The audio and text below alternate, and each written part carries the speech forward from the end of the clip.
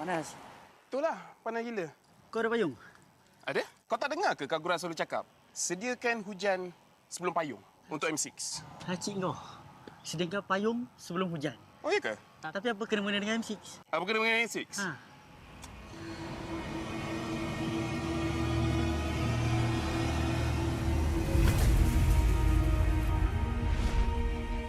Apa itu hujan emas? Hujan emas adalah satu matlamat, satu impian terunggul untuk setiap pasukan. Setiap musim, apakah kenangan yang istimewa? Ia adalah ketika juara menjulang piala di bawah hujan emas. Ia juga menjulang dan membanggakan nama Malaysia di persada dunia. Seperti cuaca, musim baru datang dan pergi. Ia persis dengan MPL MY.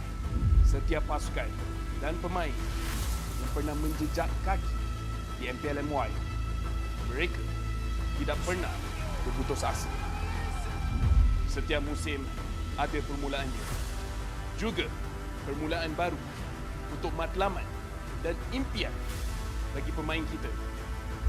Musim cuaca datang dan pergi, tapi ia tidak akan mengubah sejarah pemain kita.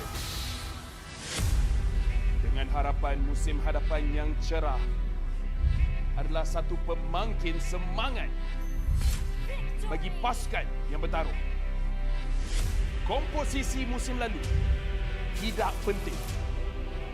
Yang penting adalah kesetiaan kepada permainan. Tiada guna mengerti hujan emas dan berjuang demi Malaysia kalau kita tidak dapat merealisasikannya di M6.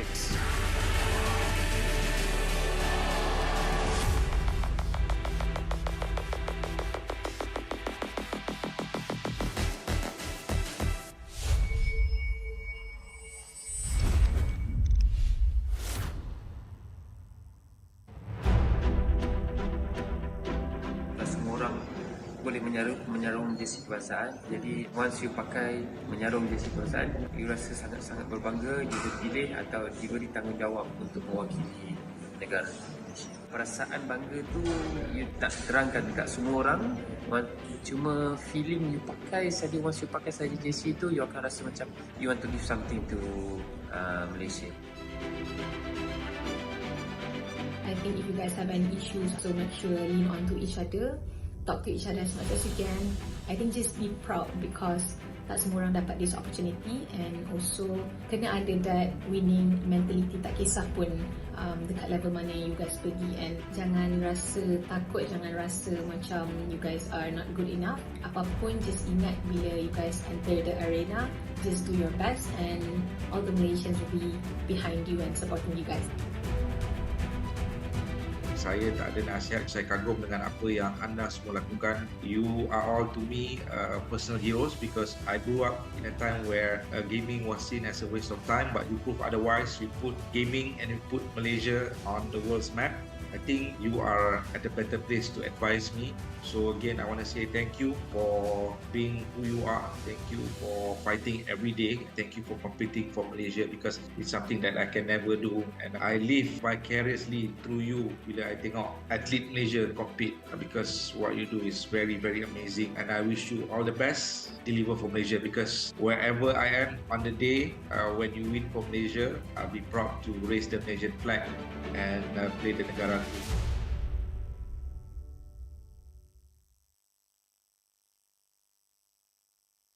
Hey guys, this is Rose dan sekarang saya bersama dengan Team Hak untuk main game Siapa Dalam Team. So sekarang ni I ada a series of questions and I'll ask you guys and I want you guys to point at the person who's most likely to. Okay. Number 1, funniest. Miko. Why Miko? He makes a lot of jokes. Always not serious. Oh, it's not serious. Okay, who gets nervous easily? Miko. Why Miko? Yeah, he's sweating now. Who sleeps the latest? Miko. Miko. Miko. Last night 4 AM. Oh, okay. Who sleeps the longest? Miko. How many hours does Jesus sleep? So long, 10 to 11. Who eats a lot? Can see the stomach. All Maggi goreng, nasi goreng ayam, all inside. Who is always late? Gigi. Midnight. I'm joking, he always the one that late. No, he's always late. Who gets angry the most? Oh, Panda gets angry the most? Yeah, but it's okay because he's eagerness to win. Who daydreams the most? Coach daydreams the most. Everybody agree? Yeah. Okay, then thank you very much to Team Hak.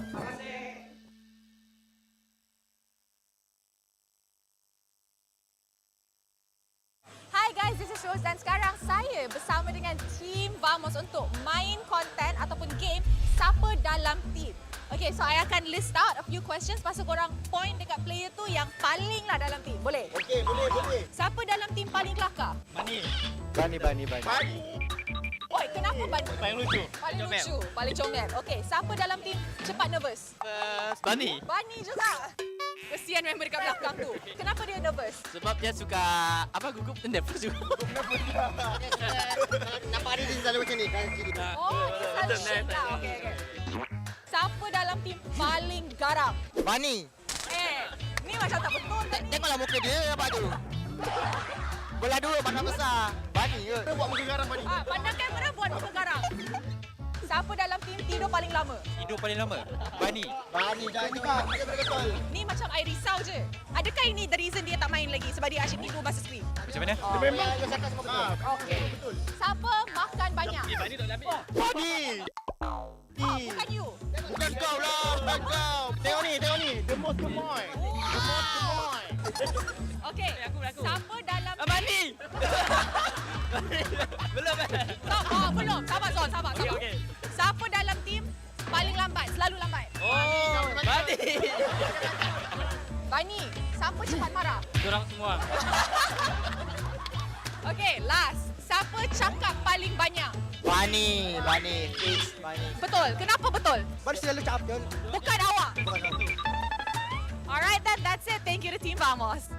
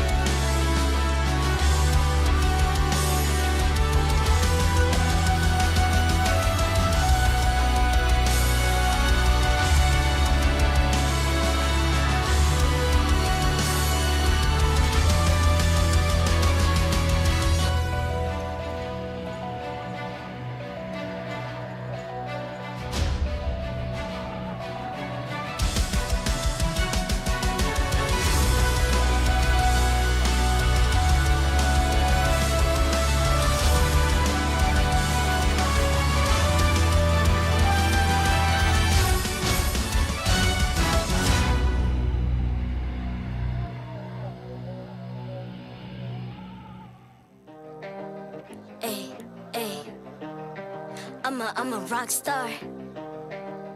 Yeah, rock star. Ay. I'm a rock star, baby. I'm a rock star.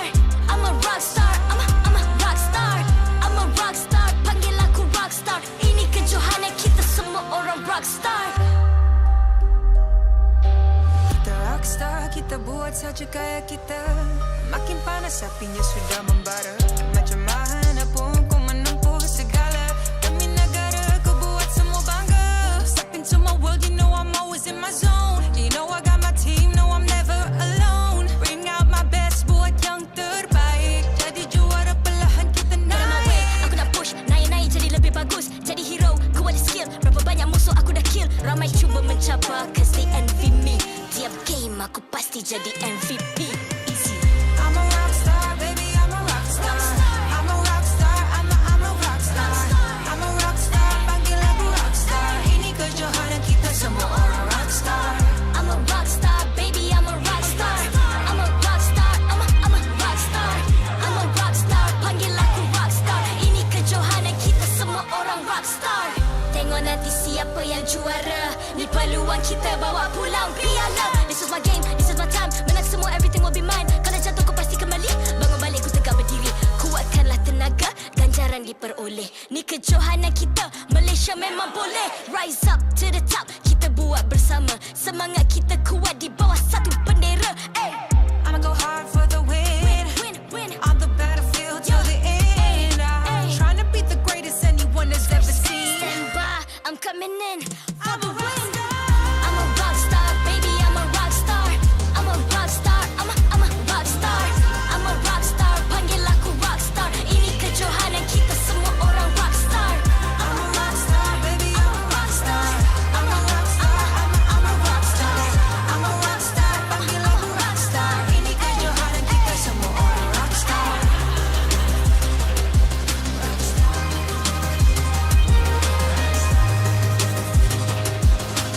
Ini kejohanan kita semua orang rockstar. I'm a rockstar, baby, I'm a rockstar. I'm a rockstar, I'm a rockstar. I'm a rockstar, panggil aku rockstar. Ini kejohanan kita semua orang rockstar.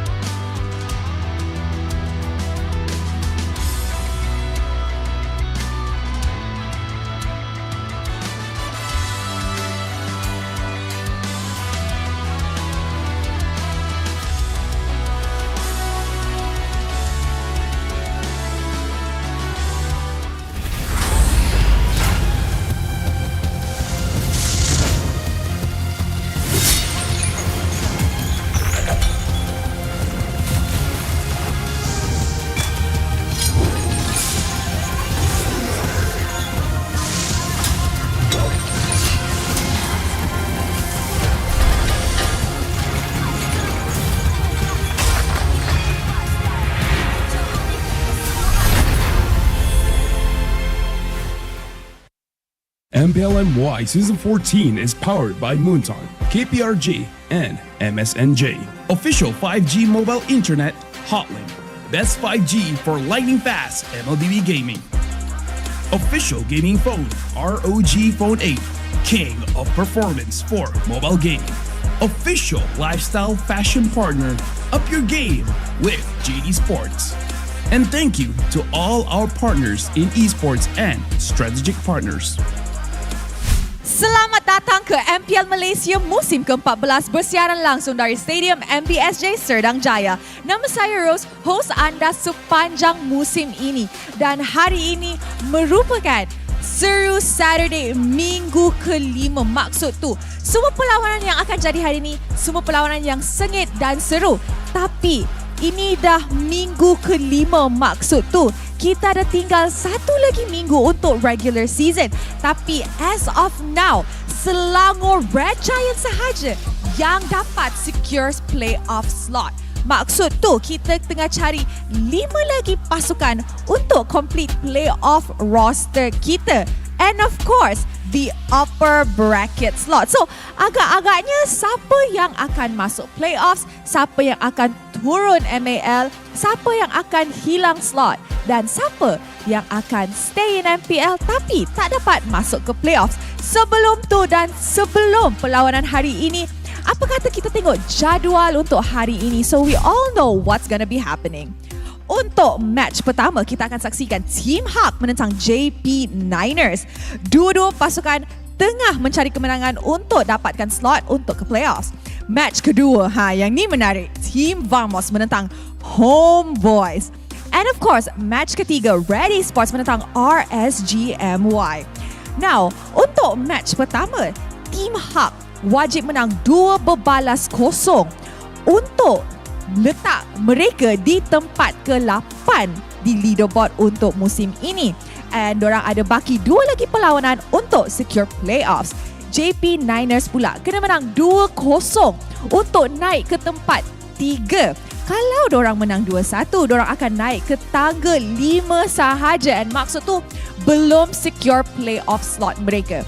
Untuk match kedua, kita akan tengok the reunion of the Homebois foes. Kita akan tengok macam mana. Adakah the new era of Homebois will beat Vamos ataupun Vamos akan dapat kemenangan yang dorang tengah cari. And untuk RED versus RSG, RED sekarang tengah duduk di nombor 2 carta liga. Tapi RSG di zon bahaya. Kalau dorang kalah ni, high chances that dorang dah takkan lepas ke playoffs.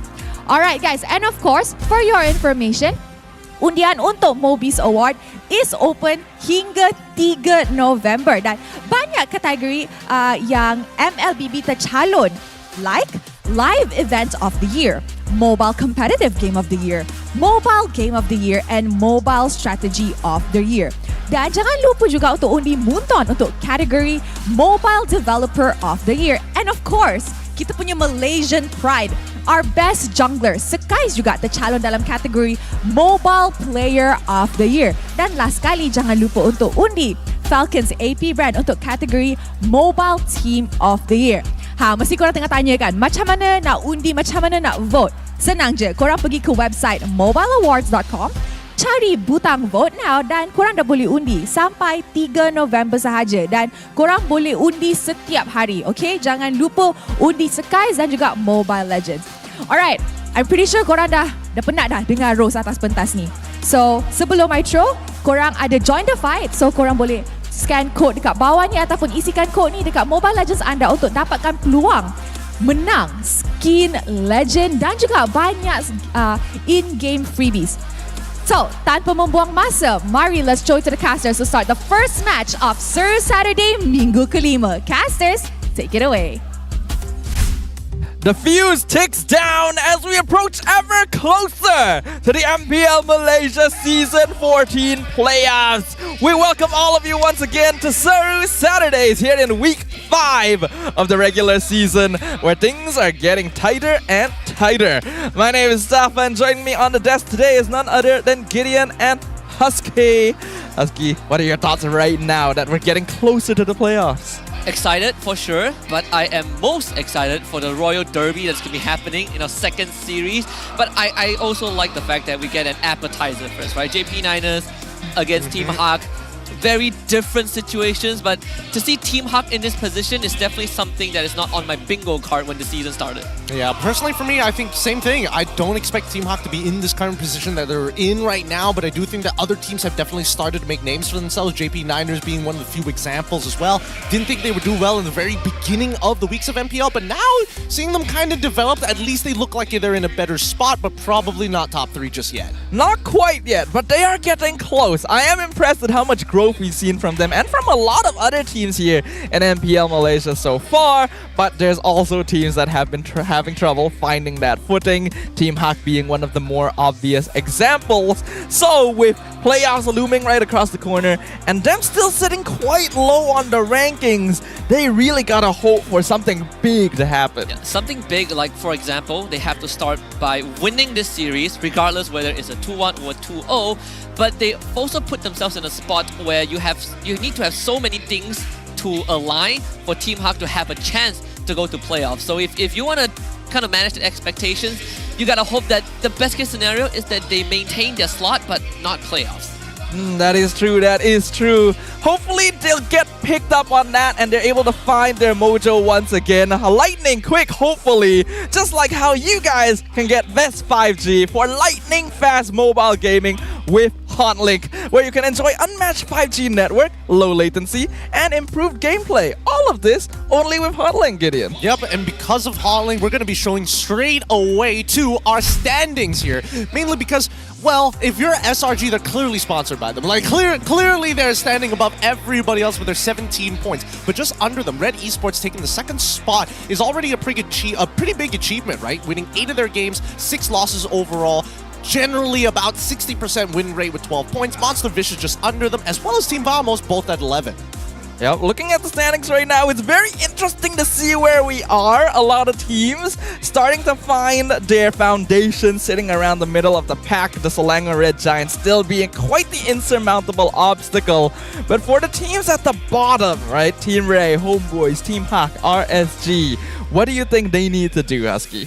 I think, because since we have Team Hawk coming up, right? I think Team Hawk's biggest struggle right now is finding cohesion, because we've seen plenty of times where they have the right idea, but they just don't move as a unit. Like, Miko needs to somehow get the team together because they have a pretty robust roster.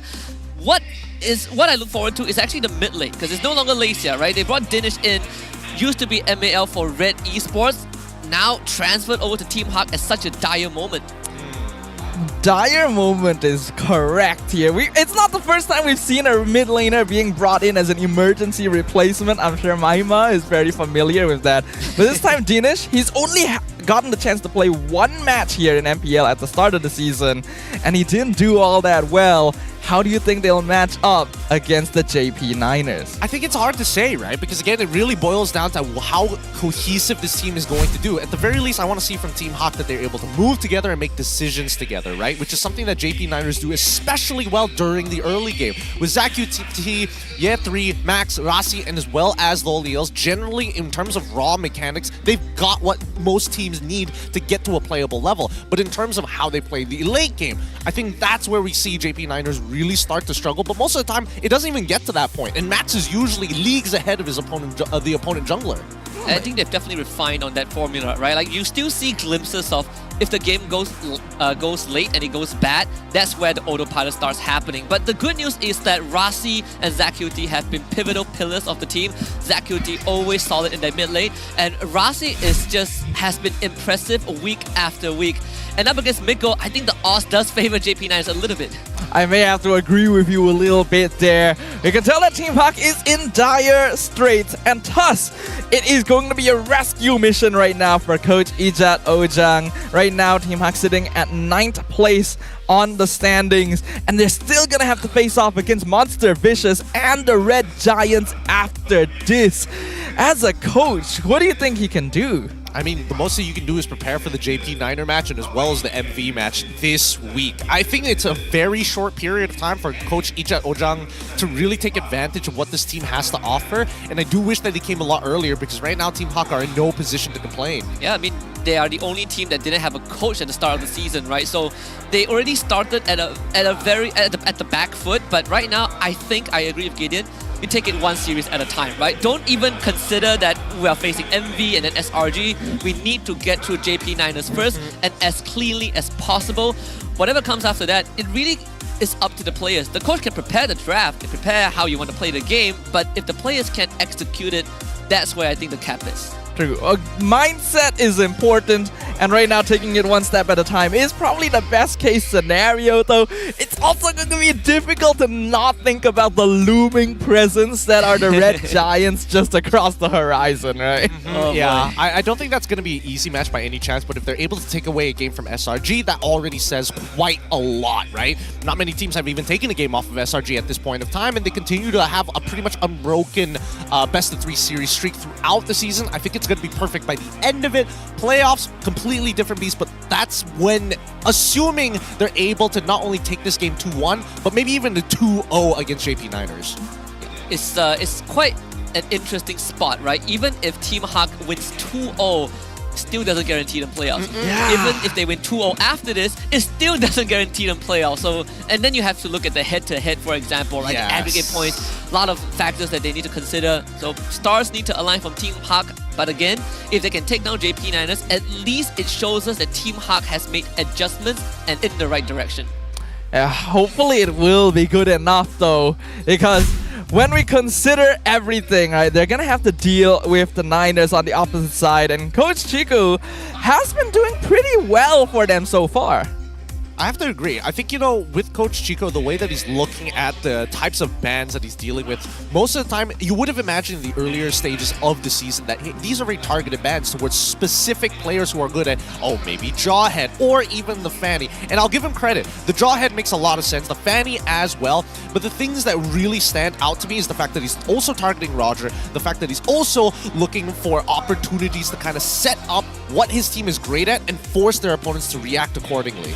And JP Niners has a very unique selling point in which they are making their opponents consider whether that Roger needs to be on that ban list, right? Not many teams take the Roger for themselves and flex it. I know Vamos does it, but not as often. JP Niners is probably the one team that really prioritizes this hero a lot alongside the Tigre for Rasi. I think aside from Rasi, probably Nova Escobar is next in line. So I think JP Niners have that as the advantage, but the rest of it really comes down to how well can Zacuity and Rasi hold the team together, because they have been very solid members that is setting up the team for success. I think inevitably, personally for me, I feel like the composition, the most that I want to see from this squad from JP Niners is to evolve, to expand outside of what their draft has currently been telling a lot of people, which is early game, heavily focused around the jungle. Maybe they can play for other win conditions. Yeah, there's a lot of conditions that they can meet. Not to mention, little fun fact so far, Niners 100% win rate on second pick. Very, very low on first pick. So we'll see which side of the draft they're going to be on, but we are going to be jumping into the walk-in very, very soon. Before that, chat, ask for Dodo. Here you go. Players are going to be walking up very soon. Let's welcome them onto the stage.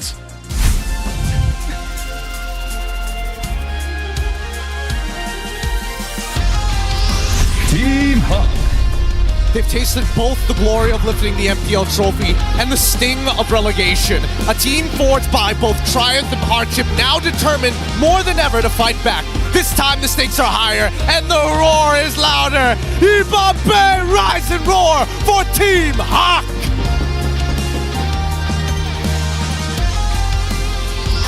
JP Niners. With their eyes locked on their first ever playoff run, they know that every match is crucial. Can they keep their momentum rolling and crush the competition? Expect an all-out battle from the very first moment. Get ready and welcome the relentless JP Niners!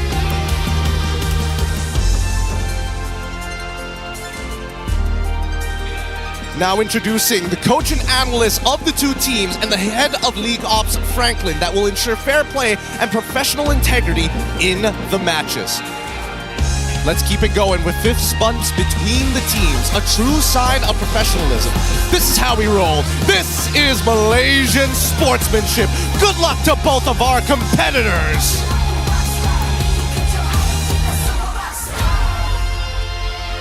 Luck going to be an important factor here as we are deep in the regular season with only a few opportunities left to get points to make it into the playoffs.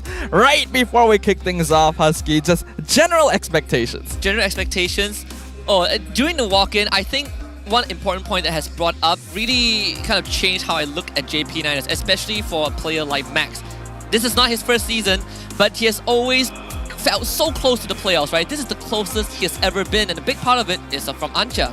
And speaking of Ancha, we did reach out to him to ask a little bit of a question. Basically, does he have anything to say to Team Hawk? And Antagonist says, we're different this season. Not the same team from last season. We're gaining momentum now, so you better get ready. If not, we wouldn't even need training to beat you.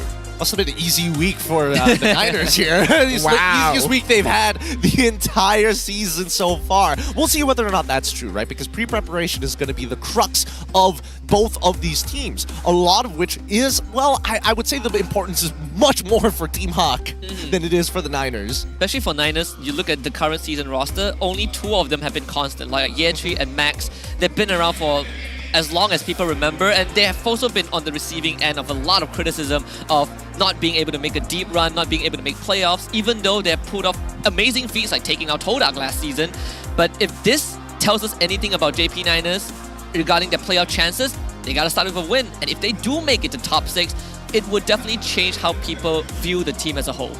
Personally, last season, I do feel like at the end of the regular season, JP9ers were in a state where it felt like they deserved to go to the playoffs. But because they started so slowly, they didn't have enough points to do so. It's good to see that they are in fighting form now, but they're not completely safe yet. So hopefully they did actually do a little bit of trading. Well, I don't know. I feel like last season it could have gone. It was anybody's game, right? I think compositions and even teams were a lot more volatile then. I think there's some form of stability amongst the squads when it comes down to scrims and even down to the gold laners, right? Panda versus Loliels is not the first time they met against each other, but the stats seem very heavily in the favor of Loliels, right? In the overall picks, we're seeing most of the time, yes, Loliels in the earlier season were, I don't want to say the best at COD, but definitely broke his streak of losing it. And that gives us a hope that maybe Loliels is in a position where he's about to overtake Panda in terms of raw skill. Interesting. I've actually personally always felt like Loliel has been better than Panda in terms of raw skill. Like in terms of micro mechanics, I feel like he's more clean consistently. It's just that both of them have the habits of maybe overheating once they actually have their items, right? Well, I feel like Panda has more reason to overheat in comparison to Panda in those types of cases, but I think it's time, right? Let's see what these weapons are going to be as we head on into Land of Dawn. Good luck as we head straight into the drafting phase. So you did say that JP9ers have a 100% win rate on red side. They're gonna get red side once more. Oh. So let's see if this continues for them, because this is gonna be a good start. I think the onus is going to be on Team Hawk. We talk about conditions that JP9ers offers, right? Unique heroes that a lot of teams have been considering. Team Hawk so far has not put them on the ban list. Yep. That roster that we discussed earlier, actually a very interesting point of contention, right? Because when you consider that Niners are the only team that you would regularly try to contest Roger against, even when you have someone like Innocent who made a name for himself playing Roger last season, is there a particular reason that we have to fear it on Max specifically? Well, I think he's just a very efficient jungler, right? The way that he power farms, the way that he avoids fights, to wait for specific power spikes before he initiates it, he has very clear timings with the rest of his team and he communicates it well. I think that's why he is such a prominent force on this Roger, not to mention his mechanics, but we see the first pick from Ijato Jang from Team Hawk is going to be Gatot. I thought it was going to lean more into Jesus Cho, but I think Gatot works the same. Yeah, we've seen, well, 2 Cho picks yesterday. Didn't really work well, and Gatot has been rising in popularity. It's also worth mentioning that this is the second season in a row that halfway through the season, Malaysia is now on the analyst side, right? I mean, last season,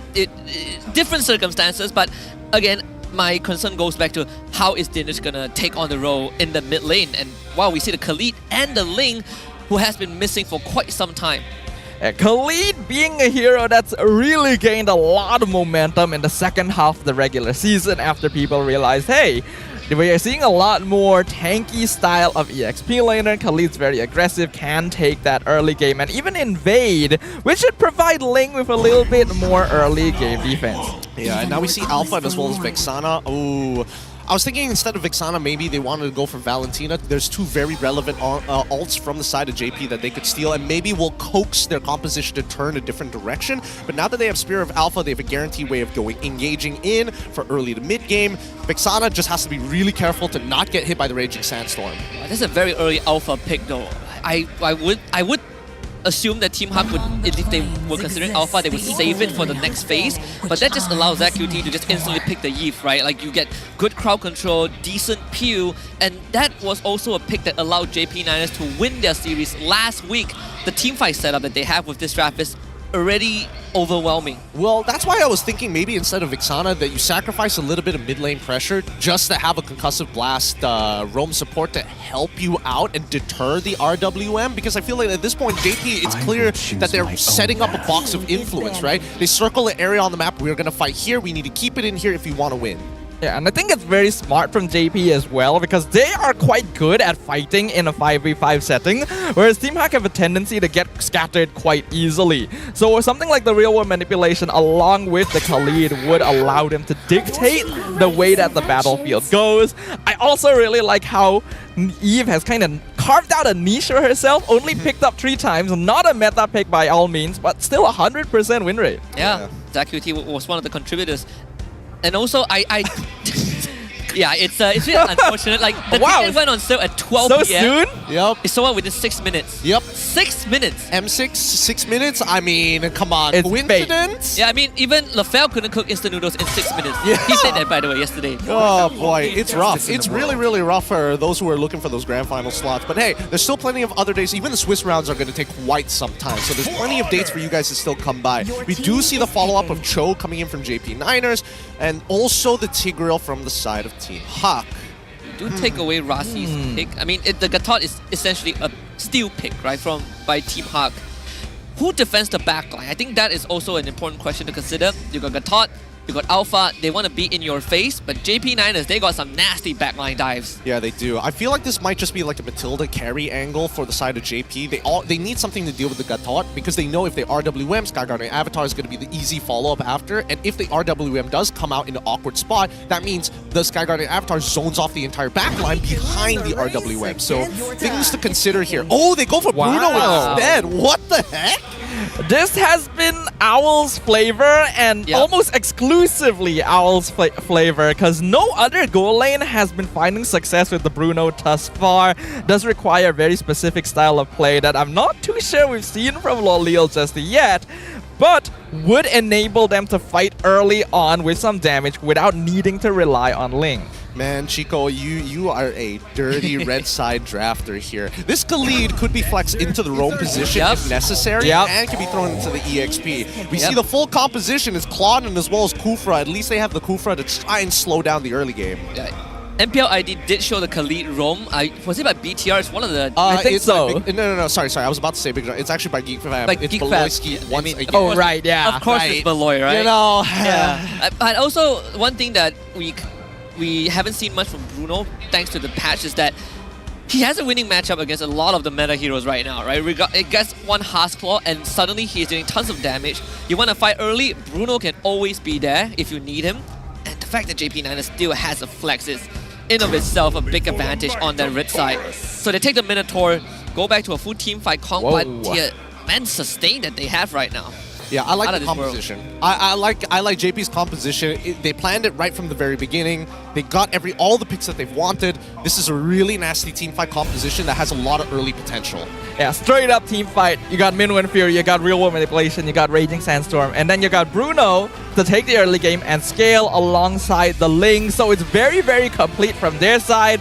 I think Team Hawk's draft is not too bad, but requires a little bit more conditions to be met, especially with the Alpha. They need to start fighting early, which Niners are already prepared for. Yeah, there's going to be a lot of mid lane control fights here between the mid trios of both sides. If they don't have control over the mid lane, this game is going to snowball out of control for JP. And I think that Team Hawk needs to answer that question as soon as possible because they only start scaling from mid game onwards. And I do like JP Niners. I mean, they have a team comp that if the Ling needs time to farm, you got Bruno, right? You got Khalid. So let's jump into game 1 as we load onto the land of Dawn. We got Team Hawk on the blue side, JP Niners on the red side. Just once again, a reminder to everyone watching about the stakes here. Team Hawk desperately need not just victories for the rest of the season, but for their peers in the bottom of the rankings to do bad. So if they don't come out on top here, their chances of moving on to the next season will be looking bleak. It's one of the very few situations where you see professional teams hoping for the downfall of another, even if they're countrymen. Yeah, well, at least I like the early maneuver. We talk about the mid lane trio, right? How much you can control this lane and kind of dictate the pacing. Both mid lane is taking a beating, but the fact that you have Rassi around as the Minotaur does make life slightly bearable for ZachQT, regardless of whether Miko is around. Yep. Speaking of which, we look at the emblems, we see that Claude's still taking common emblems, but understandably so, right? Has tenacity, has swiftness, understands that it's not exactly the easiest matchup against Loliels in the early game, but most importantly, even though he doesn't have mana to consume, quote-unquote, he still needs to get the health from killing these minions. Trying to control on to Max. He's going to be fine here. Did unlock the Tempest of Blade with that camp steal. So JP9 is already, in terms of pacing, they're off to a decent start. I do wonder where that turtle is going to spawn at the 2-minute mark because the pathing for both junglers right now, they're going to converse in the mid lane. Yeah, I think at this point, Team Hawk, they just want to crush down on Loliels, right? If they do decide, hey, Turtle is up, Do we do it? No, don't take it. This early on in the game isn't worth it. So mid-side gang again. This time they will not be able to save ZQT. First blood going over the box. Very important pickoff here for Team Hawk. Their mid lane trio actually going to be a lot stronger than Niners in the first couple of minutes, since that is going to be a Minotaur Eve in the mid lane. So getting a kill onto box straight away going to help out quite a lot to keep them in the early to mid game scale. Well, with that early pick as well, this turtle falls into the hands of Team Hawk with no issues whatsoever. Niners don't really care whether they have the turtle or not that big of a deal, but they need to make sure that ZQT hits level 4, and that's when they can start fighting. Very unfortunate that Rossi even used his flicker to try and save ZQT, so that would be 80 seconds before a potential Minoan Fury ult would be available. But we're seeing the effects of this Bruno, right? Basically outlaning Panda at the early game, and if Team Hawk doesn't provide support, Panda will just have to take that beating. Yeah, no surprises here. Loliel's slightly down in terms of gold, mainly because he is just trying to trade as hard as he can against Panda before it's too late, before that Trinity build is complete. Majority of the members of Niners going to be on towards the top side of this map. I think at this point they need to be careful with the positions, the atypical positions you see from Kufra, right? That river line is particularly dangerous. Pixel brushes is dangerous.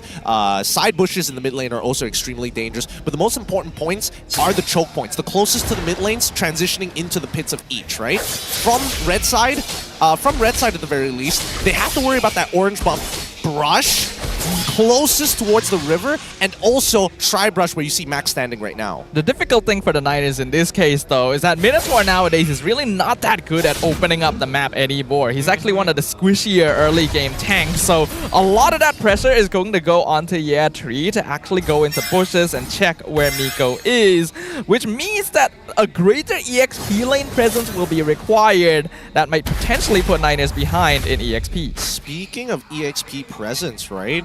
They've noticed the positions of where Rossi is. They could potentially invade for purple, but it looks like they might set up a dive. There's a huge chance, either a dive or an ambush. Turtle is spawning in the next 15 seconds. I think JP Niners are well aware of that. So Tree, you gotta communicate that info. Team Hawk, they will relocate, take that mid lane out first, force JP Niners to be reactive. Vexana will make it very easy, so they get control of the turtle pit.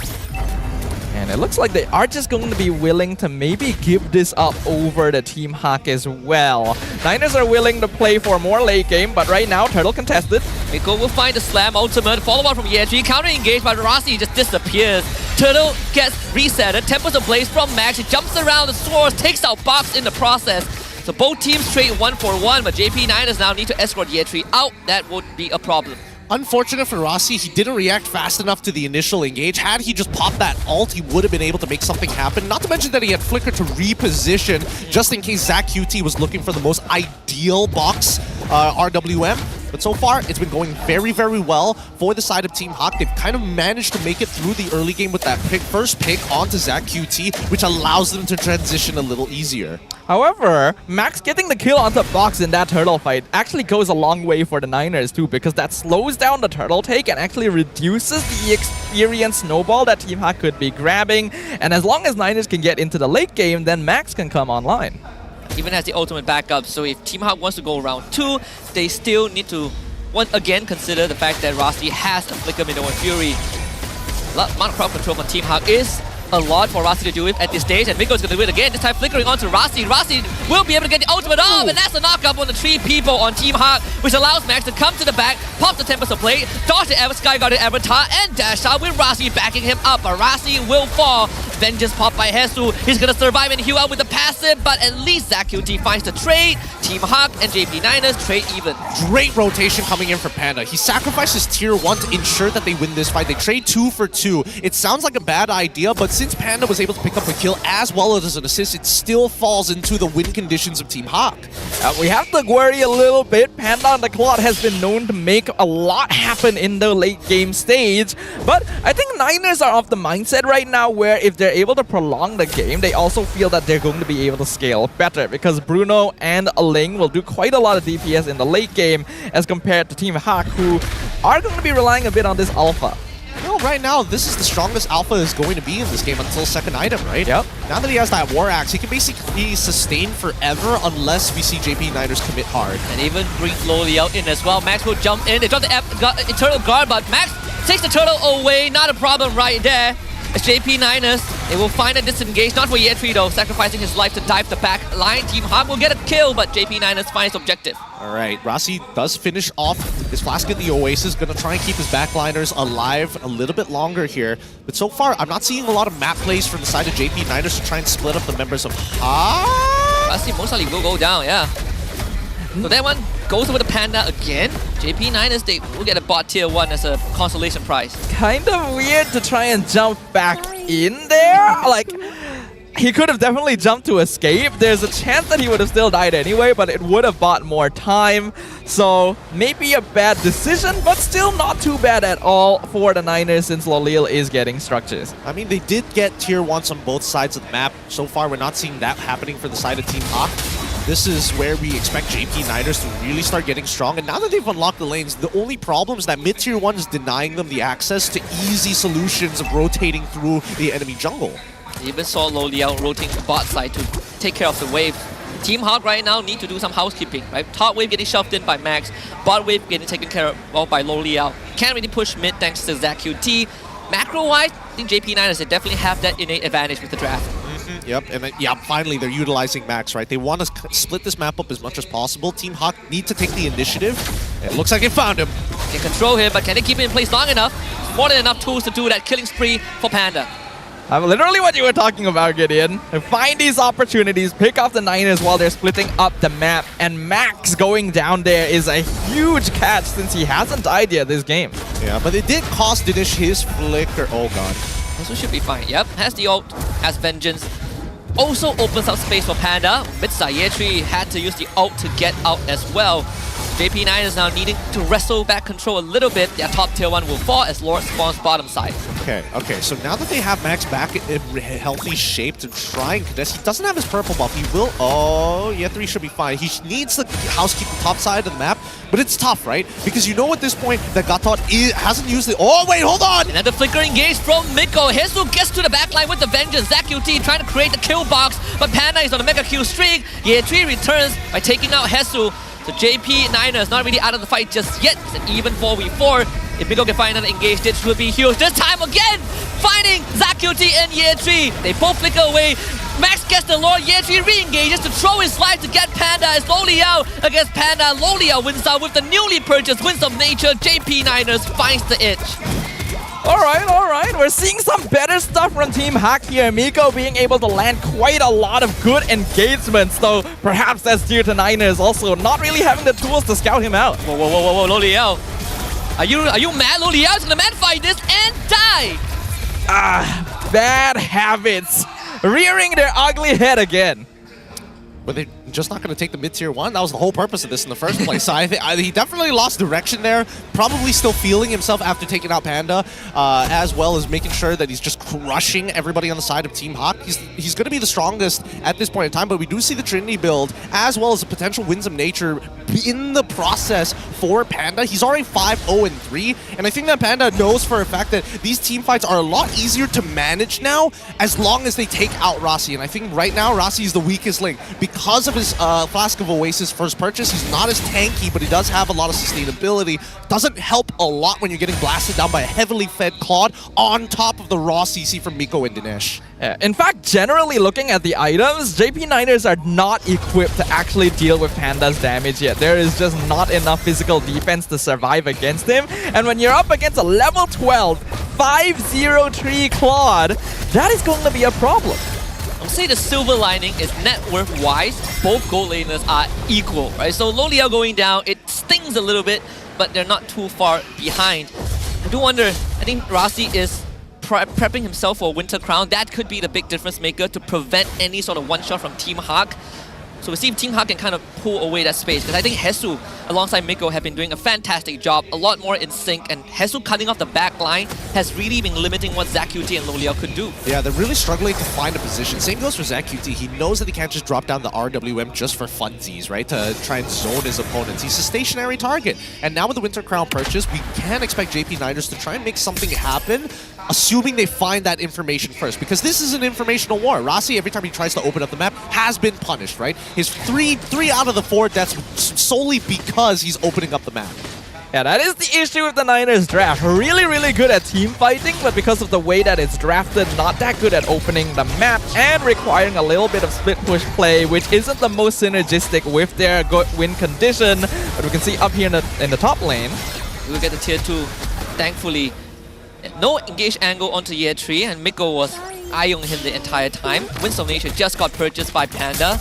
Big item for Team Hak, especially in those team fights. The only reason that Panda wasn't able to stay long was because Lolia was just landing crits after crits. But with the one, it would make that difference. Lolia himself also getting that Malefic Roar. Yeah, that's going to be very useful here, especially to try and chunk out Hesu, Box, and even Miko, all of which is eventually going to have to buy some armor at some point of time. JP Niners, despite missing out on the checkmate wait, okay, they're missing out on the checkmate angle, but I think they don't want to hold this Lord first. They want to give it over to Team Hak to buy time for Max to split push. I agree.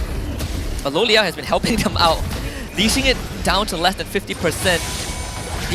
You can see the idea from Max, right? He doesn't want to be directly involved. He wants to come in late, waiting for his purple buff to be back up as well. But JP Niners, they might have done most of the legwork for Team Hak, so they will force the reset. Yeah, I think that is fine. This is exactly what the Niners want. They want to wait for that purple buff so that Max is able to fight at full potential once they decide to go for the contest. Jumping onto Hesu, he will use the Sky Guardian's avatar to get away. Panda will also disengage. Good move from JP Niners to force an important backline dive resource from Team Hak. Now they will feel a lot more comfortable taking their Lord. As much as I want them to take this Lord, I think right now they need to figure out where Miko is. I think they're expecting them on the bottom right side of the map. Because ZaQT and the rest are just holding towards that mid lane, right? Just reset it, push out that mid lane, do it all over again. Yep. Just keep the cycle going. Very tense Lord dance we're looking at right now. We're 13 minutes in. The net worth lead in favor of Niners, but not by that much. Only about 2k. And with Panda already at max level at this point, they don't really care too much about that gold difference. Niners are just looking for an opportunity that they can set up by playing the map. And the fact that they lost that bot tier 1 when they were close to that area is a bit of a worrying sign. Lolia does not get jumped by Miko. RW then gets dropped. Link not even in the vicinity, so Lord does go over to Team Hak for free, but now JP Niners have the chance to make a difference. Panda getting jumped on by Max will be able to use the Winds of Nature to get away, but Year 3 will follow up. It's all about the re-engage. Max jumps back in, only to lose his life. Year 3 is the one that goes down. Max forced away. JP Niners a bit scattered in that decision making. Yeah, that was rough to watch, right? You could see that they were trying to decide between, do we fight, do we take the Lord, do we fight, do we take the Lord? And even for me, looking at that fight, it's tough to say. You would lose a lot of your resources anyways, and I think Max definitely did not want to drop his ult that early on during the engagement.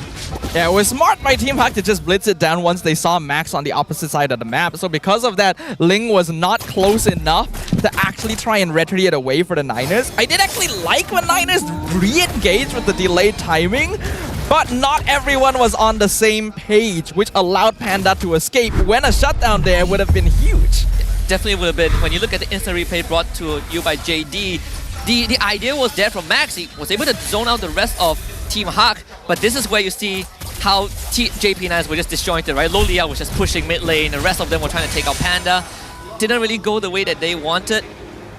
At least it's not really a big net positive for Team Hak when it comes to the Lord take. JP Niners are kind of still in the game. Yeah, a little bit of miscomm there. I have no problem with Lolil split pushing the mid lane, but because that was happening, I feel like the rest of the team needed to not too hard commit. Their goal was just to zone Team Hak back to base, not try to force a kill. It is fine for now, but the game is actually surprisingly even, and I also want to take a quick chance. Shout out to Dinish. He's actually doing a lot better than we expected. Oh yeah, 100%. I mean, compared to his debut on RED Esports in week 1, this is a way better showing.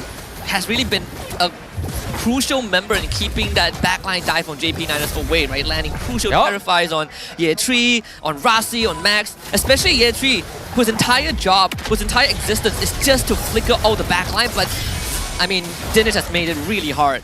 His spacing has been great. His synergy with Miko has been excellent as well. Always finding those follow-ups to get the Terrify in after the Tyrant's Revenge. So, doing pretty good right now. Niners still holding the gold lead, but most of that is on Max, actually. Lalil not quite keeping up with Panda's farm. This is what we have sort of hinted at during the pre-show. When the going gets tough, Niners sometimes go into autopilot, right? Like Max will go off and do his own thing, and they try to play that split push. In this case, I do feel like it can still work, but you have to really be aware of where Miko and Panda are at. They are now, especially Panda, who has hit his peak. Miko just got immortality. And JP9 statistically have the longest Lord dances, and that's how Team Hawk even got to this point in the first place. Now that we are getting into the late game phase, 17 minutes in, another Lord spawning. Team fights are actually going to be pretty even overall, and the gold laners will play a much more heavy role, with Panda being the main source of DPS for Team Hawk.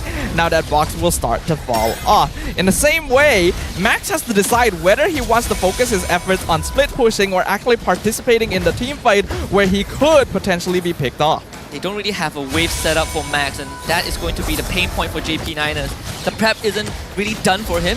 Panda is going to shove up the top wave, even set up a slow push. So Team Hawk now has the macro in their favor. Max has to get here in time, and he does have a bit of room to work with. Panda goes in with the Blazing Duet with Miko, but Max steals the Lord, and that could just be the turning point for JP9ers. Loliao gets away, Jesus zones him out. Winter Crown being used by ZaqQT. He survives as Rossi heals him up with a motivational roar at the very end. JP9ers makes the important plays, takes out Panda and Box and the Lord. That's the turnaround the Niners have been looking for. Team Hawk committed maybe too many resources to catching out Loliao. And with the Purify and Wind of Nature still available, that actually put Panda out of position. And without him, Team Hawk, they can't defend. This is JP9's best chance to really do some big structural damage. They will not be able to end the game. So Team Hawk still has a fighting chance for sure. But we're seeing JP9 starting to pull it together a little bit. Just feels like a positioning war. Hesu trying to zone him off here, but yeah, 3, he's just so tanky. He really is. With the Lord on their side, it could get more than just one inhibitor. Max also just got his immortality, so at the end of the day, JP9ers is starting to really extend that lead. But do they want to stay around? It seems like that is going to be the case. Panda being caught up by the RWM. Yeah, 3 goes down. That is immortality. Big minimum fury, but the damage from Team Hawk is just overwhelming. They are just flooding JP9ers with so much numbers that it might not be possible for JP to end the game. Rossi will try his very best, but Team Hawk holds the front and defend their base to live another day. Ooh, some mistakes being made there. Niners definitely overstayed their welcome. They have a lot of damage, but they're fighting inside the Team Hawk base where they can just keep walking back home, refreshing and rejoining the fight. And Niners just got caught out of it. They were stacking up and got caught inside the avatar of the Guardian, and that caused a lot of AoE damage. It also helped that Miko was able to land a pretty good ult as well, right? Slowing down ZaqQT's RWM's DPS, catching Max against the wall too before he got the Tempest of Blades. I think right now it's just a positional war between JP and Team Hawk. That allows Team Hawk to at least tend to get one inhibitor, but ZaqQT will zone him out. See Max coming in from the back line. Maybe there will be an opportunity, but Miko sees him. So very good Team Hawk. Really? Gotta give it to him. Gotta give it to him. Yeah, right? Like, good job. You scouted the brush. I'll get you next time. Comes up, just pulls up on him casually. I think as of right now, right, both teams need to make sure that the carries aren't standing too close together. Loliao cannot stand next to ZaqQT side by side. Same goes for Panda and as well as Dinesh. The moment that they do, you see both teams pull the trigger finger very, very fast, right? And I think Box is in a very unique position because he can displace his opponents, he can engage his opponents, but most importantly, he has the most amount of sustain. So going in and out of these fights are actually very possible if he times it according to the CC from Dinesh or maybe even Hesu.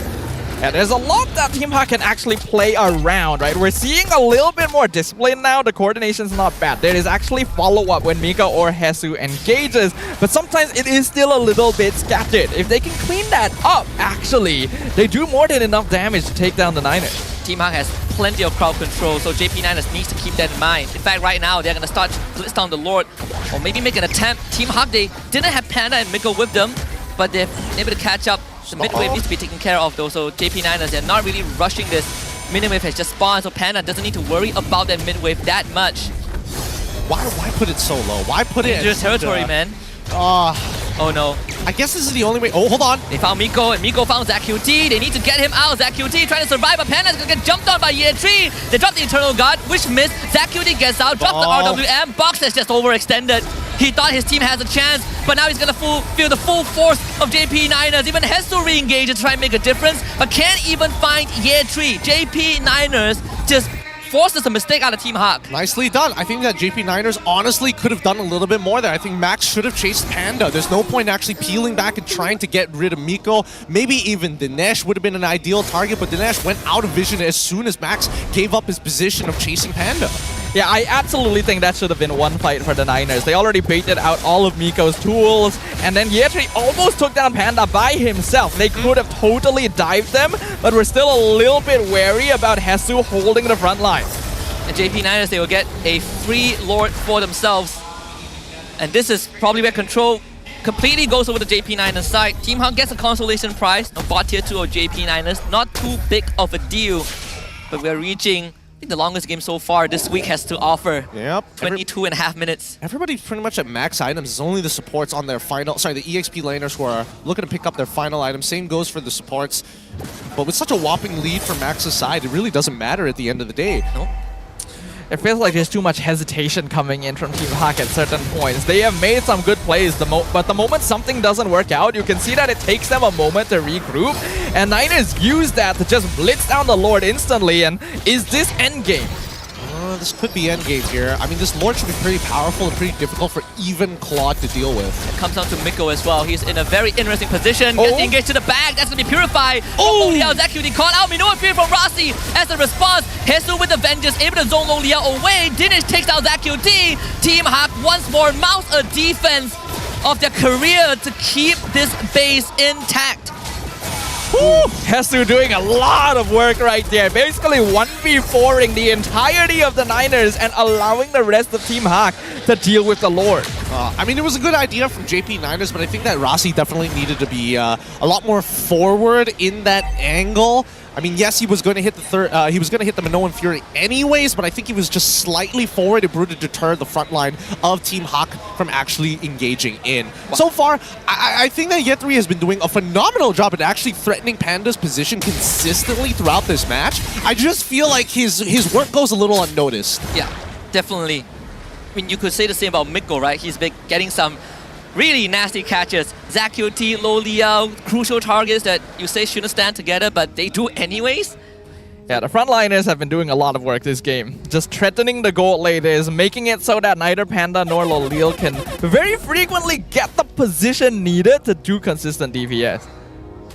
So me and LaFell, we had this conversation yesterday, right? Like, team victories have been coming down to the enemy teams making mistakes rather than the winning team making good plays. Are we looking at the same situation right now for these two teams? Yeah, we are looking at the same situation. However, I will say that at least JP Niners know how to force a mistake out of their opponent, utilizing their map advantage. The fact that they have 3 inhibitors still standing, Team Hawk is always going to have to be on the defensive. They always have to worry about a backdoor, and JP Niners really need to utilize this because half the time they're so concerned about wiping out Team Hawk that honestly, simple, basic stuff like minion wave management is sometimes forgotten. That's how they lost their tier 2 for free on the bottom side of the map. This has been a weakness of the Niners for a little bit. Their macro play is actually pretty good, but sometimes will get a bit narrow-minded in terms of getting those kills so that they can open up the map and actually end the game. We have reached a point now where anything can actually happen, even if Team Hawk still have a few structures to deal with. As long as Panda is able to survive a fight, the game can end right there. It's a tipping point. Max will be spotted out by Miko again. There should be some info the Team Hawk can work with. They got a top wave set up. Max didn't deal with it. An attempt to push Hesu away. But Team Hawk, they might find it engaged. They find Loliao again. He has to use his Purify for the second time. But Hesu follows up to the back with the Avatar to Garden and Box with the sweep as well. Sparrow of Alpha. Loliao needs to go. And Dinesh lands the killing blow. JP Niners will get a trade in return. But they also call Rossi. Winter Crown to buy time. Oh, Max! And Max is going to go for the back door. JP Niners just needs to stop the recalls. Don't let them get back to base. But Miko with the conceal will give that extra speed. Isn't enough though. They got to kill away. Push the minion out of the street! He pushed the minion out! End the game! Panda does go down, but Max has to retreat! Team Hawk still keeps the game in their court! Woo! Alright, good response from Team Hawk, but it doesn't mean that the Crystal is not at 20%. It's still anybody's game, but JP could shove this in. Oh my goodness, right now, Niners gonna try and force it while Hesu and Panda are still down for the count. Eternal got dropped. Another 30 seconds. There's an RWM. Rossi jumps in. Gonna prop that Mino and Fury. The Minion Wave is in as well. The Gary updated. Eternal Guard will take out Rossi. There's still one more Minion Wave in the bottom lane. Topside coming in. ZQT just pressing on the crystal. They should have enough damage. Max, he just needs to hit the crystal. Just do it one more time. Yeah, Trey will take over the job. And JP Niners just toughens it out for game 1. Man, they forgot that minions and backdoor protection was a thing. They just let Miko as well as Jesus sit on top of that wave. They should not have bought that much time. But luckily, JP, they still knew with super minions, it's possible. We can end this no matter what. This game was a mess, guys. I feel like we saw a lot of flaws, a lot of missed calls being made, but props to the Niners and to Max especially for finding that opportunity. This is a Ling after all. Backdoor is always on the table. Man, at least he finally got to play the side lanes after more than 25 minutes.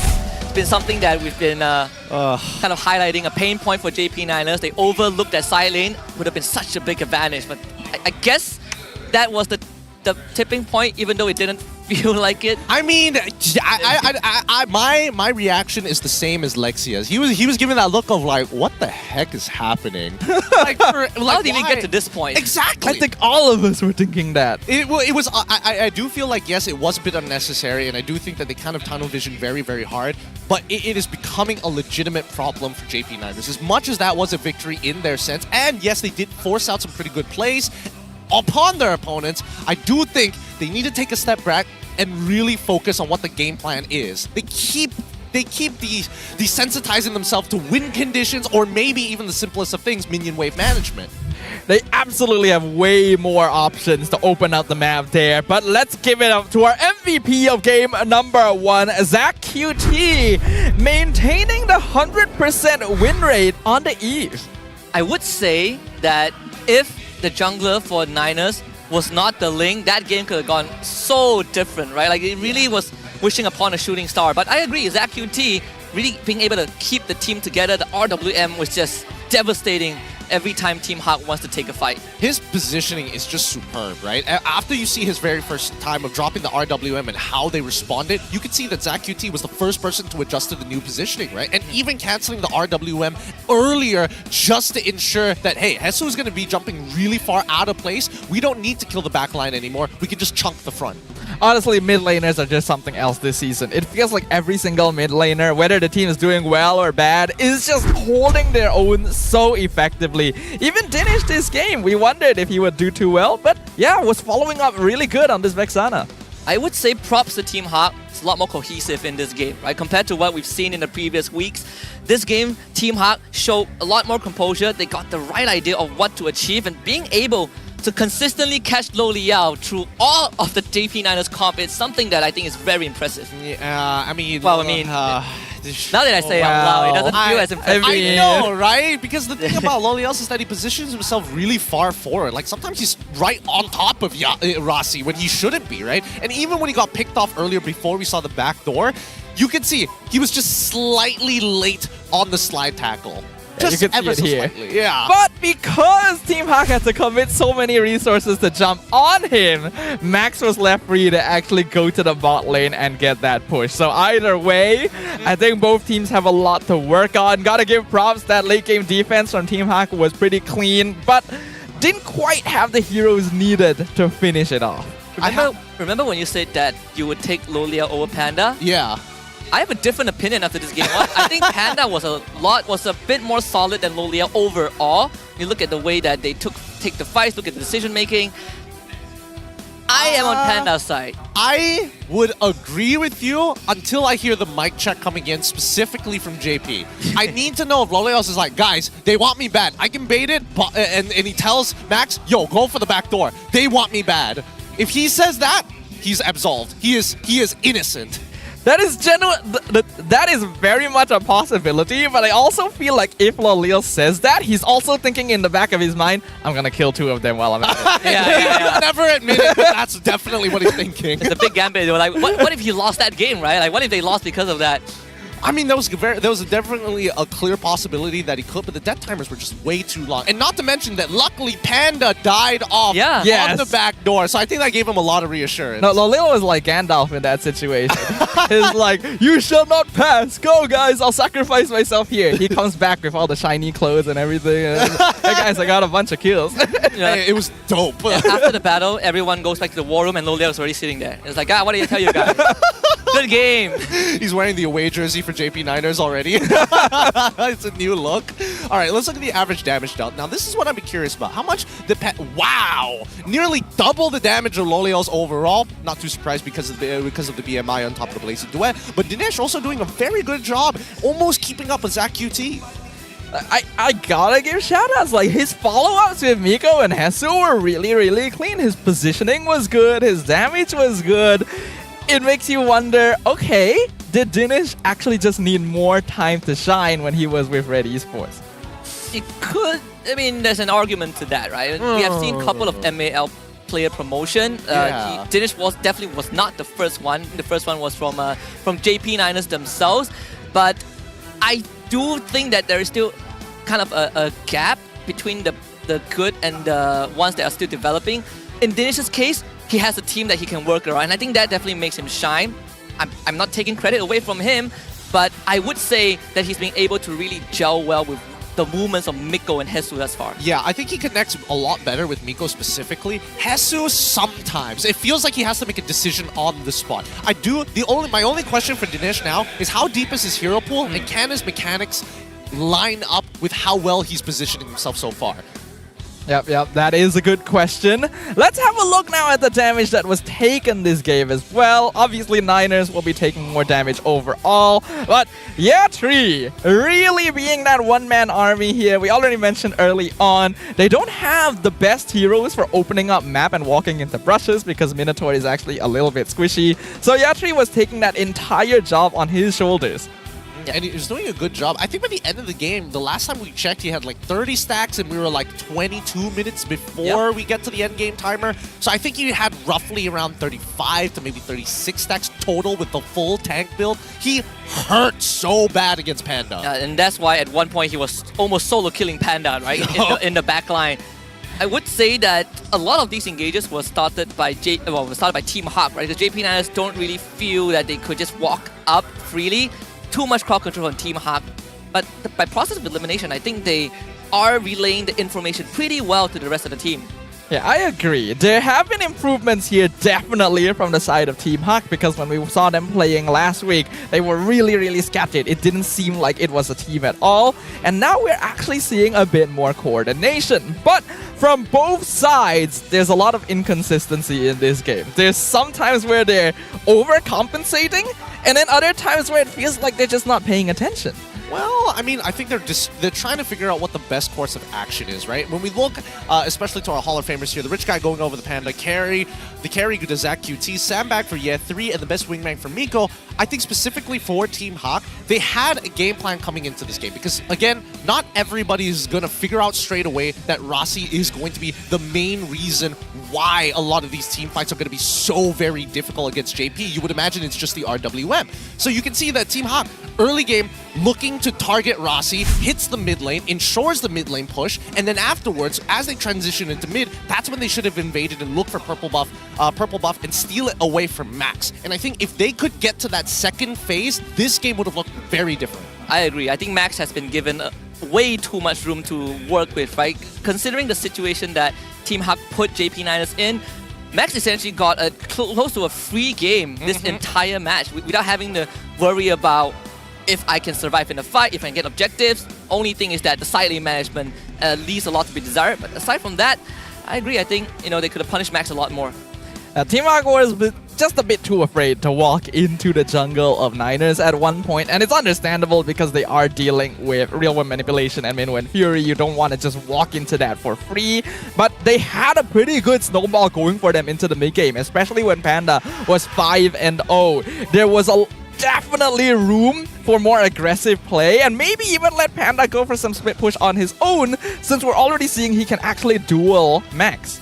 Yeah. I also think that they probably could have attacked the A3 a couple of times. I think that Hesu did very, very well, like surprisingly well in his lane. Yes, he was, losing out a little bit of life, but he's sacrificing a little bit of life to stay at equal level and at equal power to Year 3 throughout the entirety of the game. Yeah, even taking, in contrary to what we normally see from Gatot with the Thunderbelt, he went straight for this full tank build, takes vengeance, and Team Hawk at one point realizes that they just have a lot more crowd control that a simple Purify can deal with, right? And that's how they were able to eliminate Lo Liao, and that's how Rasi was forced to go for early Winter Crown. I think Team Hawk, they had a win condition, they just gotta play to it a bit more. I just think that Hesu made the smartest decision by by going straight into the Blade Armor, right? Because again, I would have imagined that most players, especially when you're playing EXP, that Thunderbelt was the go-to item, right? That was going to help him scale. That was basically what's going to give him that one-shot capability when it gets low. It has the full passive bar.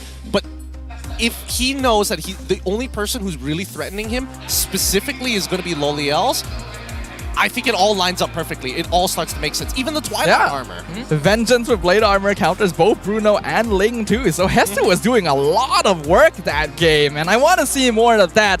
Just like I'm sure all of you guys want to see M6. The tickets are already on sale. Some of them have already sold out. So you guys don't want to miss this chance. Go check out the website at ticket2u.com.my because there's going to be tickets. You get to watch M6 live. You'll get even various gifts, merchandises, discounts, diamonds with your purchase. So get right on that. I mean, I work here and I don't even get to buy a ticket. Yeah, like you guys are crazy. We lost because you guys sold out 6 minutes into the opening. That's the second turtle. And that's the third turtle. Yeah, that is actually, yeah. You guys bought all the tickets before the Lord spawned. It's frustrating. It's frustrating. And only because I've been receiving a lot of texts of people like, oh, I can't wait to see you during M6. And I'm like, how'd you get the tickets? You're not even in. How? How quickly did you have to sit there queuing up for this? To people who were like, before the prices were even announced, people were like, oh my goodness, the price is so high. You bought it out in 6 minutes. Who's the hypocrite now? Who was complaining, huh? I'm sorry. No, the prices.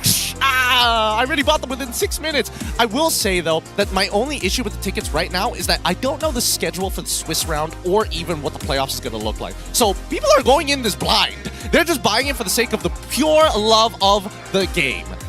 Well, we've got something right here.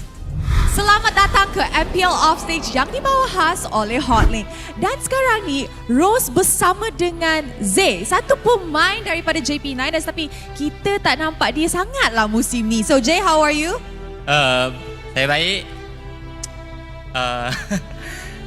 Baguslah. Bagus. Tapi agak tergoyang jugalah tengok game tadi lama. Ya kan, 28 28 minit apa? Hilang suara ke belakang ni? Jerit-jerit ke awak santai je? Saya santai lah. Santai je. Okay, now Zay, kita tahu that Zay ni dalam roster lineup. So maksud tu lah kan, ada lagi chance Zay main. Boleh tak adakah kita akan nampak Zay di playoffs yang akan datang? Ataupun korang ada beberapa game lagi kan selepas ni. So, adakah kita akan nampak Zay beraksi di atas pentas? Mungkin saya akan jadi macam Sepat lah. Jadi superhero team. Jadi macam Sepat? Superhero team. So bila kalah baru masuk. Yeah. Okay. Now sekarang ni JP9ers tengah duduk dekat nombor 6. Tapi kalau korang menang 2-0, korang akan naik ke nombor 3. Now nombor 3 ni tak semestinya korang ada guarantee playoffs, tapi dah very comfortable lah kan. So apa yang you rasa tentang match ni? 2-0 ke? 2-1 ke? Tiba-tiba kena comeback ke apa? Saya rasa boleh 2-0 sebab game 1 tu warm up lah. So game pagi-pagi kan, nak bagi panas sikit. Oh, nak bagi panas sikit. Okay, so belum panas lah. Sekarang dah panas. Sekarang dah main dah panas. 28 minit dah panas. Okay, apa Zay nak cakap kepada kawan-kawan di atas pentas tu sebelum kita mulakan? Good lah. Santai ya guys. Menang Menang nanti kalau tak Zay yang keluar nanti. Alright, so terima kasih kepada Zay. Good luck to JP9ers. And with that, mari let's show it back to the casters untuk start game kedua pusingan pertama di hari ini. Thank you very much to Rose and of course to Zay as well for your insights. I do hope we get to see a little bit of gameplay from him after this as well. Gideon, do you agree? Will this be a 2-0? I I think it's tough to say. I think definitely Team Hawk has an opportunity. They play honest to God a lot better and the best we've seen them throughout the season so far. So I think maybe there's an opportunity here. I don't see them actually swapping out any of their players. They're keeping with the current lineup, and I think that's a good idea. But it comes down to the draft, right? They had a couple of good ideas, but they're doing a one-man, one-solution sort of tactic. They're not doubling down on anything just yet. They're having a very widespread strategy. Yeah, and I think that's always good to have a contingency plan. And a big part of it also comes down to how Team Hawk has been able to synergize their calls. Like you see Miko and Hesu, they used to just play together as a unit, but not everyone else. In this case, we're seeing that being improved, right? Spilling over to Dinesh. Panda is surprisingly being able to sync well with the rest of the team without overextending. Now, if they kind of keep that, I think they have a good chance of taking down Niners. That could be true, that could be true. But we've got another WhatsApp insider information, this time from Adine on the BMcast. And we asked him, what are the chances for Team Hawk to qualify to the playoffs? And he says, their chances of making it are quite slim, because one of the games they have to play is against SRG. But in MPL MY, especially in Season 14, nothing is impossible. They just need to believe that in themselves, and maybe they'll have a chance. If you if you gotta look to luck, chances are not that great. Yeah, this game is pretty fixed. The numbers are fixed. The way that people are playing are starting to, amongst all the regions, slowly coming to a one meta policy soon. Perhaps. But with only a few seconds left before we jump into the draft here for game number 2, we are going to witness the final throes of Team Hawk. If they're not able to get a win here, their chances of going into the playoffs and even staying in MPL will be in jeopardy. All right, let's jump straight into the draft here, because JP gonna get blue side, Team Hawk on red side. So that means they're gonna get final pick here. And that's important for specifically Hesu as well as Nico. Usually the EXP laners are prioritized. I want to introduce a very polarizing stat. JP Niners, 8 out of 8 games won on red side, so 100%. But 1 out of 9 games won on blue side. Yep, that's actually a really polarizing statistic when you look at it, especially when you add on their win in the previous game as well. That means that on blue side, they only have a 12.5% win rate. Okay, so this is going to 1, right? Going to 1. I'm playing my odds here. The probabilities don't lie. If they lose this game, it will be 10%. Oh, worse. They'll be, oh man. I hope they can actually make that 2-0 actually happen. But we'll see, because right now, in terms of the bans, they've gotten rid of the Phoveus on blue side, the Matildan as well as the Hylos. Team Hawk so far, Chippin as well as Edith. So we are seeing some variance in the draft. So this kid has definitely been following the trend. Just asking Anja to ask other coaches if they're doing their job. It's a Saifu exclusive, right? Don't teach Anja to be better. Better. Like he wasn't bad enough. He's already the antagonist. Yeah. How much further can you go? The villain. But that's what the antagonist is. It truly is. That is true. He's living the role. He's living the dream. Ooh, Lingban for the side of Team Hawk. Wow. Okay, not giving Max the opportunity to go for that split push scaling strategy. First pick going to be Gatot Kacha. I have no problem with it. I think it has served its purpose very well in game 1 with how Hesu has been maneuvering it. But at the same time, it is still a possible flex pick for Miko. The Harith did get let through though, so Team Hawk, they're going to get Loliao, his signature pick, and the Khalid. Please tell me they have the answer to this, right? Harith has dominated the meta so many times. A lot of teams either ban it out or leave it up to be picked up on red side. Most of the time, if it's that good, they'll just pick it first pick on blue. And I think that right now, that unless Chico has a direct answer, which I would only assume Midstar is one of them since Phoveus is out, we'll just have to wait and see. Letting the Harith through pretty dangerous, and because the Niners banned out both Phoveus and Hylos, it created a lot of stocks towards Khalid, because that basically means he wins against everyone else that's available. Prioritizing Gatot, hopefully it works out for them. Wow, part of me was thinking that maybe Niners will go for the Bruno again, but I didn't expect it to be such an early choice. Oh. Look at the Arlet, kind of a missing hero for quite some time. Yeah, it's been banned out pretty often generally within first rotation, but I like it. I like it this time for JP, because now Bruno's main issue is dealing with Harith. as much as you have one of the few marksmen in the meta that have a decent amount of range, Harith just one-shots you sometimes, right? Especially in the later stages of the game. And I think with Arla, it buys that extra second that Bruno needs to weave in one more auto attack, and maybe because they have Arla as well as Gatot, they can almost guarantee Harith's purify every team fight. And not to mention that Arlet is probably one of Jesus' more comfortable heroes, so taking that away going to be pretty good for them, especially with Eve locked in on the side of Team Hawk. You got a responsibility to keep that 100% win rate, so it now falls on Dinesh. Not only you have the responsibility to keep the win rate, but also to keep Team Hawk in contention for playoffs. Are we just gonna have another Zayed Lancelot situation where it's just like, I am holding it for so long! Why'd you ruin the stat? Well, in this case, Eve has actually been played by a few different players. Oh, that's you're not wrong, yeah. But that means that going into the second phase, Team Hawk can start really hammering onto ZQT's heroes, right? And you got Aurora, Vixana, who's gonna get banned out right now by Team Hawk. I think they need to get rid of Valentina specifically here. Because right now, JP could easily pivot their composition to be a full dive comp if they want to. Bruno, probably not the best for these types of dive comps, but just getting the ult in is good enough. What else would they want to focus on? The fact that Team Hawk hasn't picked the Box's hero actually in the first phase is interesting, because I feel like he is probably one of the junglers with a more narrow hero pool overall, oftentimes having to rely on early game heroes like a Julian or the Alpha that we saw earlier. Do you think we would see either Nolan or Roger for JP Niners? For JP, I feel like that...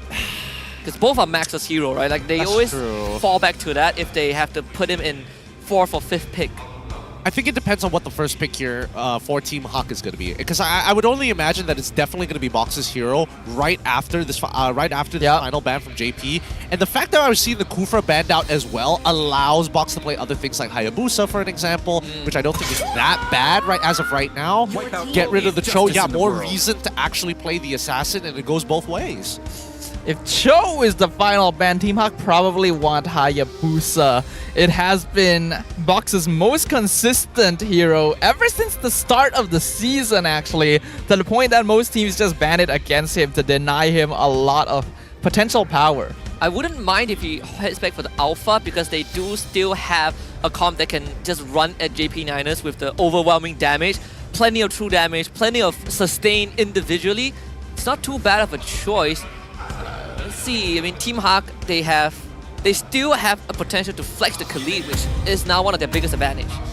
It's a tough one, but let's see what the jungle pick is here for the side of Team Hawk. Either or, I feel like at the end of the day, even if they go Alpha, even if they go Nolan, they generally want to do the same thing, which is try to maintain control over the early game. Okay, Alpha gonna be locked in, so Team Hawk once again playing for their early game power spike, which is gonna be a lot more effective now that they also have Khalid and Harith on their side of the field. Niners locking in the Aurora to try and delay this engagement with some freeze control. Yeah, it's either between that Loyal or Aurora ban, so Team Hawk had to pick the poison. I do like this, some anti-dive. Doesn't completely solve the problem, but at least there's a solution to it. Hayabusa will be the choice for JP Niners. It does allow you to get onto the Yve, right? Like there's nothing the Yve could theoretically do to stop you if you somehow outs-her. Yes, but the problem, here's the main problem with it. It means that when Hayabusa enters, he cannot go in linear paths. And what I mean by linear paths, if you take for an example the mid lane, right? If you draw a line in the middle of that mid lane, that is your vertical axis, right? And where the river is, that's where your horizontal axis is supposed to be. Linear means you are following one of those two axes.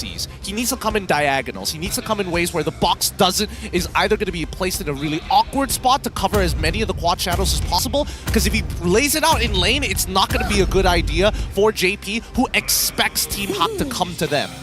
Yeah, I feel like his goal is mainly going to be Harith though anyway, because it's one of the best ways of catching onto this very slippery hero. But now that Ruby has been locked in to complete the draft for Team Hawk, they got a pretty complete lineup on their side. The concern right now is that you look at both gold laners. A part of me feels like Loliao is going to have a much harder time compared to Panda in this matchup with the amount of resources that Team Hawk has at their disposal.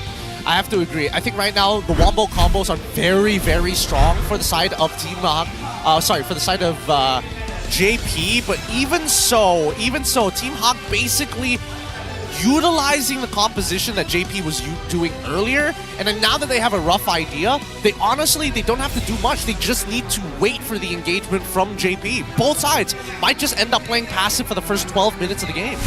Can't wait to see how this plays out. We're gonna head into game number 2, Team Hawk's playoffs on the line, and even a potential to not retain their slot in MPL, but for JP Niners, one step closer to playoffs qualification in this organization's history.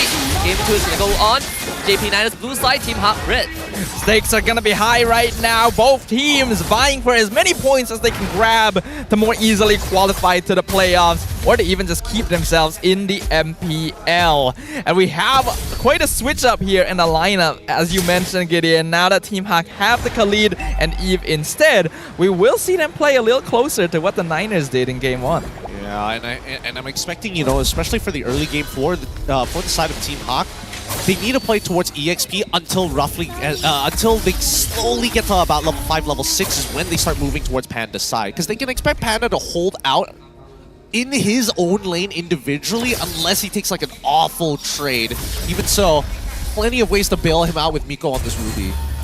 I'm looking at Hesu to try and speed up the pace as well. Both XP laners did have the concussive blast, but as the Khalid, you did generally have leeway to move faster, and Hesu did win that first wave, but Ye3 was able to reset it afterwards to make sure that Hesu doesn't kind of start roaming around and pressuring Max. Yeah, I think in terms of like EXP matchup, Arlet versus the Khalid, it's honestly nobody is in favor of winning until about roughly level 4, and even then, it's a bit of a 50-50. It's a skill matchup, right? Because you're trying to make sure that you don't, that you have a CC available for the Quicksand Guard while still having your Vengeance proc ready to go in case he tries to go for his own Tornado or Raging Sandstorm. Yeah, with the buff that Arlet received, oh, hold on. Taunt's box, that's half his health bar gone as the turtle is about to spawn. Miko has no ult just yet, so not able to force any sort of engagement. Box with just heal up mid side. Turtle spawning on that top side. Rasi shows up first, but JP9 is not in position to contest. Yeah, not quite enough damage to finish him off there, so Box will still be able to get on top of the turtle here to try and contest it at the start of the game. Exactly, he's in that position, misses his abilities, and that's bad news. Miko will be able to push him away. Team Hawk covering plenty of angles as Miko, he's just being a nuisance in the mid side. Ye3 finds the stun, but Dinesh is just zoning the rest of Niners out. A good positioning here from Team Hawk to deny JP Niners any space. Miko especially doing a lot of work right now, but Revitalize going to be topping everyone back up. Turtle Dance still going to be ongoing here. Ye3, Miko final slash, that's 3 of them caught. It will be the turtle going over to Team Hawk. RWM is out as well. JP Niners finds first blood on the Dinesh. Box also falls thanks to Rasi. Team Hawk forced to retreat. Avatar the Guardian lands onto Miko. Hesu on the retreat. JP Niners off to a great start. Very close scenario there for Team Hawk. That could have easily been their fight to win here. But now that JP Niners win out and not only find 2 kills of their own, they're able to go back into the lane, secure their neutrals. They can immediately start to invade. I expect an invasion to happen here, especially since Ye3 was able to gain control of his lane as well. Not doing so would be a little bit of a waste, but that is a very nice start for the Niners, with Max already picking up 1 kill. We know how dangerous a Hayabusa with momentum can be. I was expecting Miko to make the first move because he was able to clear the mid wave and hit 4. But because Ye3 got the engage, Rasi hit 4 off of that fight and was able to follow up. So minuscule details, but it pushed JP Niners in a more comfortable spot. Yeah, but that's how JP Niners are making sure that they're staying on top of the game, and especially early, right? These small little things make all the difference here. But now, as expected, right? We are seeing Box really start to slow down. He's gonna take his time. He's gonna take his time to catch back up. He's a full level down on Max, but he's hoping for the best of the scenario. But he needs to play around his main win condition, right? And they need to decide who that is. I think if they can put a bit more focus towards the gold lane, which they are doing right now, Panda has always been a win condition for them. And they've got a whole finish here. A 3-man knockout by Rasi, followed up by a taunt and a freeze to force Miko to flicker. Ye3 does join the fight. Hesu will not have to hold the front. Dive to the back, another final slash from Ye3 to the back line. Hesu will be isolated as Loliao, with the help of Max, takes him down. Ye3 will fall, so XP laners, they both trade lives. What? Why?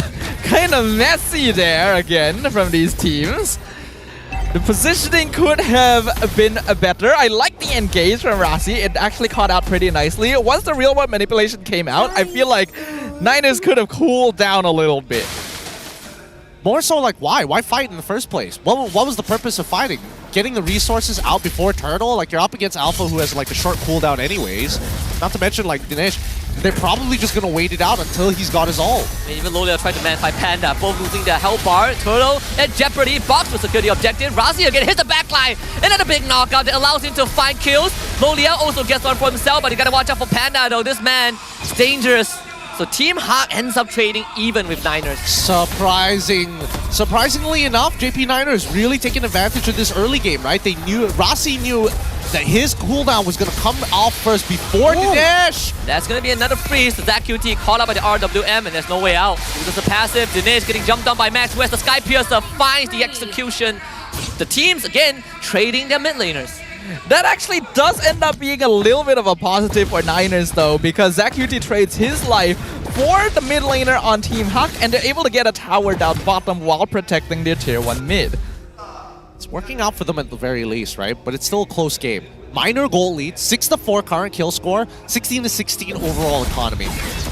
That being said though, I feel like JP Niners at this point of time, the way that they are fighting, it seems like they're throwing themselves at Team Hawk to gain resources to maybe take the initiative down the road, right? Constant amount of pressure, constant amount of trades to kind of speed up the process to scale. Keeping their foot on the gas for sure. Even for JP9, especially Max getting banged for his buck, right? Gets the Sky Piercer, instantly finds the first stack. The Team Hawk gotta readjust a little bit, putting the focus on that bottom side. They know that's where Max is going to be, and I think Box will confirm that. But JP Niners, they make the smarter choice. You want to trade turrets? We will gladly do it. Yep, go vertical. Go vertical. That is the best way to handle these types of situations, especially since there's honestly not much to fight for at this point in time. So get the free economy. Maybe even push all the way to tier 2 if necessary. The way things are going, I can really expect the game to start going into the direction of a Panda Lolil show once again, because both goal laners are actually getting a lot of space. Quite a lot of structural damage being done on opposite sides of the map here, so a little bit more minion management very much required. I would say Team Hawk has so far been on the reactive side, because JP9 kept forcing the engage. But I do think Team Hawk also has the liberty to do that. We'll find a fight. Yetri got to flicker away. They did get the Zaman Force out from Panda, so resources expended on both sides. Yeah, but they also got the I'm Offended, and that's a big spell. Oh, hold on. As we jumping onto Rasi, Box will try to blitz down the turtle as fast as he can with the help of Panda. They get it. Rasi engages with his ultimate, finds an air ball. RWM, Miko swipe out of position, but Rasi will eventually fall to Dinesh as Hesu somehow able to get away with a quick send guard. So JP Niners gets nothing. I think they cut their losses there. I think as soon as Rasi whiffed and didn't hit anybody with the Sky Guardian's Avatar, the rest of JP Niners were like, we're out of here. There's no point fighting anymore. But the timing was still weirdly off as well. Rasi was definitely too late with his ultimate to actually contest that turtle. And then at that point, I think it is wise that the Niners decided they're not going to force this fight, because Hawk are already retreating back into their own funnel. This is actually going to allow Team Hawk to get a lead now, and that is quite dangerous because Harif has done some crazy things here this season. Yeah, he has. He definitely deserves a nerf at some point, but until then, right now, building up to that third item, he wants to get the Holy Crystal before he is complete and ready. But Loliel's, strong as he is, Berserker's Fury is such a big buy for them. People like Miko, for an example, won't be able to deal with him 1v1. Dinesh definitely vulnerable towards him. And even Box has to be careful how far he moves forward with the Spear of Alpha. Yeah. And then the main question now pivots towards who can catch the gold laner first, right? It definitely feels like Panda is in a slightly more comfortable position, considering that JP Niners have been madly diving the back line. Panda has just been chilling so far. And both teams are quite even as well in terms of their draft and how good they are at team fighting. There is very solid engage in the form of both Arlet and Ruby. And the follow-up from Eve and Aurora would provide the zone control necessary as well. So we can see that execution going to be important, because in a straight 5v5 fight, both sides have quite good resources. Man, Team Hawk really letting the ball step a little bit, losing the tier 2 top for free. It is a big wave that Panda would eat up, so extra gold But it comes down to that first Lord, which will be on the top side of all places. That's a little unfortunate, but I think it works out well. I think it works out well for JP Niners specifically. Now, Team Hawk will have first position over it like they usually do. Let's see if they're going to change, because as you can see, JP Niners are coming from all angles. Okay, Team Hawk can try to blitz down the Lord. That's a flick on the head. Misses it on the Max. But Box will get the Lord. Engaged from JP Niners. They still want to fight this, but they need to get to Panda. He purges the Holy Crystal mid-fight, forces Lolia out of it, and now he is kind of caught out, unfortunately, as Max executes him. So JP Niners lose the Lord, but they're going to get a whole lot more. Sure, Team White is going to be inside. Max forward. Couldn't get in range. And now Toast on his finish backtracks, and Max gets the godlike. Oh, he didn't sidestep it, unfortunately. Couldn't sidestep it. Nicely played by Max there. Got very dangerous towards the end, though. Very, very close. There was some good ideas being executed in that Lord fight. But Niners were the ones who came out on top, having better fight splitting, having better target prioritization, and now Max officially 703-50. Sky Piercer stacks on this Hayabusa. He's racking them up. It's disgusting. It is disgusting what he has right now. Oh, but they do find Year 3 at the very least as a return back from the side of Team Hawk. Yeah, really want to get a clap back as much as possible. Maybe big effort from Max to somehow sneak his shadow onto Panda to finish him off in that fight, because Panda was about to be the biggest difference maker. The Lord was on Team Hawk's side, so they will be able to make use of it regardless. In this 4v5 situation, it might just come down to Max as he places himself in that bush. It's clear that both teams are playing extremely even right now. Oh, wait. Finish. Dangerous territory. Executed. Sky got an avatar from Rossi. That's a lot of damage from Panda. Just one chrono dash and he almost loses his health bar, but JP Niners willing to fight this. Taking out Hesu, and Miko has sacrificed himself. Legendary for Max. Nicely done by Max. What a flank angle he found there from the mid lane. Really waiting his time. Very disciplined with his trigger finger. Max is truly a threat right now in MPL Season 14. BOD completed for the Hayabusa means that'll be even easier. And a great follow-up from Rasi as well to zone and catch to make sure that Team Hawk would take as much damage as possible. The first inhibitor has officially fallen in the mid lane in favor of the Niners. The first sizable goal lead for the Niners also 2,070 stacks on the Sky Piercer. Max is just one away from maximum power. Even has one more item slot as well, so he can do whatever he wants at this point. Winter Crown, Immortality, anything to extend his life. But no, I think he's going straight for the endless battle. I think it's worth it. It's worth it for him. He's really far ahead of the game right now. And I think even if he just goes in just to quad shadow 5 different people, it doesn't matter, right? Because JP Niners can easily follow up on it. As of right now, it's why Team Hawk is so scared to kind of walk up by themselves. Maybe Hesu is the only exception with the Quicksand Guard, but I think everybody else needs to really work together here. Walk in the same direction, make sure you clear out these bushes one by one, leave no stone unturned. The thing is, even with Quicksand Guard, Niners have so many tools of just knocking him out of Quicksand Guard. Almost every hero has a way of denying it. So, we'll see what happens here. I mean, Panda, he is so far forward, needs help right now. Rossi will zone out the back line. Panda dashes into safety and blows up Max. He couldn't get the execution. And Team Hawk has just found a breath of fresh air. Oof. That's going to be sad for Max. He loses so many stacks off of his Sky Piercer here. It's going to be a little harder to find his targets. The BOD will compensate. But just look at that top side, right? It's starting to get pushed in. They're going to lose that magic barrier pretty soon from their top inhibitor. He just gave a 9-kill shutdown to Panda as well. That's actually a really bad... Oh, hold on. Oh, Miko flickers forward. Team Hawk wants more than just 2. And they will get 2 more. First they work on Zacuity and then Loliao. Team Hawk finds the second Lord of the game. It is definitely an equalizer for game 2. This is why you don't let Hara through, man. 3 items, he's already an absolute beast. Any more than that, you could potentially get 1 shot before you can react. And Panda taking full advantage of this Synchro Fissure. Already 4th item complete, looking for his 5th. It's definitely a series of mistakes and maybe underestimation coming in from the JP Niners, which Team Hawk were very good not to let go unpunished here. This is going to hurt pretty bad.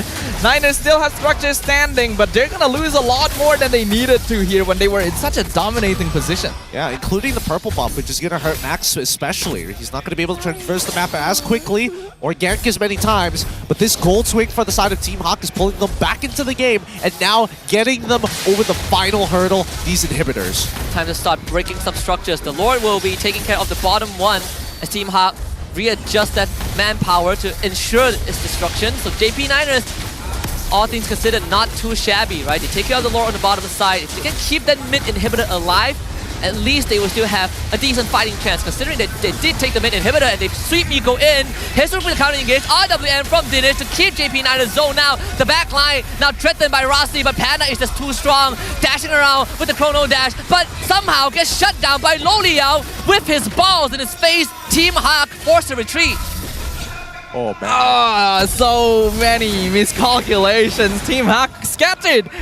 They did the same thing that Niners do. They overheated, they jumped too far. Panda looked like Loliel for a moment there. Yeah. Didn't even use Examine Force. Yeah, that's the thing. He died too quick. He died too fast. And even with the Purify, he still wasn't able to drop it down. I don't know. Both teams feel very equal in terms of overall power level. Their decision making's really, they have the exact same mistakes. They overheat during fights. Their fundamentals are good when they're thinking about it, but when they're not thinking about it, you have a lot of just free gold being distributed and just free flowing in the economy. That's a big shutdown on Panda too. He was 8-1 before this. Alright, we'll get to see a little bit of an instant replay to relive the issues where initially the engage on Team Hawk was not bad. Ruby got caught out, but the rest didn't have to. And yet they jumped forward deep into the base when they didn't really have anything to play for. So Panda uses out and dove under the crystal into 3 people. Yeah. He does that sometimes. You know what they say say about pandas and their self-preservation instinct. Yeah, you're not wrong. They have the zero survival skills. Zero survival skills, they say. Pandas suck. Well, not this panda, but, well, some pandas. Yeah, go on. Continue with that line of thought. Long, Hong, whatever their name is. Hua, Fu Bao. I love Fu Bao. That one. I don't remember them. I think Hua is the sentient rice ball looking panda. Aren't they all sentient rice balls? Oh no, Hua in particular, literally a triangle. It's very funny with edges. Interesting. I'll have to take a look at that some other time. For now, though, we gotta focus because another Lord has spawned and Team Hawk have already whittled it down to half HP. With only one inhibitor standing for the Niners, this could end the game for them if they claim it. Wow, they dropped the Xamma Force this early. This is a dangerous game that Team Hawk is playing. JP9 is walking up to take space and Hesu finds the flicker to the back line. It's the buy time for Team Hawk to somehow turn this around. Miko will follow up, but they're not committing onto the Lord. Panda is zoned out. Miko goes down. Double kill for Max. Final slash on the box. And Panda left to his own devices. Dashing to the back line. Panda giving them the Hak Tua as he takes down Max. Rossi and Yetri both fall. Team Hawk have just somehow won the fight. Yep, but they still got the Lord. The Niners hold out. They lose inhibitors, but they still got the Luminous Lord to drag this game out longer. Team Hawk, it's going to be really difficult for them to try and close out this game, especially with ZaQT as well as Loliel's. They'll probably target Loliel's first, but they know the wave clear is just too good on JP. No way Team Hawk ends this game. Even the Lord, fortunately, not able to do too much. Commit to out Loliel. Can't man fight this one. Panda, full commit. Rossi will be back right now. Loliel just needs to stay alive. Able to slide and tackle back into the base to heal back up in time. So Team Hawk not able to end the game, and we go another round. The Spear of Alpha was mistimed. That could have been a kill on Loliel. That actually would have gone a long way. I mean, that could have been a kill onto Box as well, right? I mean, ZaQT could have easily just looked a little bit to the left, thrown down the stun, and probably would have killed him off of the reinforcements coming off of the death timer. So I don't know. For both sides, you can tell that they're getting a little nervous. They are desperate not to lose this game. The chat can't see this, but the cameramans are prepping themselves on Team Hawk's side. So they're expecting Team Hawk to win. I'm sure they're confused as well. The thing is, no one's winning. No one is winning here. We are all losing watching this game because it's clear that a lot of mistakes are being made right now where both teams are just missing out on opportunities that could win the game for them. I mean, this is just one of the few games that it's like, it's so high stakes that it's better to not make a mistake rather than to force a mistake upon your opponents, right? Too much risk involved. Might as well just wait for the collateral damage in case either team, opposing opponents, make a mistake and basically lose the game off of it. Is there a better item to replace the Sky Piercer? Like, do you think that at one point Max would just forego the Sky Piercer and go for something else? Or is it still a valuable item? That's a tough call here because I feel like personally Sky Piercer on Hayabusa specifically is really, really nice because you have a lot of ways to proc the hits, just no way to guarantee the kill on your targets. It is the worst feeling in the world. You quad shadow, you Oki shadow kill out to 3 guys, and all 3 of them walk away with just a sliver of health. I actually do think it is worth keeping the Sky Piercer because Hayabusa specifically, for the reasons Gideon mentioned, really loves this item. It provides that finishing damage that sometimes eludes you. I think it feels worse than having a 12-2 KD and still not being able to close out the game.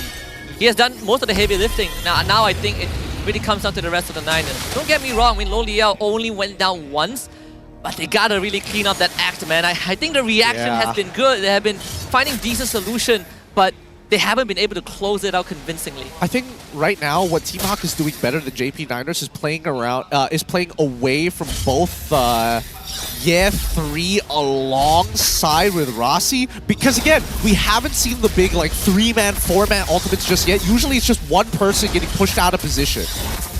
Find Miko most of the time as well, right? Like Panda is just out of range. He has learned his lesson for sure. Being able to split the fight in half is very, very important. So the team that's able to avoid having that happen to them will usually have the lead here. Wait. Team Hawk, they can just stop this right now. Yeah, right? Don't do it. Just don't aggro it. Look at the bottom side. They already have a wave ready for the back door. They're going to drag this out. They see the conceal. They're just dragging this out on purpose, forcing one to go down. And Zach is gonna recall. So now they have a man advantage. Team Hawk, don't let this slip. Hesu, he has already locked off the back line. RWM box. Gets the Lord, no problem. Miko will revive with the Immortality. This should be an easy disengage for Team Hawk, but they will choose to fight even more. Rossi re-engaging with the ultimate dash, your backline exposed. Max comes back into the fight. Hesu will fit to the safety, but it's just a fatal mistake from Team Hawk. What in the hell are you guys doing? That's a maniac for Max. That was bait if I've ever seen it. Beautifully done by the Niners. Telling them, hey, we don't want to fight you. You want to fight us? And then forcing them into their own jungle where they have the advantage. I'm speechless. It's just the biggest whiff of all time for Team Hawk. Hesu is going to try and cut the wave, but there is a wave in the base. There's just no coming back from this. Team Hawk would just have to sleep on this absolute tragedy. JP Niners 2-0 win. Oh, that's so heartbreaking. That's so heartbreaking for Team Hawk. They had what they needed, and they eventually botched up the most important fight when they had Lord on their side, and they could set up an insane siege had they just walked with the Lord. Just wait, right? They already had the right idea. They saw the wave down bottom. They saw the mid lane go away, but they still made the mistakes. Let's just go over to the interview. 2-3 mata penuh untuk pasukan JP Niners. Atas kemenangan ini, mereka sekarang tengah duduk di nombor 3 dekat Charter League regular season for this game. So first of all guys, congratulations. Alright, kita start dengan Loliel. Muka dia macam Loliel ke Zak? Okay, ke depan guys. Belakang sangat tu, depan. Alright, congratulations atas kemenangan tadi. Now, sekarang korang tengah duduk dekat nombor 3 dah untuk regular season. Belum guarantee playoff, tapi agak selesa lah kan daripada duduk ke bawah. Now, sekarang next matches korang ialah SRG dengan MV. Nombor 1 dengan tak silap I nombor 2. So, adakah korang dah ready untuk jumpa dorang? Kami akan cuba buat yang terbaik lah untuk lawan MV dengan SRG. Korang rasa confident tak going up against this matchup? Mestilah confident. Confident. Kalau cakap pasal tu, cuba pass mic kat sebelah. Tak, awak. Kalau dah cakap pasal SRG, mestilah tanya awak. Okay, Zak. Zak, musim ni memang perform, orang kata memang hebat lah kan. Banyak MVP yang dikutip oleh Zak. Banyak play, banyak moment yang dibuat oleh Zak. Zak, tapi Zak, going up against your former team, Selangor Red Giants on your next match. Ready ke nak jumpa Stormy kat tengah dan ready ke nak jumpa semua SRG? Sangat ready. Apa yang you nak cakap dekat dorang? Apa? Dekat semua. Yes, ataupun satu, mana-mana je lah, up to you. Special mention ke? Kalau boleh nak bagi apa ni, suruh coaches main. Kenapa bagi Gorgeous main? Sebab sila lepas kan saya tak main dengan dia kan. So nak dua main lah esok. Oh, dua-dua main. Kalau boleh. Okay, cuba cakap dengan Coach Art. Coach Akardia dengan Coach Becky, suruh coaches main esok. Kita tengok lah kan, kita tengok. Alright, thank you very much. Okay guys, korang nampak game yang agak lama, agak sengit. Tapi siapa yang korang rasa layak dapat MVP untuk perlawanan ini?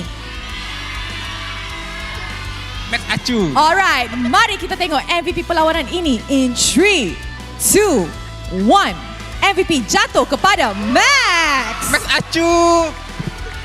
Okay, Max. Next match lawan SRG, dah ready ke? Ready. Ready. Apa yang nak cakap dekat Sekais? Ramai orang cakap Sekais ni one of the best jungler in MPL sekarang ni. Kamu jago bang. Boleh lah. Okay lah. Okay, now maybe ada ke hero lain yang kita boleh tengok daripada Max sebelum playoff mak start? Funny. Fanny, ada banyak. Zakiti cakap ada banyak. Apa? Ada ke? Banyak. Banyak sangat. Banyak sangat. So kita boleh tengok lah kan different type of playstyle daripada Max. Yeah. Alright, maybe we can pass it to Rasi. Alright, Rasi, sebagai satu roamer in JP Niners, apa strategi yang Rasi guna untuk communicate dengan budak-budak ni? Confirm budak-budak ni nakal in game? Apa ya? Huh? You selalu marah dorang tak? Tak. Dorang behave ke? Tak juga. Tak pernah marah loh. Ha? Tak pernah marah. Tak pernah marah. Tapi dorang dengar tak bila you cakap? Apa? Dorang dengar tak bila you cakap? Dengar. Dengar. Siapa paling nakal? Zak. Zak. Nampak juga. Okay, maybe we can pass it to Chico. Coach. Coach. Masa tu I masuk Owl punya live, dia cakap, Rose, ajaklah Chico cakap. Okay, hello. Coach. Okay, Chico. So, sikit lagi dah nak masuk playoff dah. Sikit lagi JP Niners dah secure slot ke playoff. Now, adakah JP Niners dah start plan untuk playoff dan bolehlah bagi teaser sikit apa yang kita boleh tengok kalau JP Niners layak ke playoffs? Kalau JP Niners masuk playoff mungkin Max full hero-nya nambah banyak. Itu aja yang ditunggu. Itu je, Max je. Max je. Okay. Tak ada lagi. Tak ada. Okay. Anca. Sini. Anca nak cakap apa-apa ke? Kalau hari ini sebenarnya tak nak taunting, tapi Zak dengan L ada deal. Oh. Dia cakap kalau menang lawan tim Hak, dia orang nak pargoy. Korang nak tengok ke tak? Hah? Nak, I pun nak tengok. Korang nak tengok ke tak? Nak tengok. Oh, Zak seorang, El? Oh, Zak seorang? Okay, Anca. So, boleh kamera pergi Zak. Okay, kamera Zak. Come on, Zak. Tak, Anca dah cakap dah. Anca, macam mana ni Anca? Jangan nak gaduh atas pentas. Dia malu-malu, Ros. Dia malu-malu. Kak Anca yang buat. Sikit je, Zak. Kak Anca yang buat. Tak, dia nak training lah semalam. Okay, tapi dia malu-malu lah. Okay, dia malu-malu. So, ada ke Anca nak cakap apa-apa dekat mungkin your opponents ataupun fans yang datang? Buat fans semua, thank you. So, we are not the same JP Niners like season lepas. So, yeah. Assalamualaikum playoff. See you at Johor. Thank you. Wow! Alright. Terima kasih kepada JP Niners. You guys may now go celebrate your win. Belum secure playoffs lagi, tapi mereka dah semangat untuk jumpa semua orang dekat Johor. And I pun semangat nak jumpa korang semua dekat Johor.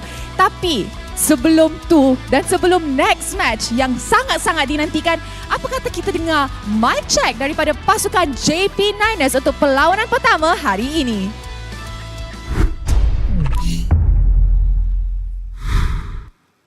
Kasih start. Udah 10.000. Sabar. Lanjutin guys. Cari alfanya guys. Bisa cari alfa. Tiga detik. Ini gak ada ulti nih. Alfa.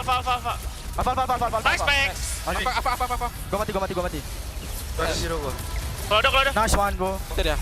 Gua ya. Left sana. Ada imo dia. Gua tutup kufra. Gak ada minion guys. Gua mati. Minion masuk guys. Tor. Ya, kalau. Tor. Guys, tower. Masuk ulti mereka berselat. Orang. Ya, Alpha ulti. Harit no purif. Mati. Nice one. Mereka di gua semua nih. Lagi yuk guys. Let's go. Ini, No purif. tiga orang. Aman kah? Nice. Aman sih, go mid guys, go mid. Nice. Nice guys. Mati guys sih. Gas. Go. Cover. Gua ke Alpha. Alpha. Puni. Depan. Khalid. Ruby. Mati. Ruby. Coba tahu yuk. Tahu mid yuk. Satu bawah dong. Go. Aman itu di. Ayo. Nice one. Gua hidup. Alpha nih. Nice one. Aman. Tahan luar. Aman, nice. Atas kita menang tuh. Mau chase? Go. Gue bawa. Santai, Khalid doang. Aman. Bisa mid. Alhamdulillah, ya Allah. Makasih ya Tuhan. When we first saw the JP9ers roster announced at the start of the season, my main question was whether they could resolve some of the ego problems of some of the players overheating. And while there is still some stuff to be fixed, we are seeing a lot of growth, aren't we, Gideon? Sure, yeah, we'll call it that. We'll call it that. Let's look at the highlights here, because again, there's a lot of similarities and patterns between the teams when it comes down to like overheating and the way that they look at the game. But I will say that at the very least, JP seem ahead in terms of mentality of these types of games, still opting to play to their win condition. And I think once they made the mistake like 3 times, that's when they're like, all right, guys, we probably shouldn't do this again. Just hold out for a little bit longer. And as long as we keep all cool, there's a good chance that Hawk is going to be the one who overheats. Maybe Ancha brought them to play baseball often, so they're like, 3 strikes, you're out. Remember that rule. But I do agree. I think to add on to that as well, they can finally start moving on to game-related problems, right? Like the macro and how you make these decisions. It unlocks a whole cascade of issues that JP9ers needs to fix if they are that confident that everyone would see them in Johor. But I do still feel a tad disappointed on how this series kind of went down, right? It didn't feel like the gratifying win that JP9ers got, even though it's a 2-0. I have to agree. I think there's definitely some good moments for them, but there's a lot more bad moments for them. And I think a lot of it is just the way that they foresee the fight. Worst yet, when it comes down to like when they have to do critical objectives like Lord, do they go for the kills or do they go for the Lord? Most of the time, the call is 50-50 on the split. A lot of the time, the game just came down to which team made more mistakes. But I feel like one player that really did not make a whole lot of them this game was Max, the MVP of the match on the Ling in Game 1 and Hayabusa in Game 2. He really knows where he needs to be when he needs to be there. Yeah, very composed in such a heated series overall, right? And at the same time, I think also Team Hawk started losing track of where Max is. You can see there were some glaring moments where Max just got free entry to the back line. It really feels weird, but at least you know that on Max's side, he is always reliable, and that has always been the case ever since his debut on Team Secret a few seasons ago. Yeah, but that's the thing, right? That's the thing with Team Hawk. Their composition and the way that they play is always like a one problem, one man solution, right? It's never one problem, 2-man solutions, maybe like 1.5 because somebody can kind of flex between 2 problems. We don't see that a lot from the side of Team Hawk. It's always your individual performance predetermines whether or not you are able to survive a scenario, right? Like everyone's a point guard, right? Like you're doing the man-to-man. Yeah, they're doing the man-to-man, but they're not addressing the main issues, especially when it comes down to a composition that's very combo-heavy. You need to be able to not only go as 2s, but sometimes 3s, 4s, which is something that we see more from JP than we do actually see from Team Hawk. The man-to-man defense is exactly the problem that Team Hawk were facing, because Miko and Hesu were basically assigned to Max and Lolil the entire game. You saw every time the turtle or the Lord was being taken, either Hesu or Miko was zoning out Max, which is good. But Max was looking at this situation and thinking, okay, I'm not going to contest the objective in the first place. And because the frontliners from Team Hawk are not with the rest of their team, Tree is just going in and sweeping everyone up. Yep. And that's why I feel bad for some of the members from the side of Team Hawk, because what do you do in these types of scenarios, right? If you're Khalid, as much as you want to zone out the Hayabusa for a majority of these fights, you also don't want to put yourself too far forward to get collapsed on by Bruno. And then basically anybody can, as Sadafa has mentioned before, anybody 4 out of the 5 members of JP9ers can break him out of the quicksand guard, which is a majority of his kit. Yeah, a lot of times Team Hawk, they have a formation, but they break it willingly just to get to the back. Right? So many instances you see Miko and Hesu just far off in the back line, not having the damage nor the crowd control to deal with the Niners, which makes it incredibly hard. And of course, the disappointing final fight that Team Hawk just kind of let the ball drop. My disappointment is immeasurable, and my day has been ruined. Yep, it's like putting your mouth on the barrel of a malefic gun. I'm telling you, it is why? Some of the comments were saying that you cursed Team Hawk with your Hawk Toa statement. now I'm like, spit out that thing! Wow, too bad. And no, not another one, not another lash. I think that at the end of the day, Team Hawk, if there's something to work on, it's definitely being able to kind of open their eyes to the rest of the map. I feel like having such rigid structure to the way they team fight takes away the fluidity, which is very highly prioritized by some of the best teams in the world, because the more fluid you are, the more that you can see the map, and you can also exploit some pretty creative plays. Adaptability is the name of the game once you get into the higher levels, and especially on the international stage. All of the top teams are able to figure out what they need to change during the game itself, and the faster and cleaner they can execute on that, the better they will perform. And we're not really seeing that here. There's a glimmer of it coming from the Niners, which was what allowed them to eke out this victory, but there's still a lot of work to be done.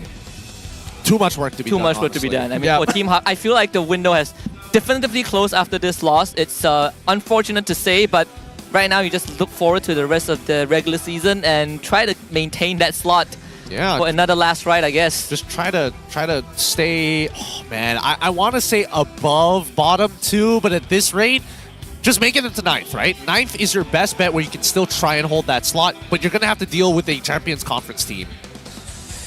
Or you could finish 7th, 8th without having to play for 9th. Yeah, you know? With the way they're playing right now, I have to admit, there's no saving grace for them. I think the only saving grace is that Panda's decent in lane, but he's not winning the lane hard enough. Neither are they giving him the supplies to do so. So I feel like Team Hawk, they need to make a lot of choices with the way that they want to play. Fix that first before they start expanding about the bigger things. Yeah, just too many issues where almost every other team here in MPL is getting better and better every week. We are kind of seeing Team Hawk stagnate and even revert slightly, despite the efforts of new entrants like a Danish and better coordination. The competition is just heating up too much as playoffs and M6 get ever closer. Gotta feel bad for Panda, having the highest GPM, highest damage done. His score on the Heart was really good, but just didn't have the legs to stand on. Yeah. There's always this theory where your front line dictates if your back line stays alive. And I gotta say, as much as sometimes Panda overheats, he's been baited by his front line. Yeah. You know, a few times where they engaged and Panda was like, alright, it's time to dive, and then he dies. Literally full trust. It's like, oh, I'm definitely gonna hit the hook. Gas. And then he drops on the Zaman Force, dashes forward, and he's like, wait, he's not there anymore. What happened? What happened, my guy? A lot of these scenarios keep on happening, but let's specifically look at the KD map for Max, right? Because he attained a large chunk of these kills. Large chunk of it, from 2 minutes all the way to 24 seconds, right? First one happening, majority, a lot of these kills that we see on the map, right, is heavily leaned towards the river side, but more so towards the opponent's orange buff than it is on his side of the map, right? Because most of the time, when he is looking for these types of picks, they're usually standing further back, and better yet, most of their frontliners have died pretty far in and start wanting to retreat away, which is why you see that Max has a very simple time of finding that back line. Yeah, the golden child of JP9ers at this point. Most of the games that JP9ers come out on top, or even including some that they have lost, Max always retains kind of the highest net worth or even a net worth lead over the enemy jungler, which is something that I think is great. You can't take it away from him. Yep. And the rest of the team, definitely a lot more cohesive, but it's good to see when Max goes off to do his own thing, he can hold his own ground. And that's something that I think you can really appreciate about this team that still has a lot of holes to plug. Yeah. I think especially when he's on Ling, he's not. You don't see him hovering around for too long. There's definitely times where you see him kind of go back and forth because he's not 100% sure what the heck his team is doing sometimes, putting the Lord down to 10% of his HP while he's on the opposite side of the map. Like, come on, crazy stuff like that, I don't blame Max for it. He made a single mistake. That was the one time that he ended up dying during a team fight and getting caught out. And then after that, you saw him adjust his gameplay to enter the fight way later than everyone else because he knows that Team Hawk is going to run at them instead. So that adaptability is what we're talking about, right? The game, though, was still very, very back and forth, as we can see from the chart. Man, what a chart here. Yeah, I mean, when Max limit testing a little bit, right? He gets hit by a synchro fissure, he vaporizes, and he's like, okay, I cannot do this That anymore. does not work. Yeah, this one clearly doesn't work. Kaja would not be pleased. No, I haven't seen it for quite a while. We haven't seen it for a while, but I think the one thing that we can take away from this game is the neutral objective control, right? Because it did go in favor of Team Hawk for a good amount of it, a good amount of quote-unquote steals. Like, when you look at Max's spot, I can't even blame him for missing the retries because he's already at the edge. I can imagine that what he is seeing on his phone is just the edge of the Lord Health spot, yeah. The life bar, what is it? The little border for it, yeah. Yeah, I think at one point he's just like, I might as well take the kills than the Lord, right? Like, if we kill the whole team, we win That's anyway. exactly what happened. The Max was getting zoned every single Lord fight. He couldn't get anywhere near. We gotta give props to Team Hawk for that. Their timing of zoning Max was really, really good. It was the follow-up, right? Because Max did just start giving up on getting the objective and figuring something else out instead. Yeah. Man, I think the biggest adjustment I would like to see during those neutral fights is if Team Hawk has control, just chill for a second, man. They just gotta chill. It feels like they're too eager to blow battle spells and trade it for ultimates, especially when they have no advancement in terms of waves on the opposite side of the map, maybe even control over the mid lane. They feel like both teams feel like they're doing fencing, right? It's like who gets jabbed in the eye. Yeah, they're playing Nidhogg while everybody else is playing chess. They're just I wonder how many people in chat know that reference. Oh man, this is for the true gamers out there. Let's have a look at how this affects the standings though, because the JP Niners immediately shoot all the way up to second place, tied with RED Esports. It does put them in a very comfortable spot. Doesn't guarantee them playoffs just yet, but a good chance, right? Because they got 2 more series to go, and I think you can say the same about RED Esports, that it's tied, and they are also playing at the end of today as well. So there's a good chance that RED Esports becomes the second team to guarantee a slot in playoffs. I would like to see that happen, actually. Considering that if we're looking at like their game win-loss record as well, it looks like they've achieved more 2-0s than more 2-0s, which is why they're currently in the position that they are, close to JP Niners, despite JP Niners have a more positive match win-loss ratio. In fact, if RED Esports were given a chance to start playing with this lineup from week 1 onwards, we probably would see them higher even. So I don't know about that one. I mean, I don't know. They're also like, it's good to see them qualify because we would have names that have been around but not really make it, right? Like JP Niners first time. RED Esports would be a good return to the playoff stage. MV would be their first time. But I think it's time for us to talk about the Royal Derby for a little bit because coming up, that one is going to be interesting. Yep, that's going to be a huge match. We will be having Vamos versus Homebois for our second match of the day here in Saturdays. And I think that's the one that everyone has been waiting for. The true revenge match. The true match to determine who gets internet bragging rights after this. This is for the netizens. And also, they both lost the series yesterday, right? It's true. In a surprising fashion. I mean, it is a bit of a redemption arc for both of these teams. I definitely think that Vamos, it doesn't look like they've changed too much from when they were in Homebois, if we're talking about lineup. But Homebois, on the other hand, I will say their games are getting closer and closer. That is true. Just like we're getting closer and closer to the playoffs. But before that happens, we've got even more MLBB coming up after this. We're going on a short break. We'll see you guys later.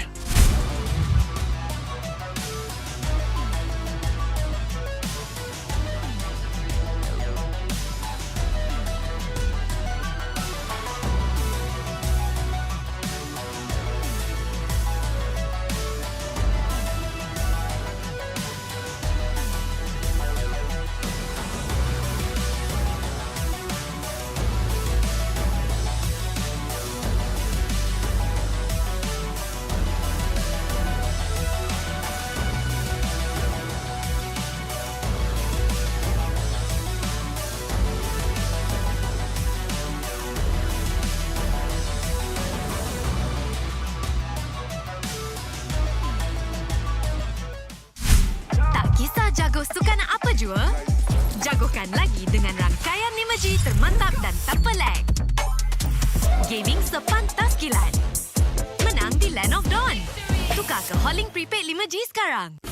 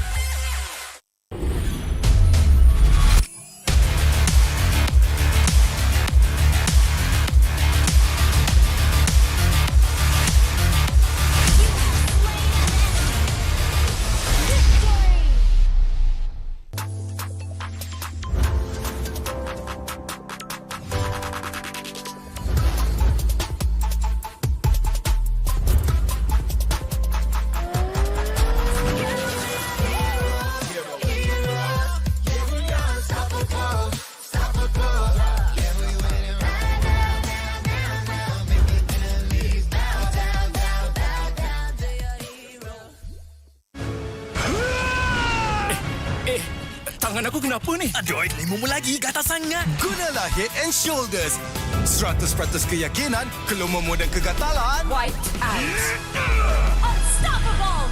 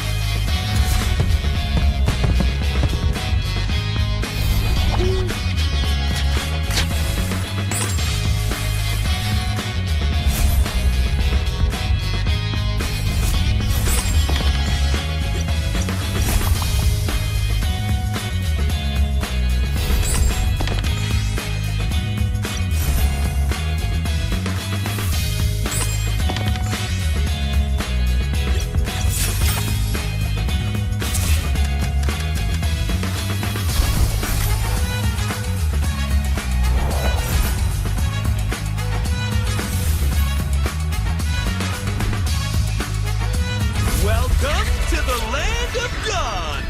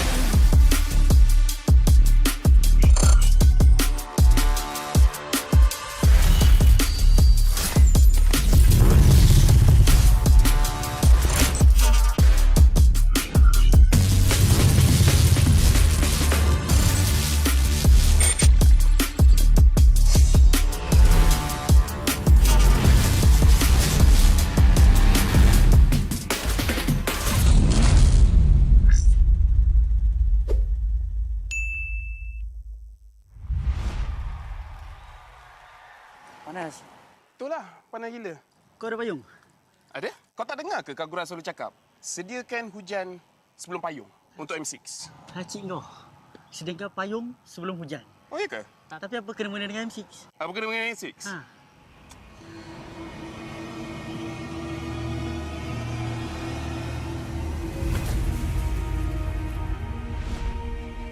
Apa itu hujan emas? Hujan emas adalah satu matlamat, satu impian terunggul untuk setiap pasukan. Setiap musim, apakah kenangan yang istimewa? Ia adalah ketika juara menjulang piala di bawah hujan emas. Ia juga menjulang dan membanggakan nama Malaysia di persada dunia.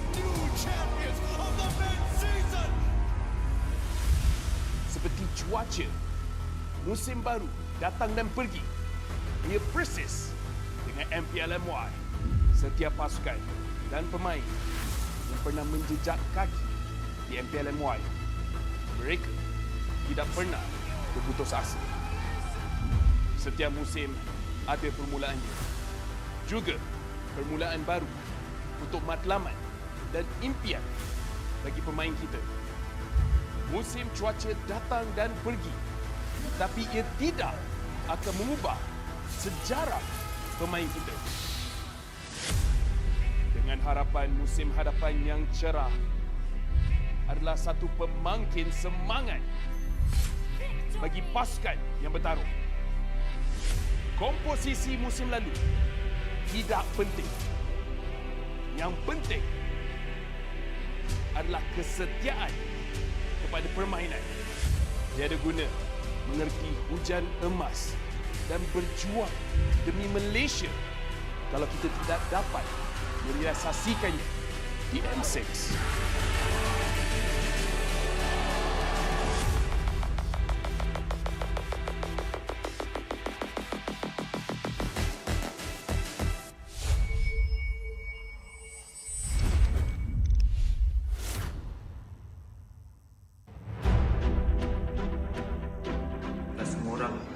Boleh menyarung jersey kebangsaan. Jadi once you pakai menyarung jersey kebangsaan, you rasa sangat-sangat berbangga, you dipilih atau diberi tanggungjawab untuk mewakili negara. Perasaan bangga tu you tak terangkan dekat semua orang. Cuma feeling you pakai saja, once you pakai saja jersey tu, you akan rasa macam you want to give something to Malaysia. I think if you guys have any issues, so make sure lean on to each other. Talk to each other as much as you can. I think just be proud because tak semua orang dapat this opportunity, and also kena ada that winning mentality, tak kisah pun dekat level mana you guys pergi, and jangan rasa takut, jangan rasa macam you guys are not good enough. Apapun, just ingat bila you guys enter the arena, just do your best and all the Malaysians will be behind you and supporting you guys.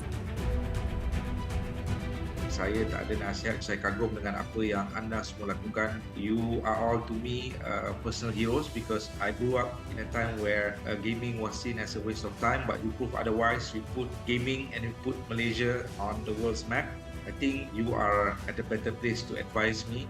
So again, I want to say thank you for being who you are. Thank you for fighting every day. Thank you for competing for Malaysia because it's something that I can never do. And I live vicariously through you bila I tengok atlet Malaysia compete because what you do is very, very amazing. And I wish you all the best. Deliver for Malaysia because wherever I am on the day when you win for Malaysia, I'll be proud to raise the Malaysian flag and play the negara.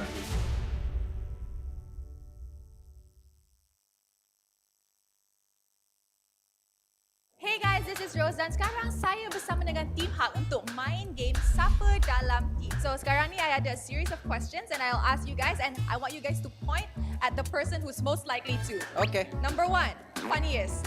Miko. Why Miko? He makes a lot of jokes. Always not serious. Oh, it's not serious. Okay, who gets nervous easily? Miko. Why Miko? Yeah, he's sweating now. Who sleeps the latest? Miko. You are free latest? Miko. Miko. Last night 4 AM. Oh, okay. Who sleeps the longest? Miko. How many hours does Jesus sleep? So long, 10 to 11. Who eats a lot? Can see the stomach. All Maggi goreng, nasi goreng ayam, all inside. Who is always late? Gigi. Midnight. I'm joking. He always the one that late. No, he's always late. Who gets angry the most? Oh, Panda gets angry the most? Yeah, but it's okay because he's eagerness to win. Who daydreams the most? Coach daydreams the most. Everybody agree? Yeah. Okay, then thank you very much to Team Hak.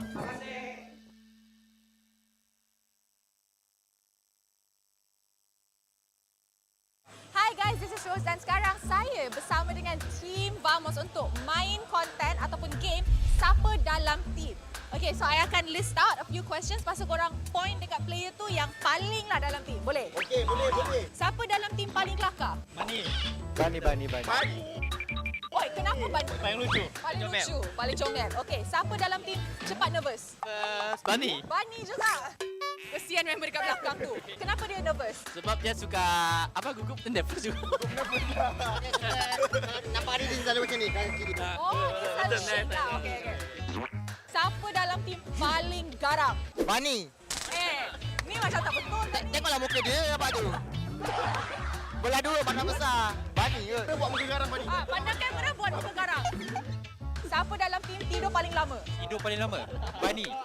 Jangan juga. Dia betul. Ni macam I risau je. Adakah ini the reason dia tak main lagi? Sebab dia asyik tidur masa screen? Macam mana? Dia memang dia cakap semua betul. Okey. Siapa makan banyak? Bani tak boleh ambil. Bani. Bukan you. Bukan kau lah. Bukan kau. Tengok ni. The most gemoy. Okey. Siapa dalam Bani. Belum belum. Sabar Zon, sabar. Okey. Siapa dalam team paling lambat? Selalu lambat. Oh, Bani.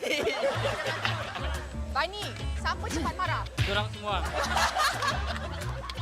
Okey, last. Siapa cakap paling banyak? Bani. Fix Bani. Betul. Kenapa betul? Bani selalu cakap betul. Bukan awak. Alright then, that's it. Thank you to Team Vamos. Tak kisah jago sukan apa jua, jagokan lagi dengan rangkaian 5G termantap dan tak pelik. Gaming sepantas kilat. Menang di Land of Dawn. Tukar ke Holling Prepaid 5G sekarang.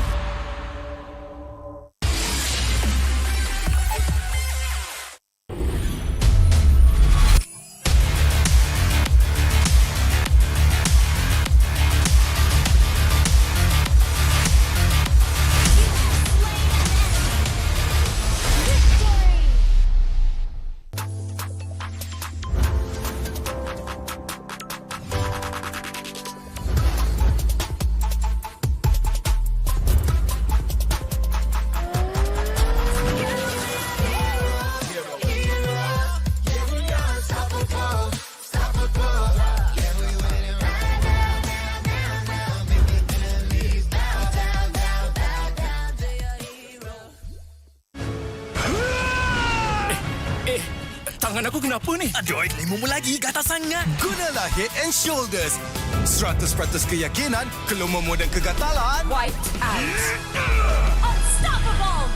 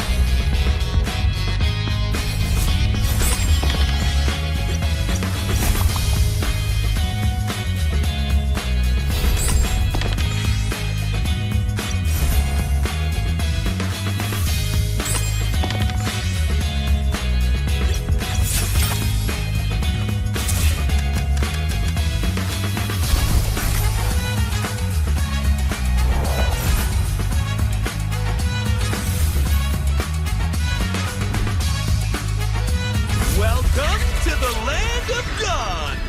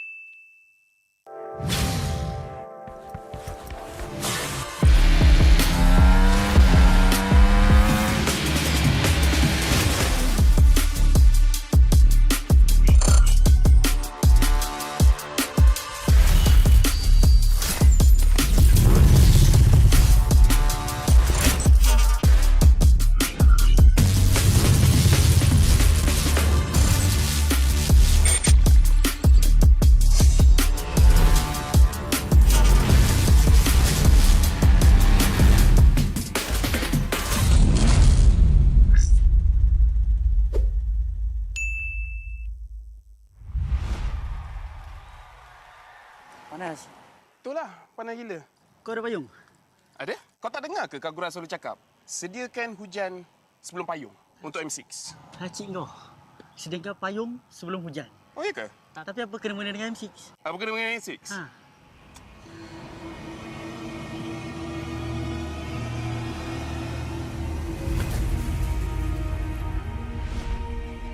Apa itu hujan emas?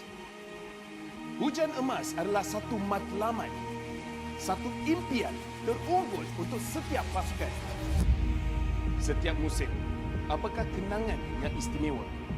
Ia adalah ketika juara menjulang piala di bawah hujan emas. Ia juga menjulang dan membanggakan nama Malaysia di persada dunia. Seperti cuaca, musim baru datang dan pergi. Ia persis dengan MPL MY. Setiap pasukan dan pemain yang pernah menjejak kaki di MPL MY, mereka tidak pernah berputus asa. Setiap musim ada permulaannya. Juga permulaan baru untuk matlamat dan impian bagi pemain kita. Musim cuaca datang dan pergi, tapi ia tidak akan mengubah sejarah pemain kita. Dengan harapan musim hadapan yang cerah, adalah satu pemangkin semangat bagi pasukan yang bertarung. Komposisi musim lalu tidak penting. Yang penting adalah kesetiaan kepada permainan. Tiada guna mengerti hujan emas dan berjuang demi Malaysia kalau kita tidak dapat merealisasikannya di M6.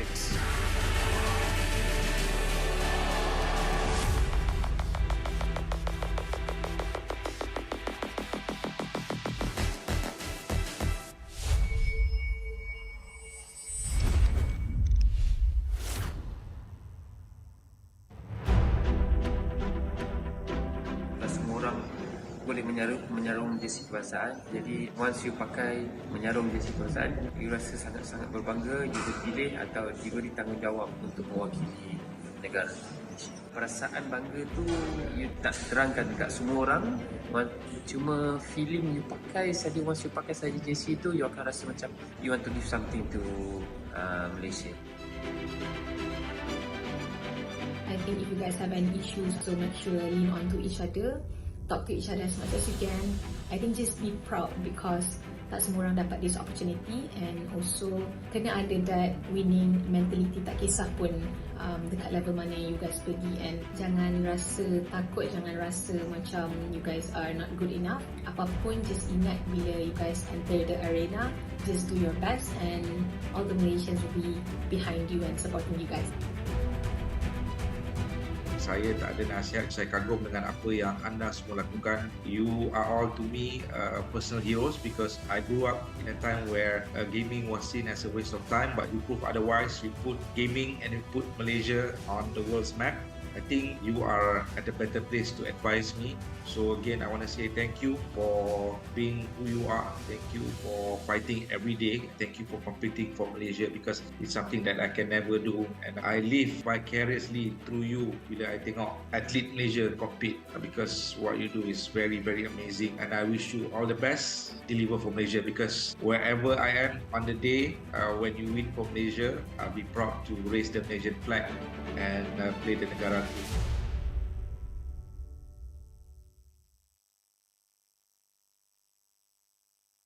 Hey guys, this is Rose dan sekarang saya bersama dengan Team Hak untuk main game Siapa Dalam Team. So sekarang ni I ada a series of questions and I'll ask you guys and I want you guys to point at the person who's most likely to. Okay. Number 1, funniest. Miko. Why Miko? He makes a lot of jokes. Always not serious. Oh, it's not serious. Okay, who gets nervous easily? Miko. Why Miko? Yeah, he's sweating now. Who sleeps the latest? Miko. Latest? Miko. Miko. Last night 4 AM. Oh, okay. Who sleeps the longest? Miko. How many hours does Jesus sleep? So long, 10 to 11. Who eats a lot? Miko. Can see the stomach. All Maggi goreng, nasi goreng ayam, all inside. Who is always late? Gigi. Miko. Midnight. I'm joking. He always the one that late. No, he's always late. Who gets angry the most? Oh, Panda gets angry the most? Yeah, but it's okay because he is eagerness to win. Who daydreams the most?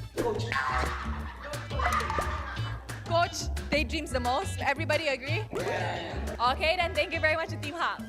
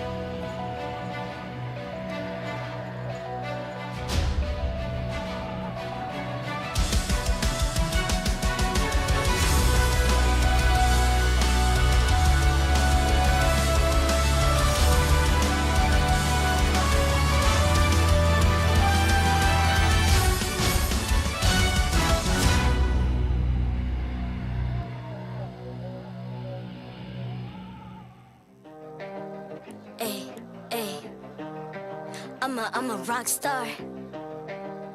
Yeah, rock star. Ay, ay, ay.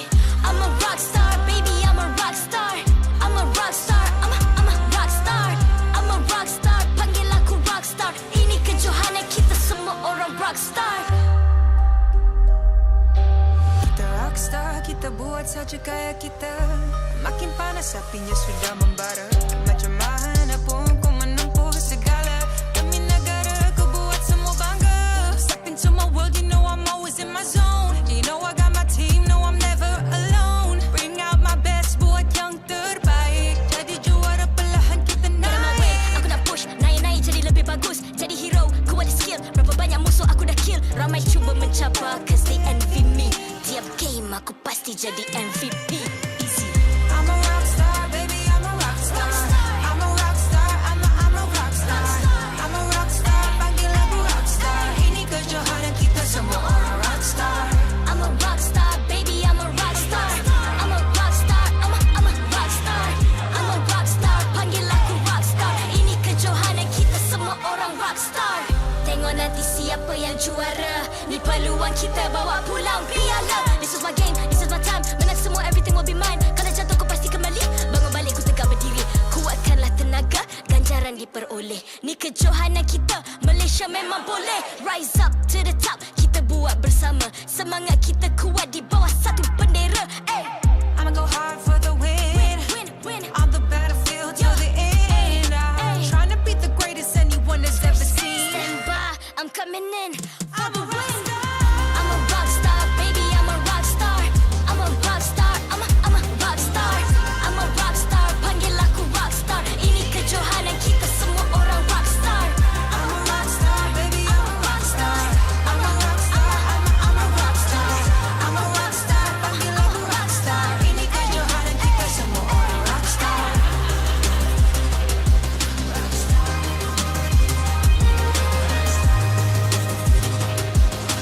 Ini kejohanan kita semua orang rock star.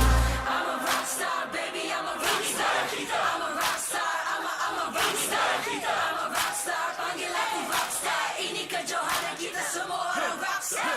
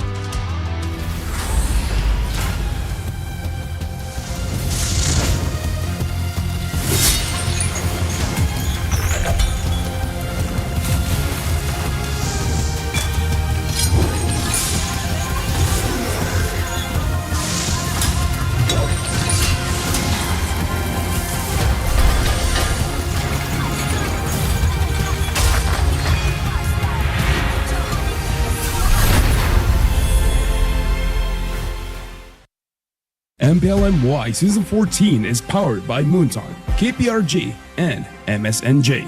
Official 5G mobile internet hotlink. Best 5G for lightning fast MLBB gaming. Official gaming phone ROG Phone 8, king of performance for mobile gaming. Official lifestyle fashion partner, up your game with RED Esports. And thank you to all our partners in esports and strategic partners. Have you guys ever seen those ads where there's a before and after image of the same person?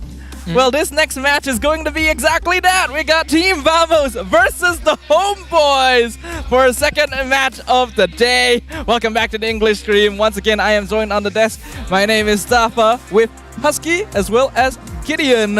Expectations for this next match? Expectations are pretty high for this one. I think that Team Vamos generally, I would expect, would be the more favored team overall if we're just going based off of paper. But I think the Homebois have been on the up and rise thus far. Yes, they didn't exactly win all of their games, but the fashion of which they are winning or losing is looking pretty good.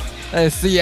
And you know, when you talk about the fashion of winning or losing, it's of course all happening with the ROG Phone 8, the official gaming phone of MPL Malaysia Season 14 that helps all of our pros to constantly be at the top of their game. Yeah, they have been... We've been seeing really some crazy plays, some slick mechanics, but overall, I have to echo what Gideon said, right? Homebois, they haven't been winning their games. They have some shaky moments, but if there's one time to step up, it's this one because it determines their chances of making it to playoffs potentially. Looking at the standings currently, those of you who might be just joining us now, JP Niners took a 2-0 victory against Team Hack for the first match of the day, pushing themselves up into second place while dropping Team Hack all the way down to 10th. But as for our second match, Team Vamo is currently at 5th and Homebois currently at 8th. And Homebois, if you look at their game wins as well as losses, you'll notice that they'll have 2 more losses in comparison to Team Ray. And that just goes to show, right? 2-0s are extremely important, but the fact is that Homebois has been consistently taking off a game of their opponents enough to keep them above the bottom 2 line. Yeah, which is pretty crazy because up till last week, it was the first time that they got a 2-0 win over MV, and yesterday was their first 0-2 loss against RED Esports. So very different Homebois that we are seeing, and I think that does kind of forces everyone to realign expectations and how Homebois is going to look against Team Vamos today. When we're talking about Team Vamos, this is of course going to be the faces that we all know and love. We got Warlord, we got Smooth, Chibi, Xorn, as well as Nets.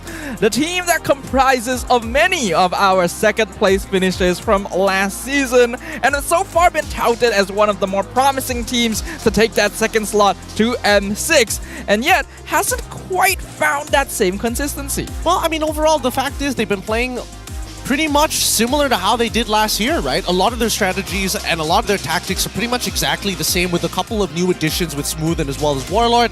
Warlord has previously played with the team, with some of the members on the team before. Smooth is the only outlier, but he's really finding himself with the chemistry of the team. I do feel that, unfortunately for Smooth, in the current EXP meta, what's required of him may not necessarily be what he can provide. Yeah, and so far you look at hero pools overall, only the Teresa kind of feels like a more catered towards Smooth, but even that isn't the prime element in the XP lane. Yeah, you can see that he's a little bit uncomfortable there, but on the opposite side, we got the Homebois consisting of Izanami, Crush, Amal, Aish, making his first appearance here today alongside with Soul. This is very, in a lot of weight is on Aish's shoulder, right? Like coming into this, previously we've seen Mao that he has some good moments, he has some not so good moments, but to put Aish in the hot seat for such an important match, it does make you wonder how much has he played with this team before today. Yeah, especially to replace Mal of all roles, and I think Mal was doing slightly better in the past coming weeks. I will say that his Cho definitely got a lot more polish over the past couple of days, but even so, I think this is a bit interesting to see, because now the real question is whether or not Vamos has prepared against specifically Aish, and if so, what dynamic does he bring to the team, especially as a roamer, one of the more important roles in the meta right now. That is indeed going to be the case. Before we jump into the game, we of course gonna show you guys a little bit of the ping test by Hotlink.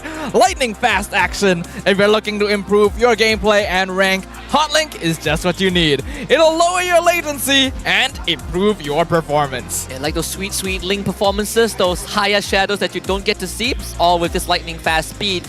And I also do feel like, coming into this, judging by how these two teams faced their losses yesterday, Homebois, they do feel a bit lost coming into this one. Yeah, a little bit of that. But this is what everyone has been talking about as well, right? From homies to enemies. It's the Homebois versus Homebois 2.0 question mark. Because as we all know, the Vamos lineup is a majority of the Homebois lineup from last season. I'll tell you what's funnier. This entire graphic, only Coach Jeff is irrelevant because Udio is not playing and Mao is replaced for the starting lineup. So it's Jeff against the world. It really is Jeff against the world right now. And I think they just want to like lopside and blindside Homebois 2.0 this time around, right? I would only imagine that after the loss that we did see coming in from Vamos, not exactly their best showing in the world, but I would expect that this is going to be the heated one where they show everything. Yeah, I mean you got to get the internet bragging rights, right? Like you do it for the fans, do it for yourselves, and you put the topic to rest. Like after today, whoever wins, if the fans from the other team brings the name up, you can just shut them down and be like, you lost 0-2, shut up. This has been a dividing that has also divided the community in many ways. Certain Homebois fans not happy with Vamos splitting off, some other fans going over to Vamos, leaving Homebois behind, and people just leaving left in the center, not knowing what will happen. Just like we are not too certain which team will be getting first blood, first turret, and first lord. I think that Vamos is most likely going to get first blood and as well as first lord. I thought it was turtle initially, but I read that wrong and I'm very dyslexic. Turret is a different case. It really depends on the majority of the compositions, but knowing how Chibi has been able to not only steal a majority of the objectives, I can confidently say that first blood and as well as first lord feels like a Team Vamos-centric side. Yeah, I do agree, but I think in terms of the first turret, it comes down to how well Soul manages Mets in the lane, because two very solid laners, but we also know that Soul is very self-sufficient, right? He generally doesn't lose his lane, and if you give it an inch, he takes your first turret, that's where the snowball begins. I think the same can also be applied to Smooth and as well as Crush, right? Because Smooth has been known to be like a terribly annoying laner to deal with, especially when he has a lead, and Crush so far, we haven't seen him like completely dominate his lanes just yet, but do okay, and if so, if he's behind, he's still able to make plays. Yeah, doing okay is enough with what the Homebois is looking for right now. We have to remember Crush was added in quite, like, not at the start of the season, of course. So there's a lot for us to think about as we jump into the game after this. And besides that as well, Aish coming in, like, what can we expect from him, I wonder? Well, he did play, I believe, in the MAL last season. Yeah, he played Barracuda Beta. He played Barracuda Beta, and they did retain their slot in not in their slot, but they did go far in the playoffs, right? They eventually fell to Todak Legion. So overall, I think he's pretty solid, but that's just gauging the MAL performance, right? When you come onto the big stage, it's very different. And again, the pressure for this particular series is very different compared to, you know, the other series that you have to play. Yep. I'm looking at Aish to make those initiations. Can he take the first step to allow Homebois to make the first move against Vamos? He showed that in the tier 2 scene. If he can bring it here, I think he can blindside Vamos. Well, I personally think that they're bringing in Aish because the one thing that was lacking from Mal was coverage. Mechanics, no doubt. He's going to get you the pick no matter what. But coverage, that's where it's different. Lack of information. Indeed, indeed. Information gonna be important. With new players filling out the roster for the Homebois, there is the possibility that they don't have enough information to work with yet. But Vamos are fielding a lot of second place finishes, so they have a lot to prove as well. So without further ado, let us go ahead and welcome both teams up onto the MPL stage.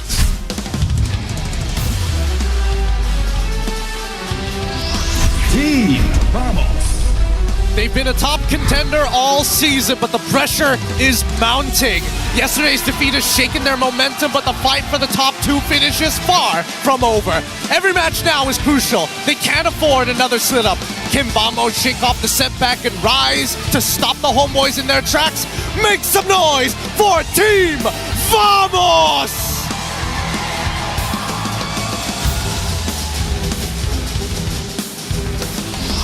Homebois. After a crushing defeat to RED Esports, they're fighting to stay in the playoff race. A win could have propelled them closer to the top, but now they must regroup and refocus. This is a team that thrives in adversary, and today they'll need all of that resilience. The pressure is on as the gap tightens, but they're ready for the battle. Let's hear it for the Homebois!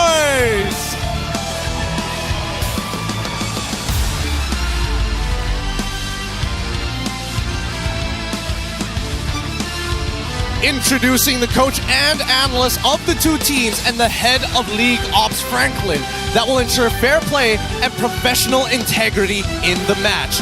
Let's keep it going with fist bumps between the teams, a true sign of professionalism. This is how we roll. This is Malaysian sportsmanship. Good luck to both our competitors here today.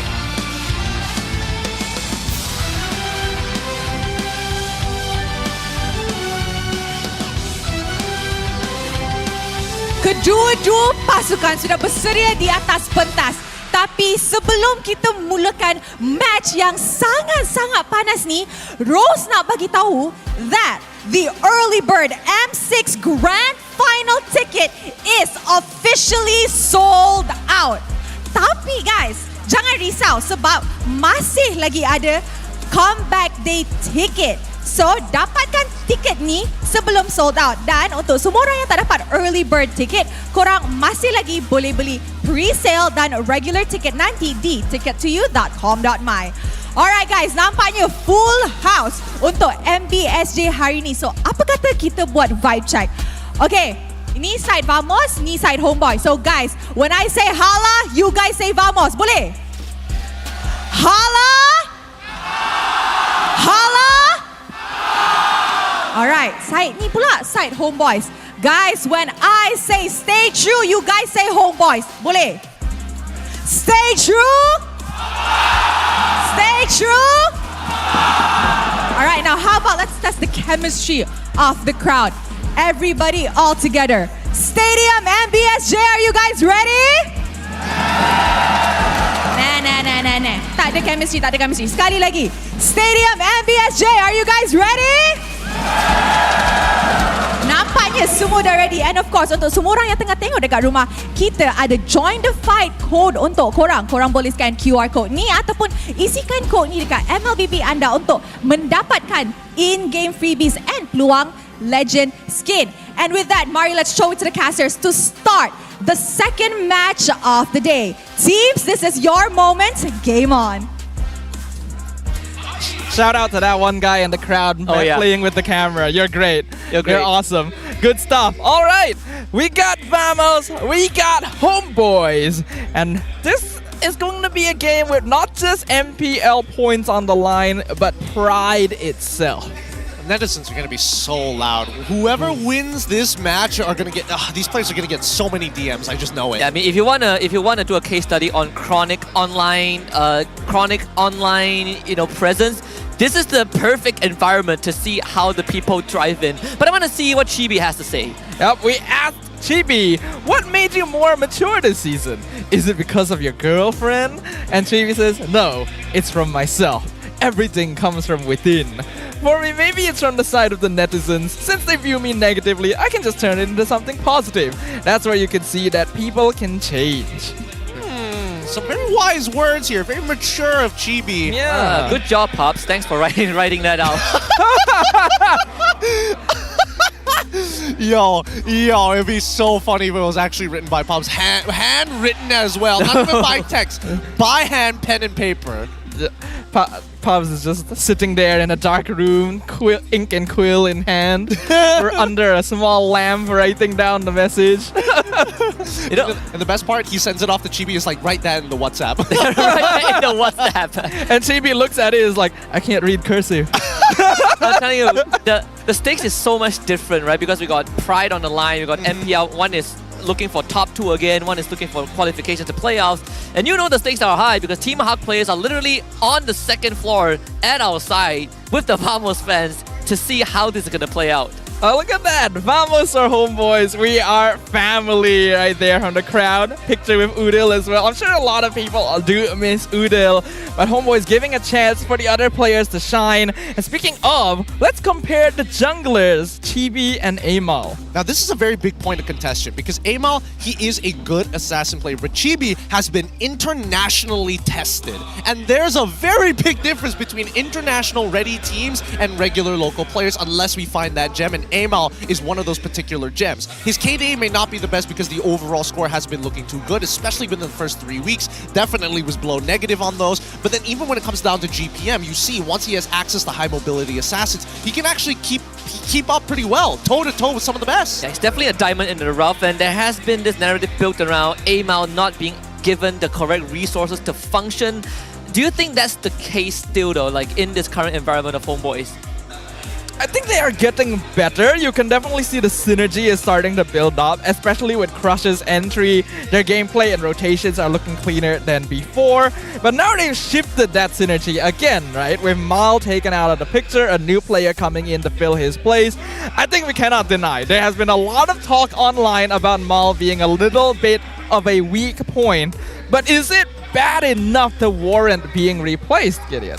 Well, that's the thing. I'm not 100% sure why they want their sub to actually come up and play this time around, especially at a very high-stakes match as well. A 2-0 would be very helpful for the Homebois, and I think they will do anything necessary to make that happen. So I'm guessing it's scrim results that gave them an idea that maybe Aosh is providing something more for the team. And like previously what I said, Mao did not give as much coverage in some of the best games we've seen him play. That's when you see him really take space and notify the rest of the team on the positions of the enemy team. And I think we are also, at this point in time, looking at Ice to be that different, right? To be that X factor. Because when you want a coverage battle and play into Xorn, you better make dang sure that you can match up to his tempo. That is true, that is true. Well, Crush already got MVP on his first game with the Homebois. Let's see if another newbie can recreate the trend as we jump into the draft for game number 1. Homebois will have first pick, Vamos will have second. Okay, Vamos on second, that means they can adjust for Smooth or maybe even Xorn. Plenty of flex picks to play over.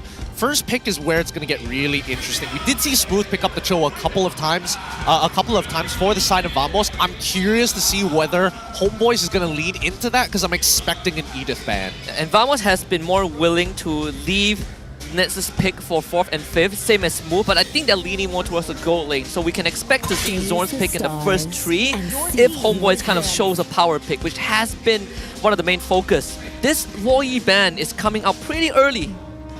Yeah.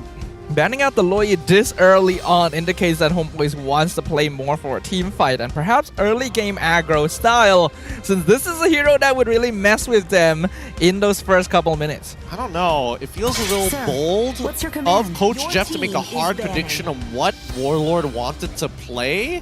I definitely thought what the farm is when I saw the Loi come out the first time, but now that Vamos is leaning into the fact that they want to ban out the Fanny as well, it feels like these are very targeted bans across the board. It's been a lot of, it's kind of the pressure point on Homebois, right? It's particularly for Amao as a player, right? Like the Fanny has been one of the few signatures that Coach Jeff is willing to put first pick. But once you start kind of leaning into it, you do make Homebois a lot more uncomfortable in the jungle spot. And this is where Amao gets put to the true test. You're up against a jungler who has been tested internationally, but at the same time, you're not given your best cards to work with. Yeah, we know the potential of Amao. He was able to almost basically dual skies in 1v1 situations during their first game this season against SRG. So he's definitely capable, but there are conditions that need to be met for him compared to some of the other players here. So with Phobias now removed from the pool, we will see how Vamos responds. I know we got Husky's opinion about whether the gold lane is more important than the EXP lane in this particular matchup in terms of like the 1v1s individually, but what about you, Sadafa? I'm more curious whether you're into the EXP matchup of Smooth versus Crush compared to Nets versus Soul.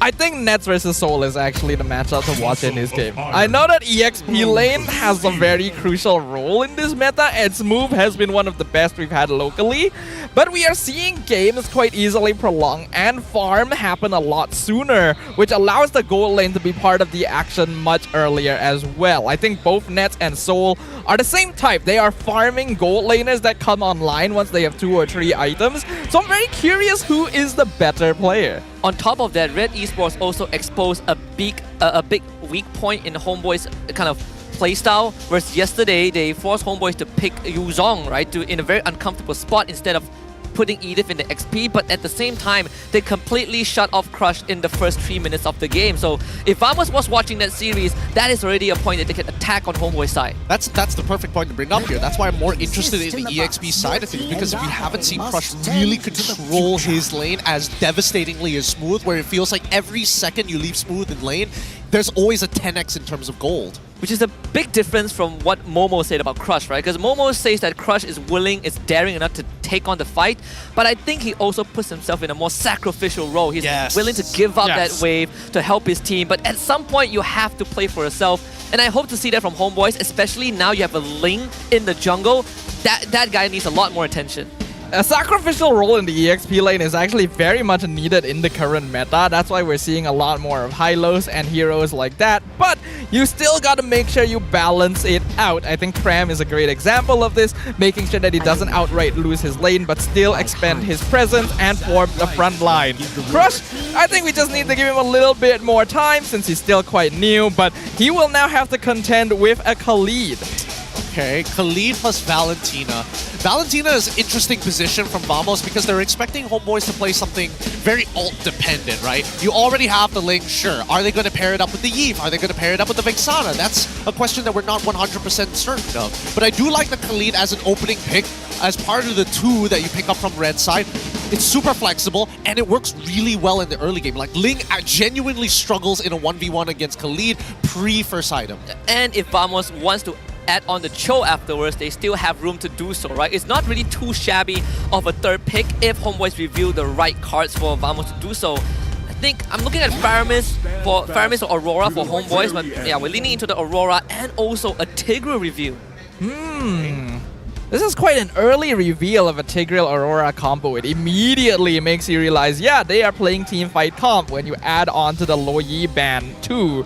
So doing this means that Coach Jeff is revealing their main game plan quite early on in the draft and giving Vamos quite a lot of time to think about how to counter it. Yeah, I like how Pubs was making sure that Valentina was there just in case they were ult-dependent.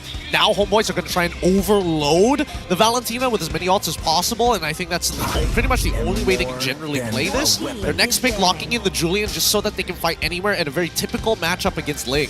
This is going to apply plenty of pressure to the side lane, on top of having a Khalid and a Valentina on your side.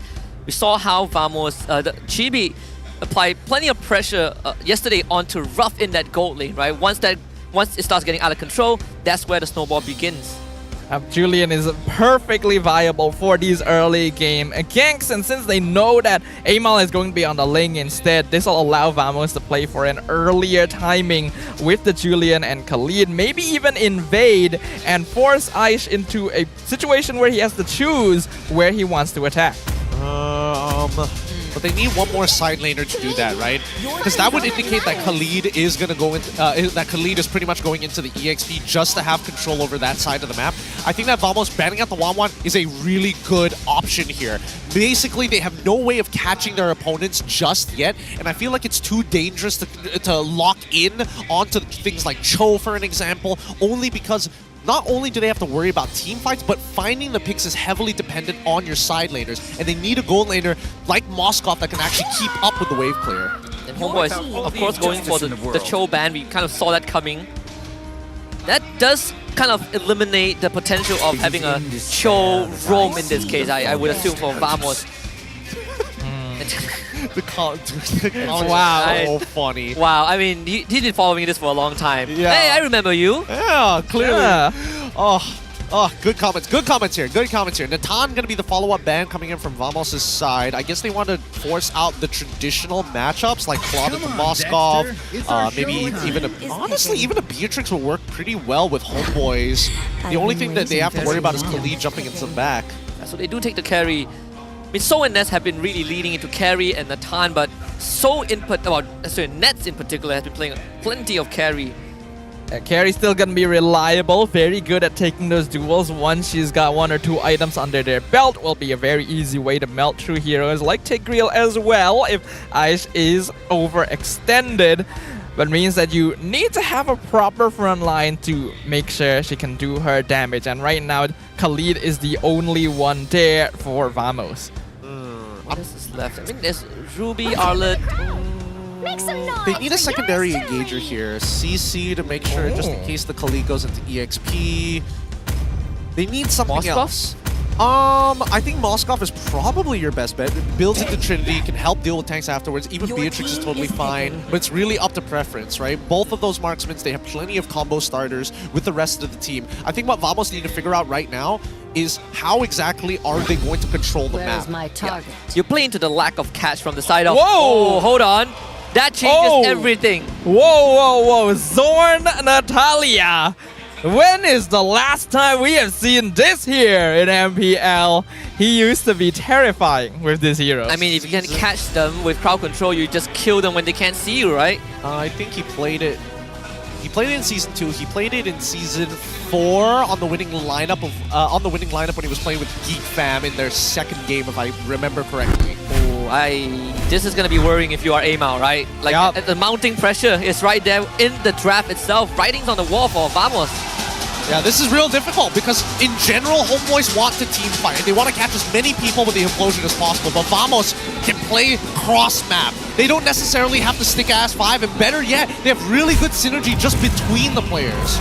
But it does mean higher executional difficulty, so we will see which of these teams comes out on top. This is gonna be a neighborhood rivalry here in the land of Dawn between Team Vamos and the Homebois. There can only be the one true Homebois in the hood.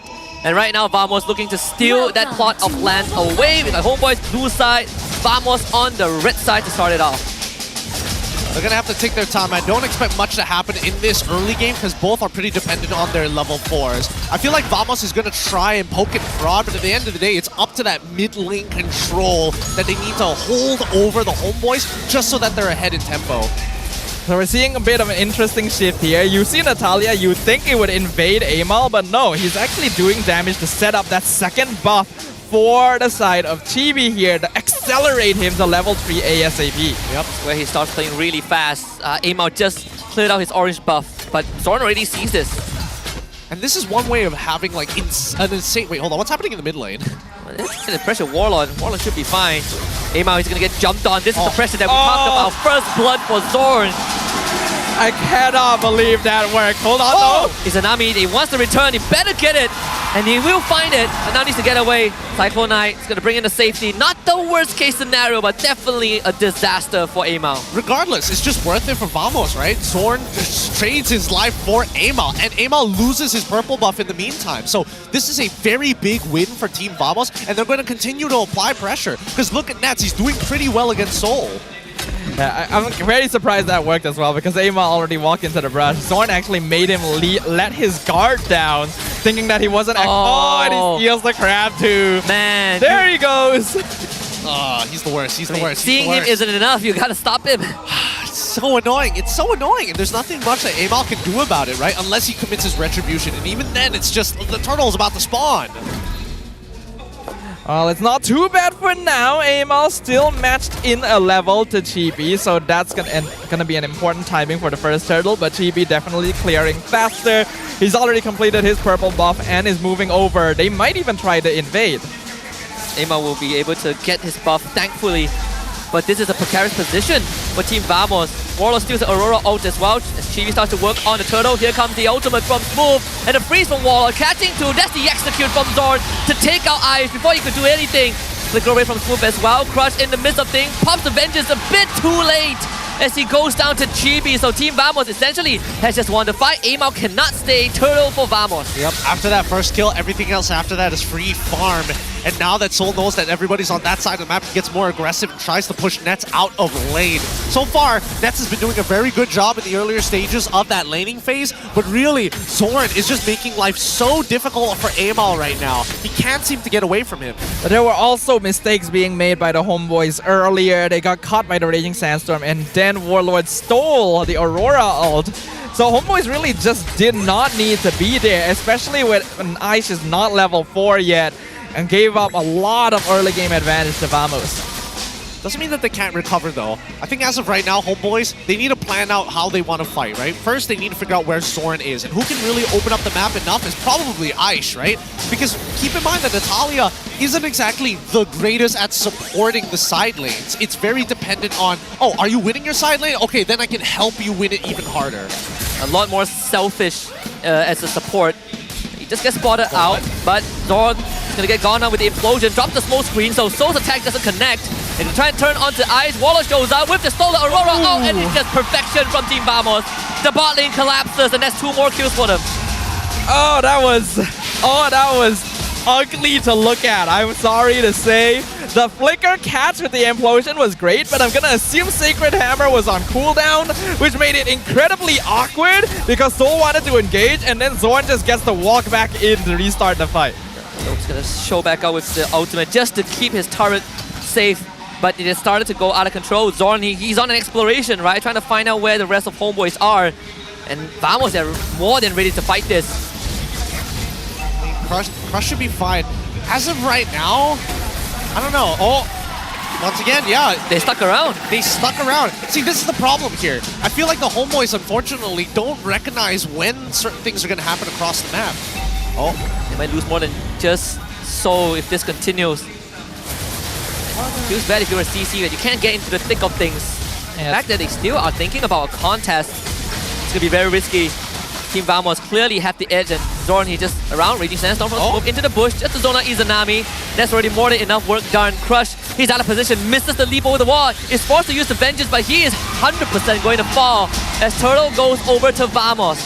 Vamos so far ahead right now. 5 minutes, 4K gold lead, 2 turtles underneath their belts with a tier 1 bot side for free. It's really not looking good for the Homeboys because right now Aish can't keep Xorn in check. And the thing is, with a CC in the EXP lane, Aish is basically entrusted with all of the engage and map opening for the Homeboy side, and he just cannot match the mobility and presence of Xorn, which means that Vamos are in the driver's seat the entire time. Crush on the CC, not able to do much for them either. They're going to contingency plan right now for Homeboys. It's the red alert. They have to somehow keep that mid-tier 1 up for as long as humanly possible, just so they could buy time. This 5K goal lead is going to balloon once the structure falls, and Team Vamos, they will take the advantage to just waltz into the Homeboys jungle, and there's nothing Homeboys can do about it. Yeah, I think it's, again, the lead is too big this early on. A 5K lead 6 minutes into it is whopping, right? That's why they don't even care about the mid-tier 1 anymore. Go back, hide underneath your turret. We literally do not care. If we wanted to fight you underneath your turrets, we probably would have done it, but there's just no point as of right now. Yeah, unfortunately, it doesn't really seem like we're seeing the solid fundamentals from the Homeboys here. The synergy is lacking. The movements across the map don't seem to be much of an objective in mind. And they've already been forced into a reactive position by Vamos, who have been playing much more cleanly. They are punishing Homeboys. Yep, and this is what I was talking about, right? Team Vamos, generally the way that the team fighting is by splitting up the Homeboys as much as they can with multiple threats across the board and some really good interactions between just 2 heroes. Not even 3, not even 4. Just 2 together is enough to get stuff done. Chibi just got the Feather of Heaven, so Homeboys, they would take a gamble to hide in this mid bush, but to no avail. Vamos, they can easily check the bush. More than durable enough. Xorn just found Aish. And Homeboys, I'm not really sure if they want to stick around to even contest for the objective, but they will make an attempt at least. Do it without Soul. Ice finds an implosion. That's a purify used by Warlord. They will try to freeze, move in place. Turtle goes over to Team Vamos. Aimar trying to run away. Raging Sandstorm for smooth right on top of Izanami. Ice is caught out. Crush also in a horrible spot as Izanami tried to flicker the safety, but Vamos will lock them out of the retreat route, as that would be 3 more kills for Vamos. And you see what I mean? It really doesn't matter, tower or not. Vamos are just way too strong right now. They have all the items necessary, and every time you expect to see a big flicker come out from the Homeboys, that same target is going to die. Flicker is a great engage tool, but it's also a commitment to the fight. Yeah, this is a total dismantling right now. Vamos knows exactly what they're doing. 8K lead 8 minutes in is a crazy advantage that I don't think we've seen the entire season so far. Homeboys, their draft is good in the late game, but at this point, I don't think they're going to reach it. And we just saw another problem, right? The fact that Xorn is far ahead as a Natalia. Your backline is now in jeopardy. This support can one-shot Soul if he wants to. Not just Soul, even Izanami or Aimao. So essentially, Vamos has 5 carries? Yep. I think that Vamos, as of right now, this is the earliest checkmate angle I've ever seen in my life. 8 minutes in, 9K goal, about to be 10K. Haskell, literally, Aimao just bought his Haskell. First item finally complete. Oh, he is so poor. 2 kills to 10. The net worth lead just continuing to grow as Vamos takes control of the entire map. A single one of their members showing up anywhere forces Homebois into defensive positioning because they just cannot find any information. Can't even take down Warrior now that he has this. Now that he has the Aurora out stolen again, and Chibi just got Winter Crown, so good luck trying to take him out. Maybe Xorn's gonna be the target. I just misses the Sacred Hammer and puts aim out in such a horrible spot. They're committing everything on Xorn, and Xorn still takes out aim out. They don't know how Natalia works. They don't know how she works in her smoke screen. Oh man, even the lunge from aim out does 0 damage because it's considered an auto attack. That's so funny. I feel like it's starting to even consider that might have been worth because wait, hold on. Ice, what have you just done? He pushed move into Izanami. Thank you. And Izanami's gonna be able to run away, but Chibi will make it tougher. There's a flicker. She missed the crown to avoid the Aurora ultimate. Chibi gets up, not a problem. Great itemization by Chibi. Instead of greeting out straight into Holy Crystal, he's like, Winter Crown, there's a good chance that I could still fall into some CC before I go for the big damage items. Oh my god. Oh, that's so disgusting. Look at that lead. Look at that lead. Even Xorn. Xorn has more items. But Xorn pretty much has more items, than Ling.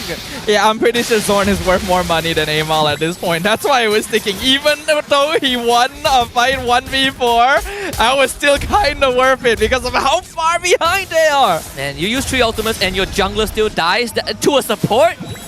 That is just straight up a disaster. Team Vamos will try to crack this top side. Look for an opening. The Lord will not be enough for now. But all the holy shields have been broken. Ice used to conceal, but that's going to be slowed down by Chibi. At the end of the day, Vamos, they get one inhibitor, but the minion waves is just making it tough for Homebois. The pokes from Warlord as well. They're going to try to go on to smooth, pin him to the wall, but the Sacred Hammer into Implosion. Only on the one though. They better make this count. Ice will trade his life for it.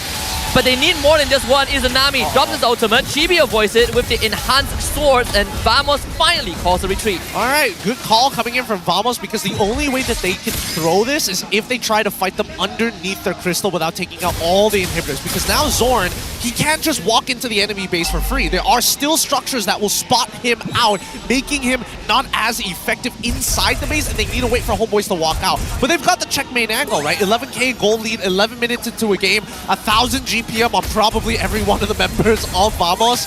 It's looking pretty over for Homebois. If Vamos can end the game soon, we might be able to see a new GPM record. That's how bad this game is going right now for the Homebois, and I don't really see an angle for them to come back from this. It would need to be the perfect Implosion Frigid Glacier combo to even maybe stand a chance of facing off against them now. Yeah, there's no certainty for Homebois, even with their best attempt.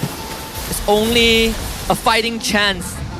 And I mean, look at the total net worth, right? Homebois is not even close to being ready to fight Vamos, but Vamos has already peaked at this point. Almost 42k total net worth, the entire jungle under their command. Lord's going to be up in 25 seconds, and that will be an easy take for Vamos. Alright, as of right now, we do see the defensive items from Soul. He likes to optimize himself by getting an early Winds of Nature if he knows that this game is starting to look doomed. But he is just one component away from completing his Trinity. They really need him to complete this Trinity now rather than later, because I think he's the only hope for Homebois to win out in a prolonged fight. Yeah. Basically, that is the case. Net worth lead going to start slowing down a bit for Vamos, but that's only because they've controlled so much of the map that they're not actually able to farm any faster than they already are. This Lord should be free. Spear of Destruction, bit too early. Are they going to try? They will though. Ice is going to go in. Aimao, Tempest of Blaze to try to steal the Lord. Aimao steals it! Maybe that's the fighting chance for Homebois, but they got to get out because they just lost 2 of their members. Maybe Vamos don't even need the Lord after all. BOD just purchased by Xorn. Aimao gets knocked off the wall. Chibi should get this kill, not a problem. And despite their best efforts, this will still be an endgame angle for Team Vamos. They need 15 seconds for Ice. It's about to spawn though. Can they do it in time? It's Xorn, Vice Crush in the back, execute, not enough. Lord will spawn, but the minion wave coming in from multiple angles. They need 4 more seconds, 3 more for Ice. Smooth soaks out the damage with the quick send guard. Team Vamos trying to go for the end, and here comes the Tala. He's going to go down, but Nets will just auto the crystal. And it really doesn't matter if you're Homebois. Vamos takes game 1.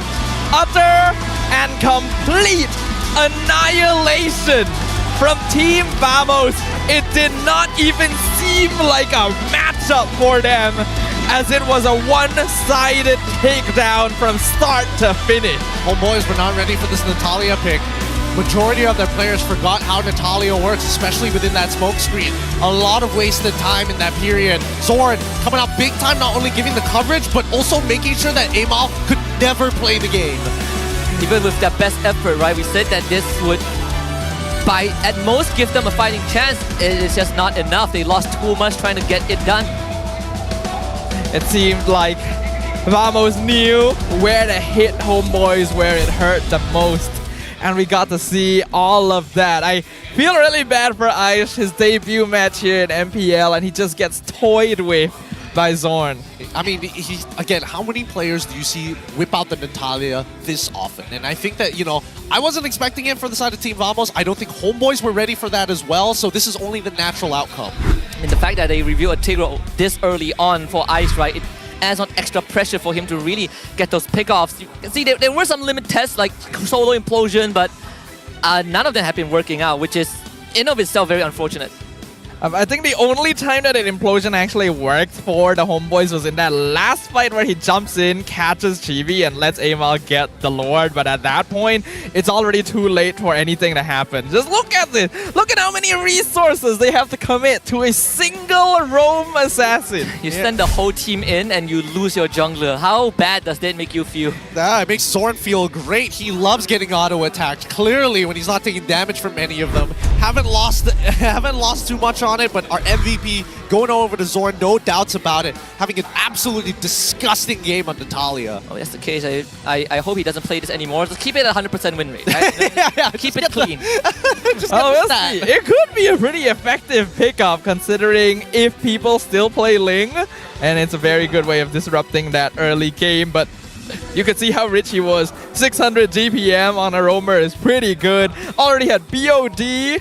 Have to see Halberd. Look, we saw how much damage he was doing to Crush in the late game. Yeah, if you just cover the Natalia portrait, you might think Xorn's an EXP later with those numbers. He's one game away from playing Saber Roam at this point, right? Like, we're descending closer and closer to the true form of Beloyski. Oh, hey, no, Xorn's different. Xorn's different. Yep. You'll play Grok.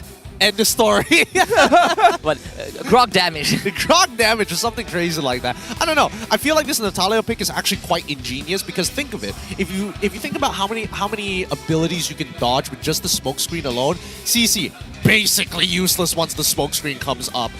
Ling basically useless if he can't land anything in the smoke screen as well. So which only leaves very few people to manage him, which is Izanami, who doesn't have enough bursts because of how the early game went. Amal's ult doesn't usually one-shot people. Worse yet, for Aish, the most he can do is reveal him, but most of the time he engages with the Sacred Hammer and doesn't wait for the smoke screen. It was actually a perfect final pick from Vamos because, like you mentioned, it counters Moskov, CC, and Ling all at the same time. Then the only form of true CC and engage Homeboys has his Tigreal, which means that Aish has to overcommit just to catch Xorn alone. Not to mention, Homeboys is very early game momentum based, so if they're losing early, the game is just over for them. Yeah, I think also his role as a Tigreal is very important to allow Crush to go to the backline, right? It's like, if you have the single implosion, even Xorn, he has to go down before backup arrives, and that's just not doable with the composition that Homeboys have. Yeah, it's really, really difficult. I mean, considering, like, let's take into consideration, like, the early stages of what exactly happened, right? But Vamos as well as Homeboys were kind of, like, mirroring each other for a large part of the game, and you can see that Xorn also accelerating Chibi to get him to level 3 as quickly as possible. But then the point of contention only happened on the opposite side of the map when Amal was looking to get one of his side camps, right? All of this can be telegraphed, and it's clear that Vamos came in with an agenda. They had an agenda, all right, and you can feel it. Out of spite, right? Yeah, there's a bit of spite going on here. Looking at the damage dealt, very well spread out among the members of Vamos. I'm actually surprised Smooth did that much, but he was jumping in really deep to keep the fights connected. And Xorn dealt more damage than Chibi. So ridiculous. So ridiculous. Oh, man. There's nothing much I can really say about this, right? This is a very convincing victory coming in from Vamos. I think that Homeboys need to be a little bit more cautious when it comes down to their drafting because they're getting taken advantage of. You know this game has really gone wrong when Aish dealt more damage than Amal. Yeah, that's bad. And Amal was on Ling too. This is his signature. This is a pocket pick for him. This is what he dueled Skies with. So to see him dismantle this much, yeah, the draft definitely played a role. Revealing Tigreal, Aurora together in the first phase is just way too early. Yeah, but it's something to consider for the upcoming draft, right? I would only assume that the Homebois want to take the Homebois want to take red side after this game. Wait, but then you have to get rid of. Oh, that's tough. Because in terms of bans, you got to get rid of Chip. You got to get rid of somewhat either Phoveus or Hylos. Kind of depends on what blue side bans out. And then, is there space for Natalia? I feel like there's not enough space until second phase. But if you ban a Natalia, there are so many things that go through, right? Right? Like you could forgo Hylos. It's not as popular. Zaz as well was kind of ignored recently. Yep. But the more important question is, how crucial is this Julian to Vamos? And is it worth a ban? Well, here's the thing. If it wasn't Julian, it would have been Nolan, right? Yeah. Either way, it's about being able to be prepared for a fight at any time. Probably, well, actually, now that I think about it a little bit more, probably not. Probably the first blood would have happened slightly later because he does need level 4 in comparison to Julian, who's like, okay, level 3, let's fight. Yeah, I really like what Vamos did. Every time you see a Natalia, you expect, okay, my jungle's gonna get invaded. So Aish was playing defensively for that. Xorn just said, I'm not gonna do that. I'm gonna leash the second camp, propel Chibi to level 3 first. He gets level 4 so quick that he's able to join me to gank you on your side camp. Yup.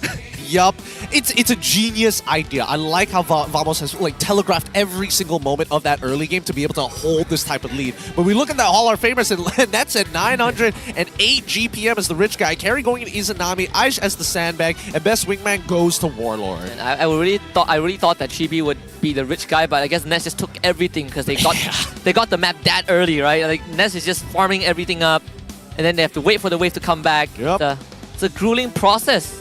It's just continuous punishment, right? I think at this point, Vamos definitely has Homebois by the cojones, as they like to call it. But I think that at the end of the day, they might need to change up the EXP matchup, right? Because right now the CC into the Khalid, it's like, okay, sure, yeah, that sounds like a fun time until you get counterpicked at the very, very end. So if they do decide to ban out the Natalia, I hope they leave up the Phoveus and then plan on playing a mid-Sitar. Yeah, I think the CC pick, while it makes sense to 1v1 a Khalid in lane, is very narrow-minded because after the lane, what happens? You're just expecting Aish and Izanami to set up every team fight, and that did not work. It's what we kind of say in the previous series, right? You can't just man-to-man defense. There has to be multiple solutions. Yep. I think Homebois have it, but they were just forced into a spot where they cannot execute it properly. Well, it's a bit of a give and take, right? Because I think, you know, the hardest part about the EXP matchup now that Khalid is in a pretty good position is that it does better against Terizla. Well, let's go ahead and throw it to our offstage segment for now. Selamat kembali ke MPL Offstage yang dibahas oleh Hotlink. Dan sekarang ni, Rose bersama dengan dua orang. Kita ada wakil daripada pasukan. Betul. On my left, kita ada... Nama siapa? Nama siapa? Nama saya Fatazi. Daripada? Ben siapa? Ben Zakaria. Salah. Kenapa? Ben Daddyhood. So, kita ada Fatah daripada Vamos. And of course, Daddyhood daripada side Homebois. Yeah. Alright. First of all, how are you guys feeling? Apa perasaan lepas tengok first game tu tadi? Saya tak ada perasaan sebab saya tengah rehat-rehat. Jadi saya enjoy tengok mana pasukan pun menang. Dua-dua pun pernah berada di rumah yang sama. So pada saya okay untuk siapa-siapa pun menang and bawa tim lebih jauh lah insyaAllah. Setuju. Saya pun sama perasaan macam Daddyhood. Sama perasaan. Oh, okay. Sama di perasaan kita. Dekat grup WhatsApp lain tak setuju. Okay, maybe kita boleh tanya pasal Daddy dulu lah kan. Okay, boleh, silakan. Kita tahu dan Daddy tak se-aktif season ni. Season ni tak banyak datang ke MPL. So maybe Daddy boleh ceritakan ataupun explain kenapa Daddy hilang lama. Season ni saya banyak duduk di gua. Atas gunung, kat gua, dekat tepi pantai. Saya mendapatkan kembali kehidupan saya. Saya rasa 6 season, daripada season 7 saya go through bersama MPL MY. And saya minta 1 season untuk rehat. And saya pun still ambil tahu. Tapi tak 100% lah, maybe 30%, 40% macam tu. Oh, okay. Fatah pula. Yeah. Setiap game Vamos ada. Fatah setiap game daripada KGE lagi ada. Dulu Homebois. Ya, betul. Homebois ada, KGE ada, Vamos ada. Tak tahu esok lusa mungkin dia masuk Team Ray pula. Daddy kenapa macam personal je dengan awak? Dia tengok tahu lah. Dia ada personal lagi dengan aku ni. Saya rasa dia kena tengok offer. Kalau good offer. Betul. Apa yang good offer kita akan pergi. As long as the dia price macam is tu lah. right. Betul. Price is Apalah right. Fatah. Okay, now Fatah, kita nak tahu pasal match tadi lah. Awak nampak match tadi, you rasa boleh 2-0 ke 2-1? Nak bagi chance kat Daddy ke? Tak nak lah bagi chance kat Daddy lah. Okay, macam ni. Dulu zaman KGE, kita dah 2-0 dah kan. Dah selalu sangat menang. Sekali-sekala kalau kita kat bawah, kita akan bersyukur dengan setiap apa yang ada lah. So pada saya kalau hari ni apa pun keputusan dia, saya tahu ianya takdir yang terbaik untuk Homebois, untuk kita tengok bounce back dan sebagainya. So pada saya tak ada masalah untuk kita duduk bawah ke duduk atas ke, itu okey je, no problem. Tapi Fatah sentiasa duduk di good offer. Fatah, mana-mana the price is right, dia ada dekat sana. Yeah. Fatah, Benda apa nak hidup. you nak cakap dekat Homebois? Come on lah. Apa nak cakap Homebois? Cakap. Apa nak cakap? Cakap sekarang. Cakap sekarang. Dekat dalam live pun tekan-tekan aku kat sini pun tekan Jangan nak cakap dekat WhatsApp je. Mana-mana aku sekarang. Okay, jumpa kat playoff tadi. Tak payah, jumpa kat Jelutong. Okay, betul. Jumpa kau kat Radia. Betul. Kita ada kat Radia, insyaAllah. Kita office kat Radia. Okay, apa Daddy nak cakap kepada ex-player Daddy pula? Untuk ex-player saya, untuk janda-janda Daddyhood jangan risau. Gua selalu sayang diorang. Diorang banyak kebaikan diorang buat kan. Biasalah benda kita kadang jodoh tak panjang ni normal dalam kehidupan, betul?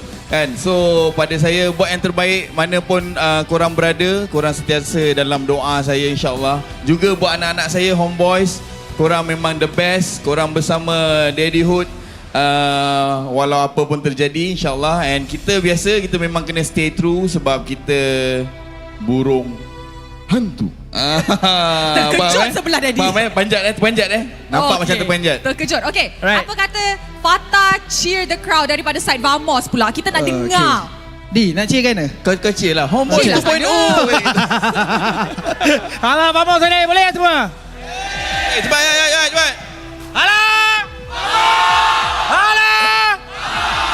Alright.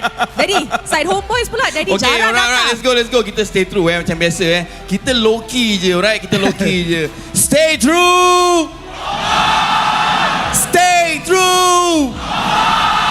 Alright, dia biasa memang macam tu. Unos, dos, tres, cuadros. Kalau vamos. Aduh. Alright, terima kasih kepada Daddy dan juga Fatah. Alright. Always great to see Daddy back. It's such a shame that we don't get to see more of him this season. But hey, when you gotta do stuff, you gotta do stuff. Man, I'm telling you, before today started, I was like, man, should they put up barriers, in the walkway? Because I'm worried a brawl is gonna start. But it's good to see that both teams are in high spirit, in good faith. I'm more surprised that it isn't louder than what we've been experiencing so far. Well, I mean, I've been looking at the conditions and vibe checking everybody here at the stadium. It looks like, no hostilities amongst the two just yet. I'm waiting for the end of the game because that's where it gets heated. You get another 10-minute beatdown and maybe it'll be different. Look, I don't know whether it's going to be another 10-minute beatdown, but it's something to be aware about. This Natalia pick is notorious. It's so annoying to deal with, whether in ranked games or even in professional play, but it does have its limits. Now let's look at the hero pool ranking so far, because right now, everybody from top 1 all the way down to 5 has the count of 10. 10 unique heroes is a pretty good number here on the MPL stage. We got Smooth, we got Storm, Rasi, Trap, Momo. Some very interesting things. I like how Trap still sticks out as the only goal laner here on this list. Yeah, thanks to the Ruby, man. It's the Ruby, it's the CC. Sephobius. Yeah. So, I mean, if chat can name all the 10 heroes, I would be impressed because I don't remember the 10 heroes that they used. I mean, neither do I. The last time this came up and Trap was still up there, I couldn't name all of them. I got the closest I got was like 7, and even then I'm like, what are the other ones? Oh, someone's pulling Star Wars. Can they get Star Wars? That's not bad. They get close. You go home with an electric guitar. It's not bad. I'll take it. It's a nice Hilda skin. No more free rolls. All right. We respect it. Yeah, we'll see whether nowhere to quit. No when to quit. That's true.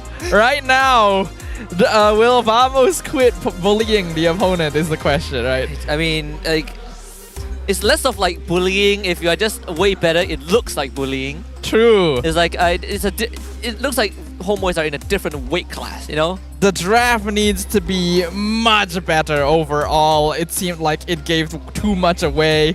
Oh, it's me. Hey, it's you. Look at that. So what do you say?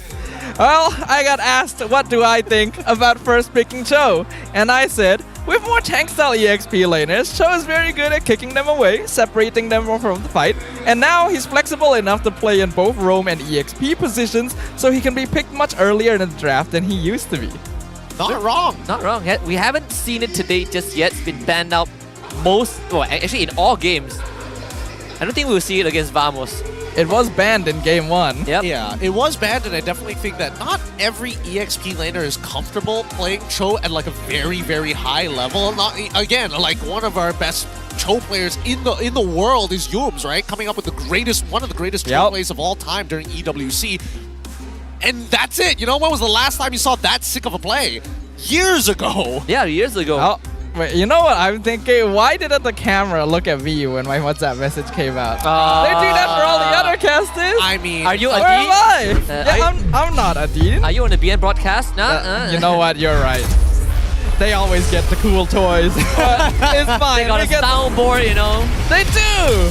Ah, man. Well, let's just jump into the game so we can forget all about that. Because right now, Homebois are in a perilous position up against Vamos. All right, Homebois and Vamos, give me a draft that I can huff my copium on to forget all of this. There's a substitution. Oh. So they bring Mao back. Oh boy, you put him in a even hotter seat right now. They're going to play Cho, right? They're going to play Cho.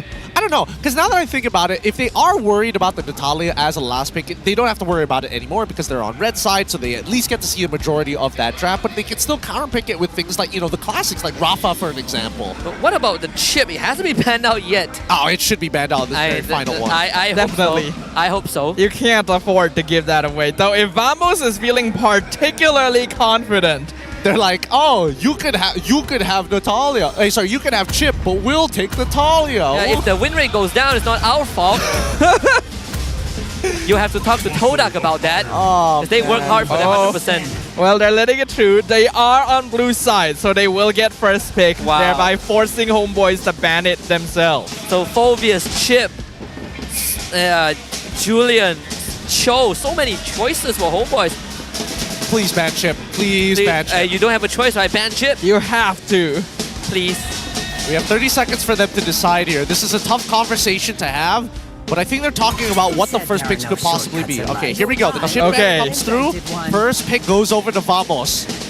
Hylos and Phobius both open for the first time in a while here. Looks like Vamos prefer the Phobius, so they're gonna lock it in. This leaves Hylos for the Homebois. Is the Mincetar now going to be a response, right? Because this is something that Gideon did bring up in that game 1 post-game. Maybe you let the Phobius through and look at Mincetar as a response. Doesn't necessarily do too bad if a Natalia or a Cho go through for Vamos as well. They're decent options. Let's see what Homebois go for, right? They still stick with the Ling for Amal. Okay, sure. That's fine. I think that, you know, Ling for Amal, he's good at the hero. He doesn't have to, well, hopefully he doesn't have to worry about the Natalia for the upcoming game, but I think this time around, they're going to need something else. They could lock in the high loss early on here to stay flexible. Yep, there we go. High loss locked in for the Homebois, and now Vamos look to reply. They need their mid laner. I don't know if they want to pick their jungle so early on. Probably going to go back into the... I want to say the Julian, but they can technically play Nolan as well. They could actually even lock in Cho on one right now.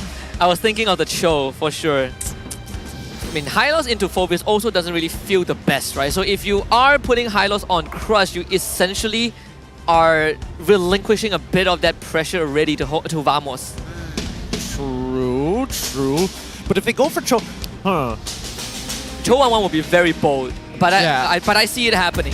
Cho 1-1. Cho is probably the safest if you don't want to lock into 1-1 straight away. I think it's okay to leave 1-1 here. Yeah, Valentina, they definitely need their mid laner more than they need their gold laner, because I think their gold laner is still very versatile in terms of what you can actually pick for the laning phase, but mid lane not as generous, and I think that Valentina is a very smart option just so that you can take the Glorious Pathway if you want to run down your opponents, and more importantly, so that this Julian has a potential way of escape. Because let's imagine, right? Enhanced Swords, you're trying to run away, Glorious Pathway, you're waiting for 7 seconds as you get run down and beaten by this horse.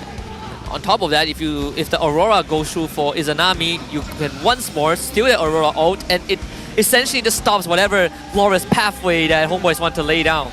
Exactly. So either way, I think this is the best option for Vamos for now. Homeboys still need one more pick to finish off the first phase.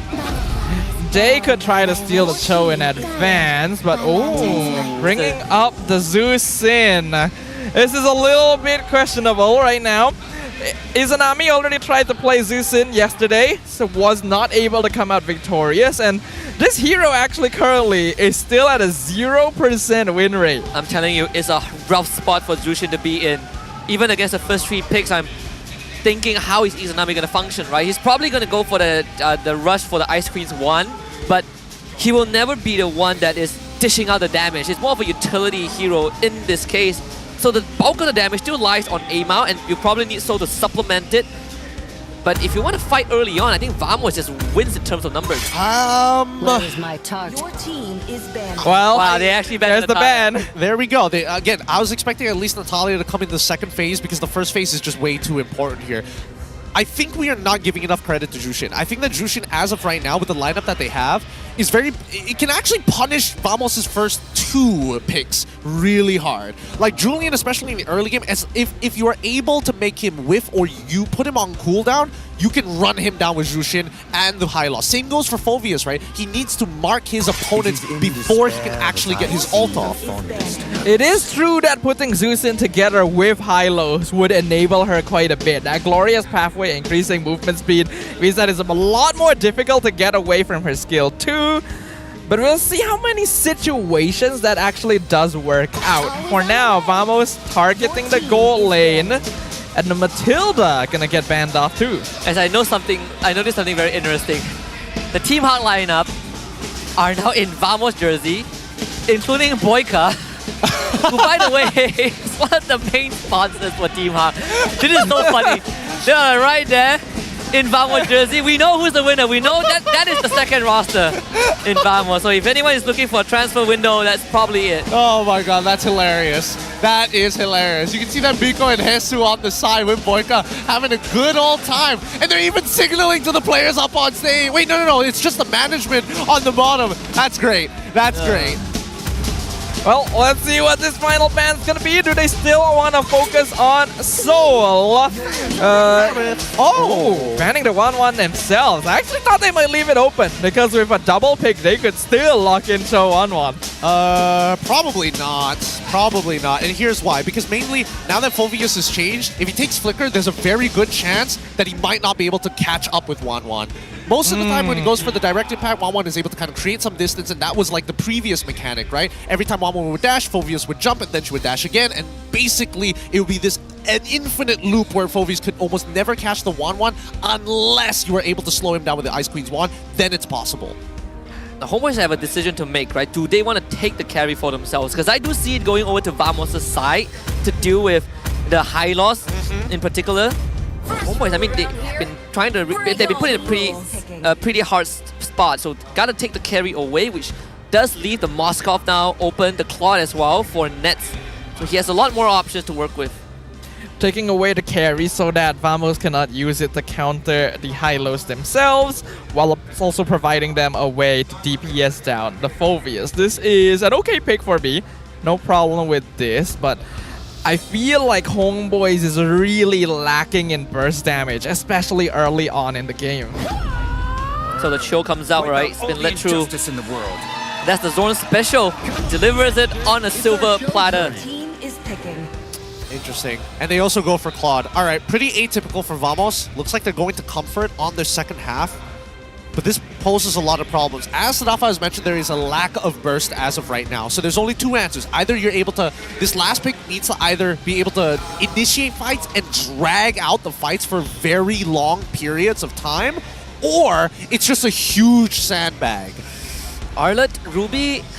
Honestly, you can play Uranus into this. You can play Esme if you really wanted to. Ooh. The main idea is to buy time. Like, even Vamos, if you're so worried about the early game, works well. What about Mincetar? You put Hylos Roam, you put Mincetar XP. Does that? Yeah, I think it's actually not bad.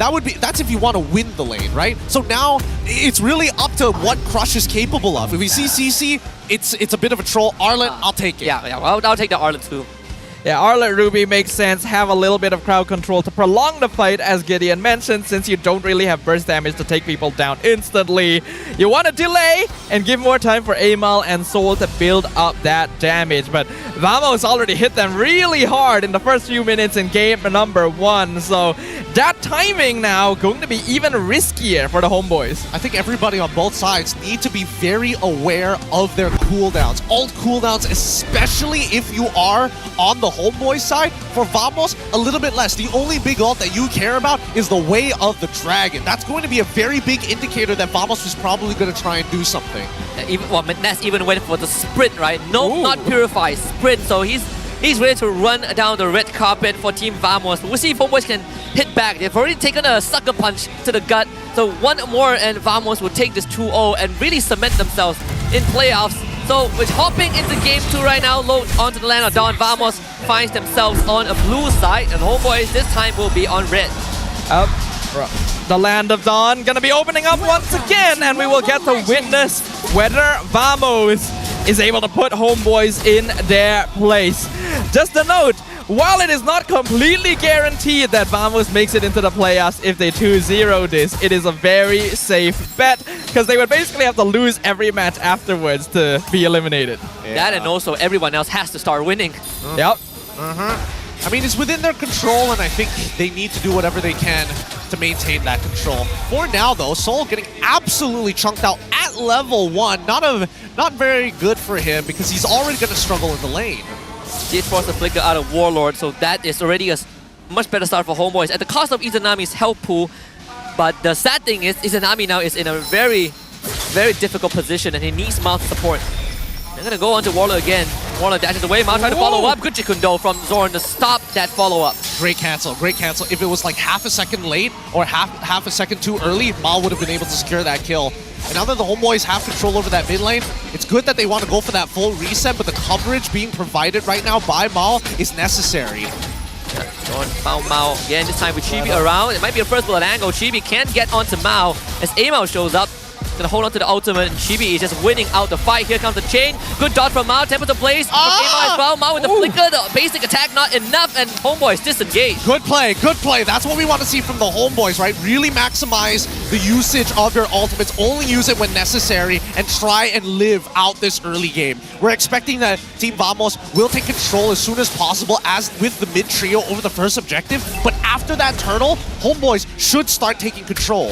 Yep, as long as Homeboys is able to avoid giving too much snowball to Team Vamos in the early game, their lineup is pretty solid into the mid to late game phase. Get Xorn looking for level 4, and Mao is just going to stand back in for now, which allows Chibi to get the turtle for sure, but Mao, he's now in a rough spot without the flicker. Glorious Paving gets dropped, Mao will be slammed to oblivion. First blood going over Team Vamos. The hell was that? Why was he still fighting if he knew that the turtle was already about to be taken and he was moving closer and closer to Phobius? There was some hesitation, I think, in the movement there, where he thought, okay, I'm gonna go in and provide vision. Then he realized, oh, it's already gone. And by that time, was already a bit too deep. Crush tried to separate the fight with the Glorious Pathway from behind, but oh! That's a kick. That should be another kill. And that's the second death for Mao. He just came back to life. Homeboys wanted to look for a return. Xorn juking around, survives it. Amao goes on the chase, and Xorn with the stun pull to get away. Now Amao, he throws his life for the kill, but not really what he's looking for. Maybe Soul can get Chibi. Chibi went able to cool down, enhanced sword, heals up. Soul now has to use the Purify as Ness chases him down. Shouldn't be able to get him, Soul survives. Xorn really showing off right now. Cho is his hero for a reason. The way he was dancing around the walls and forcing Amal to commit to the point that he'd sacrifice himself. Well, it's gonna find Ness, who does not have the sprint, but sadly Soul cannot really join that fight. But he evens out the health, which is important. Because now that it's a 2v1, Nets is not going to walk up anymore. And he also doesn't have sprint, so he's heavily reliant on that BMI cooldown. Oh, things are not as bad as game 1, but already seeing some signs of spiraling. A 1k net worth lead for Vamos at this stage.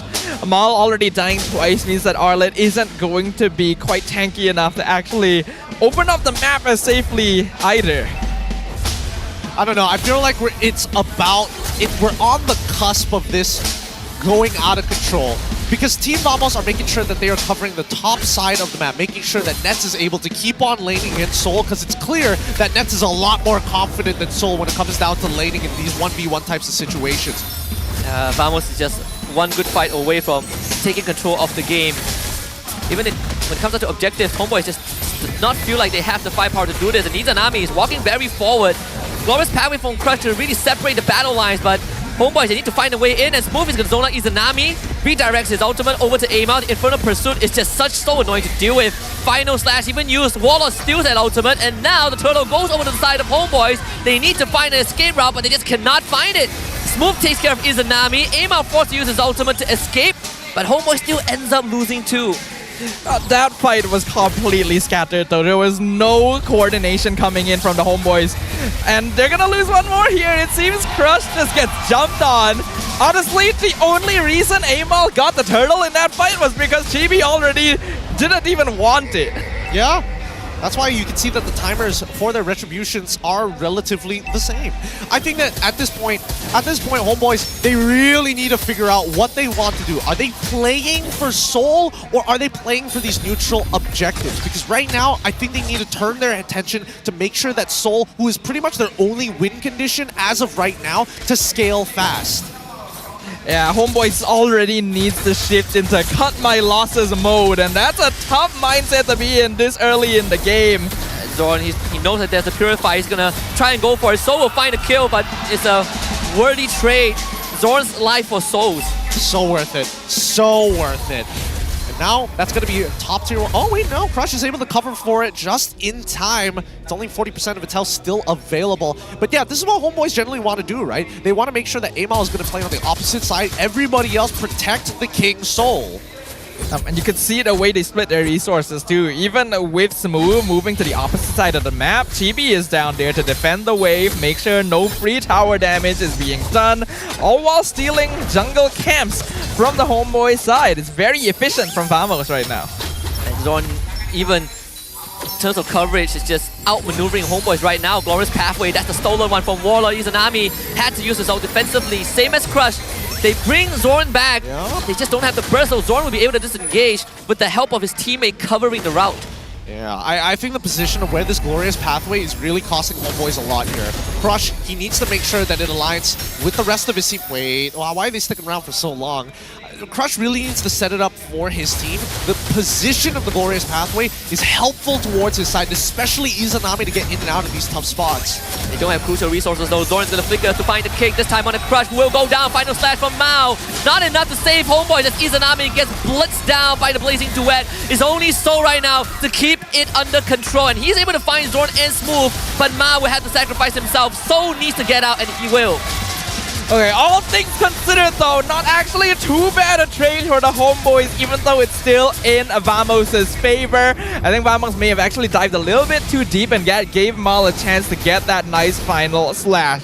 Unfortunately though, they are still gonna be behind. So, Soul got the purple buff there. So Amal not gonna have access to it. But at least Amal has 2 items, right? Compared to the previous game where he's barely able to play at all, now they just have to make sure they're aware of his position, which is what Xorn is doing right now. Just identifying where is he gonna be, how is he gonna start moving across the map, and can I intercept him? Xorn knows that this is orange buff is the only place that Amal can be. So that's gonna be the chokehold from Team Vamos. Izanami will help Amal get this objective, but it's such a pesky. The recall after every use of Jeep Kundo is okay. This is refined trolling from Xorn. Oh, and if he loses his life, then maybe it's worth it. Yep, Soul's gonna punish him for that. Chibi will get the bot tier 2 as an exchange. Oh, cocky as ever, punished just the same. Chibi, at the very least, there is purpose to it, right? Even if he dies, they still were able to get a tier 2 down on the bottom side of the map. And now that Homebois are now taking the 4-1 strategy, taking the 4-1 strategy to ensure that Amal can scale while still providing pressure. I think the Homebois now looking to recover from this 4K deficit. Conceal play. It's going to be Smooth. Not an easy target to go on, but they will try. Smooth uses the Vengeance early on. The final slash from Mao actually misses. Glorious pathway from both sides. So is the one that you need to pay attention to, but he's getting chunked down by Ness, who's trying to run him down. Amao is already gone. So there's nothing that Homebois can't do more. Vamos traced Chibi, but finds 2. Losing Chibi actually probably didn't need to happen. He went a bit deep in before his team was ready to follow up, but they still trade up 2 for 1 in this situation. Gonna be able to get another purple buff away from Amal, and things are looking pretty solid for Vamos. I think that Homebois need to remember that even though Smooth is there to buy time and Chibi is off a cooldown, and sometimes Xorn might not even have his ult, Nets has Sprint, and they have no real way of dealing with Nets if they use all of their abilities just to force out the big ults from Vamos. This is crucial. Warlord steals the Glorious Pathway. It's going to cut the battle lines, forcing Homebois to fully retreat, but Crush is going to be isolated as Nets blazing duets with the Winds of Nature. They will control him and take him down. So a good trade going over to the side of Homebois. They take down Xorn in the process. It's Smooth now gonna take over the responsibility. Mao will try to flicker the safety. Smooth still alive, runs into Mao, beats him up. Homebois loses 2. I still feel like Vamos is probably losing more. Oh, hold on. Can they get so? You have to terrify from Warlord is more than enough. Now Amao wants to get Warlord. Smooth is gonna try and block him out, but now Smooth jumps into the air. Amao survives. Izanami saves him. Chibi will get the Lord. Yep, he's not wasting any time. He doesn't want to give them more of a lead. He wants to end them as quick as possible. 10 minutes in and only a 2.4K. They're not breaking their high score this time. Izanami actually clutching up in those previous fights though, being able to pick up Nets specifically out of everyone, not allowing him to jump back in his BMI. Really shifted things a little bit more in favor of the Homebois. Despite that though, Smooth, we can see that he is getting to that point where he is just a nuisance that the Homebois can't really get rid of. He's only getting thicker and thicker with the help of that Thunder Belt. So far, I'm not sure how many stacks he has. I'd love to see how many stacks he has as of right now as we move on into the 11th minute. But in terms of looking for like a checkmate, well, it's starting to look a little difficult for Team Vamos. Even Xorn has Thunder Belt. That's how confident he feels. But with this Lord, they should be able to get rid of all the outer tier turrets. Obviously, Izanami is the one in the rough spot, uses the ultimate defensively to get away. Homebois just needs to hold inhibitors and the Holy Shield. They actually will be able to do just that. Losing only the external towers is the best case scenario that Homebois could have asked for here. And I like that they're not overextending to try and force something right now because they are aware Vamos is still ahead of them as of right now. If they're able to recreate another fight like that where Nets is caught out, then there is actually a chance for them to scale back into this. Are they trying to get to the flying V formation once again or no? Or have they already done it? Feels like no, they're not there yet. Yeah, they're trying to set it up. They're trying to set it up. They're trying to call their boy, but he's like, nah, wait for me, wait for me. Yeah. If they die doing that setup, it would. Okay, there it is. Ness, what is that recall? Yeah, Ness, why are you a different color from everyone else? He wanted to be special. Well, this is a Vamos classic. It used to be a Homebois classic, but we all know what happened. And right now, Homebois on the back foot, but not nearly as bad a situation as compared to Game 1. Soul actually just finished his Wind of Nature as well, so he can actually duel Vamos if the conditions are right. SP spawns for Izanami too. So crucial items out for Homebois, and Izanami is starting to be quite a menace. They're gonna try and jump on him. Crush will protect him, but here comes on Flicker Kick. Izanami this time caught out. No escape route for him. And Nets will finally join the fight without any fear of interruption. Soul even caught out by the king, uses the purifier to get away. Smooth on the case. Wisdom Nature only keeping Soul alive for a bit longer, but this should be the end game. Team Vamos wipes them in their base. There is a minion wave on the top side, and Homebois needs 15 seconds. It is definitely something else to nearly wipe out the enemy. Oh no, Chibi found Amal as well. He's not going home anytime soon. Might be enough time for Vamos to end the game. Amal in a 1v1. Chibi enhanced sword to delay Amal. And there's just no way back. Team Vamos full steam ahead. The rivalry is done. Vamos will be the victors 2-0. It really just sent a message to immediately wipe the enemy team and clean sweep the series right after the flying V formation in the middle of the river. Vamos! Leaving an impact and telling Homebois that they cannot match up to their legacy. Oh, ground pounded there. Oh, it's tough. I don't have much to say with it, but let's throw it over to our host to have an interview with our winners up on stage. Berjaya untuk mendapatkan kemenangan menentang Homebois. 2-0, 3 mata penuh untuk pasukan Vamos. Alright guys. Alright, nampaknya semua sangat-sangat happy. So maybe we can start dengan Smooth dulu. Okay, Smooth. So sekarang korang dapat balik nombor 2 di regular season. Tapi tak semaksudnya korang dah guarantee playoff. Pasukan lain boleh lagi cut playoff slot korang. Tapi your last 2 matches is going up against RED dan juga RSG MY. In your opinion, Smooth, adakah Vamos dah ready untuk jumpa kedua-dua pasukan ni and hopefully mendapatkan upper bracket slot untuk playoffs? Okay. Kalau cakap pasal upper bracket ni, kita orang kena readykan kita orang punya preparation. Sebenarnya minggu ni pun kita orang punya preparation saya rasa lebih ke arah Homebois lah. Tu yang kita orang semalam rasa macam kurang sikit. Sebagai korang yang fans Vamos pun tengok kita orang semalam pun macam kecewa juga kan. Kita orang minta maaf. Lepas tu untuk match minggu depan kita orang akan prepare better lah. Alright, so are you saying that semalam bukanlah like not, it's not, I'm not trying to say that you guys tak take seriously, tapi macam more towards preparation untuk perlawanan lawan Homebois. Betul. That's what you're trying to say. Yes. I see. Okay, maybe we can ask Coach Pops regarding that. Coach Pops? Alright, Coach. Yes. Kenapa Smooth cakap that preparation korang untuk minggu ni more kepada Homebois tapi bukan more kepada Monster Vicious malam? Kau cakap macam tu ke? Dia baru je cakap. Tak adalah. Kita orang prepare sama je. Tak ada pun yang... Mungkin bagi Alip, hero yang dia main semalam kan macam Chow kan. Mungkin dia rasa, lawan Monster Vicious dia kena main Chow. Hari ni main hero lain-lain. So mungkin dia rasa macam tu. Tapi sebenarnya kita orang anggap opponent semua sama. MV sama kuat, Homebois sama kuat. So apa yang kita orang training kat Scream tu, itulah yang kita bawa dekat tournament. Okay, now you cakap pasal apa yang korang training dekat Scream, itulah yang korang bawa dekat tournament. So maybe you boleh terangkan sikit, kenapa Xorn tiba-tiba keluar dengan Natalia tadi? Adakah ini secret weapon yang korang simpankan, satu rahsia yang korang simpankan untuk jumpa Homebois, ataupun memang plan lah? Lawan siapa-siapa pun Sabtu ni memang akan keluarkan Natalia. Okay. Okay, betul lah. Memang kita orang simpan untuk Homebois Nata ni. Tapi in case tiba-tiba dia orang tahu kita main Nata, kita ada hero lain. So korang kena tunggu lah.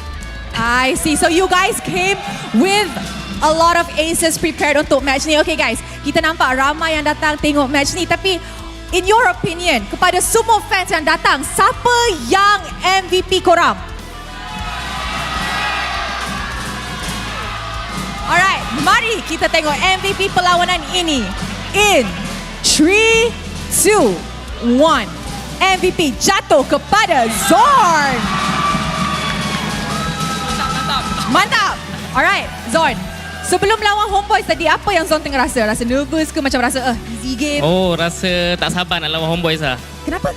Sebab ex-teammate kan, jadi... ex-team, jadi rasa macam nak kalahkan ex-team lah. Woi. So sekarang dah kalahkan ex-team Xorn, apa yang you tengah rasa sekarang ni?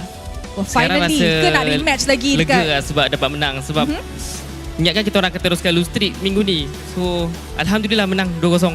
Alright, okay. So happy lah dapat menang. Happy. Alright, maybe Chibi.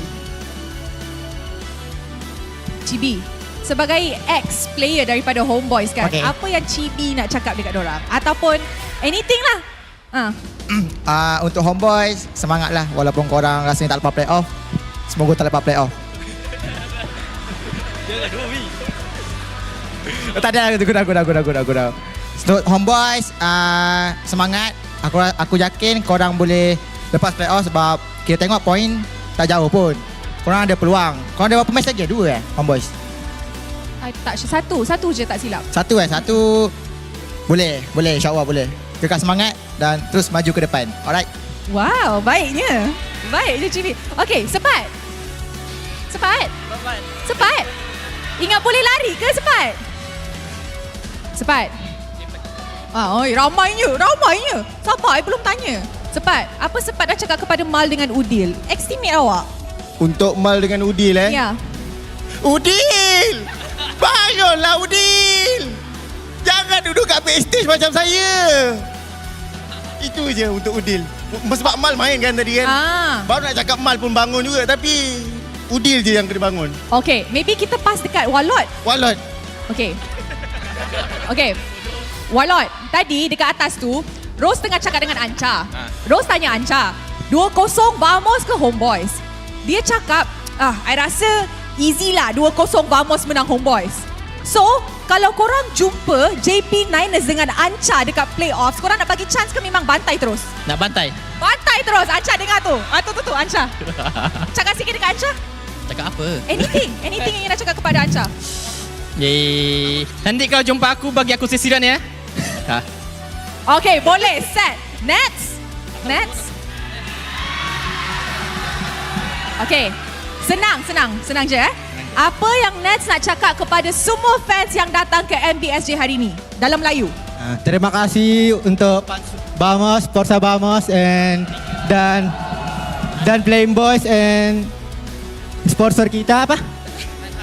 Alda Alpha, Critical, KPRG, Kopi Saigon.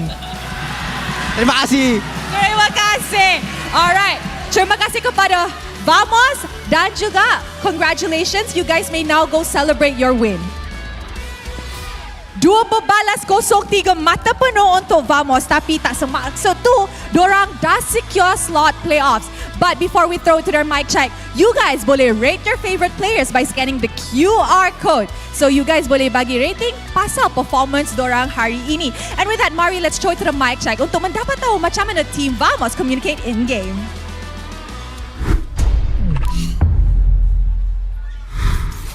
Dia tak boleh buat apa. Tiga red. Dah. Tadi kan? Boleh. Kau nak tu. Nice. Korang pergi atas boleh tak? Pergi atas. Boleh. Go, Lip. Kas, Lip. Aku stun. Ling. Orang guys. Grill. Nice one. Ambil mid guys, kau tak bisa. Dorang satu dah, no flick. Makanan Chibi. Tak ada flick dia. Nice one. Nice, kau ambil bawah Nice. Kau bawah Nice. Lock ke bawah. Dia tunggu. Jangan play. Nice. Dia lah. Ke atas. Masuk. Boleh guys. Boleh. Boleh cok tower guys. Tahu. Tak nak juicing guys, buat kau bisa. Tak kau juicing guys. Nice one. Tak ada budi. Boleh nice, boleh. Nice one. Dah. Aku biru guys, kalian tatar guys. Kau kuatin kau. Tak ada net wave ni. By one. Tahu. Push. Okay, thanks guys. Thank you guys, carry aku. Vamos certainly continues to be very interesting characters, and they're definitely having a good time now that they have been able to take down their former team. So it's a good sign, right? Yeah, I mean, the pressure has been lifted off their shoulders for sure, right? Like playoffs is 99% guaranteed unless everything goes wrong. So we can expect to see them in Johor for playoffs. I mean, what can I say, right? Xorn just had a great series. Yeah, maybe too great. I think he's having the time of his life. There's nobody who can really stop him. And even so, he's been shunpoing basically all the CC coming out from the Homebois. The one time he died, he was just overextending for the sake of it. I just feel like generally Vamos, they haven't changed too much from the last season, and it's very clear that they still have a lot of chemistry with each other. Even if Smooth doesn't say too much in the mic checks, but generally he's at the right place at the right time. Yeah, Smooth is the type of player that you can expect that he will just perform solid in lane, and then he will be there when you need him, even if you don't necessarily need to communicate that. But you can tell that Homebois are still a little bit scattered. Every single time a fight starts, it feels like they're forced into it and just trying to react in time. And then they're just getting caught out over and over again by Xorn as well. Yeah, I definitely think there is a lot of moments where Nets should have been punished. Yes, he has sprint. I understand that he's getting these big setups coming in, specifically from Xorn, but man, he should have died like 2 or 3 of those times, had the final slash hit, had Law and Order just been active at the right time. So many ways to punish. Yeah, and I think even in a lot of these team fights, you can see that Homebois have been conditioned to use a lot of their ults defensively, right? Just they see Xorn on the map, Zushin has to ult away, Crush has to put its carpet, backwards. There's plenty of things that Vamos was able to really force Homebois into. It's just a very reactive condition. And they have to react because of how fast Xorn plays. He is our MVP of the match. And I think we should soak this in right now. It's not often we get to see 2 games in which all the icons are just completely different. It's just different play styles entirely. It really is. And his first item, Winter Trunkin. Winter Trunkin. This guy goes with the Winter Crown. I hate it. I hate it. I hate that. He probably stole his item, yeah. And he did. That's definitely not the full item build. But we will get to see what he actually bought in the item progression later. Yeah, we will see that. He can't escape us. You cannot do the item selling again, We got the API for it. We've got it all under wraps. But I think that this game was rather interesting, mainly because like Homebois had to deal with an interesting set of problems, right? Number one, they have to deal with the frontline Smooth, who again can just blink out of existence, come raining hell down upon you. Warlord, who makes it really difficult for both Crush and as well as Amal to get close. I would say the same for Malin as well as Soul, but they have to do completely separate things. Soul, in particular, hardly got to play this game. Yeah, poor dude. A lot of fights, you see him, he uses his ultimate. Half of the duration is wasted because he just cannot join the fight, right? And to wait for the right timing, usually his frontline is already gone, so he's just there to pick up the scraps. Yeah, this draft from the Homebois is designed to try and prolong team fights so that he can do damage, but it just means that if Vamos has enough burst damage, they just break through the front line instantly. And because of that, Soul isn't able to do what he needs to. There were times when Izanami was able to catch people off guard, but that was only because Vamos overextended, because they were just having the time of their lives. Yeah, they really were. I definitely think Mal needs to understand the relationship between how Xorn wants to play across the map and when he can actually use those intervals to actually punish people like Warlord.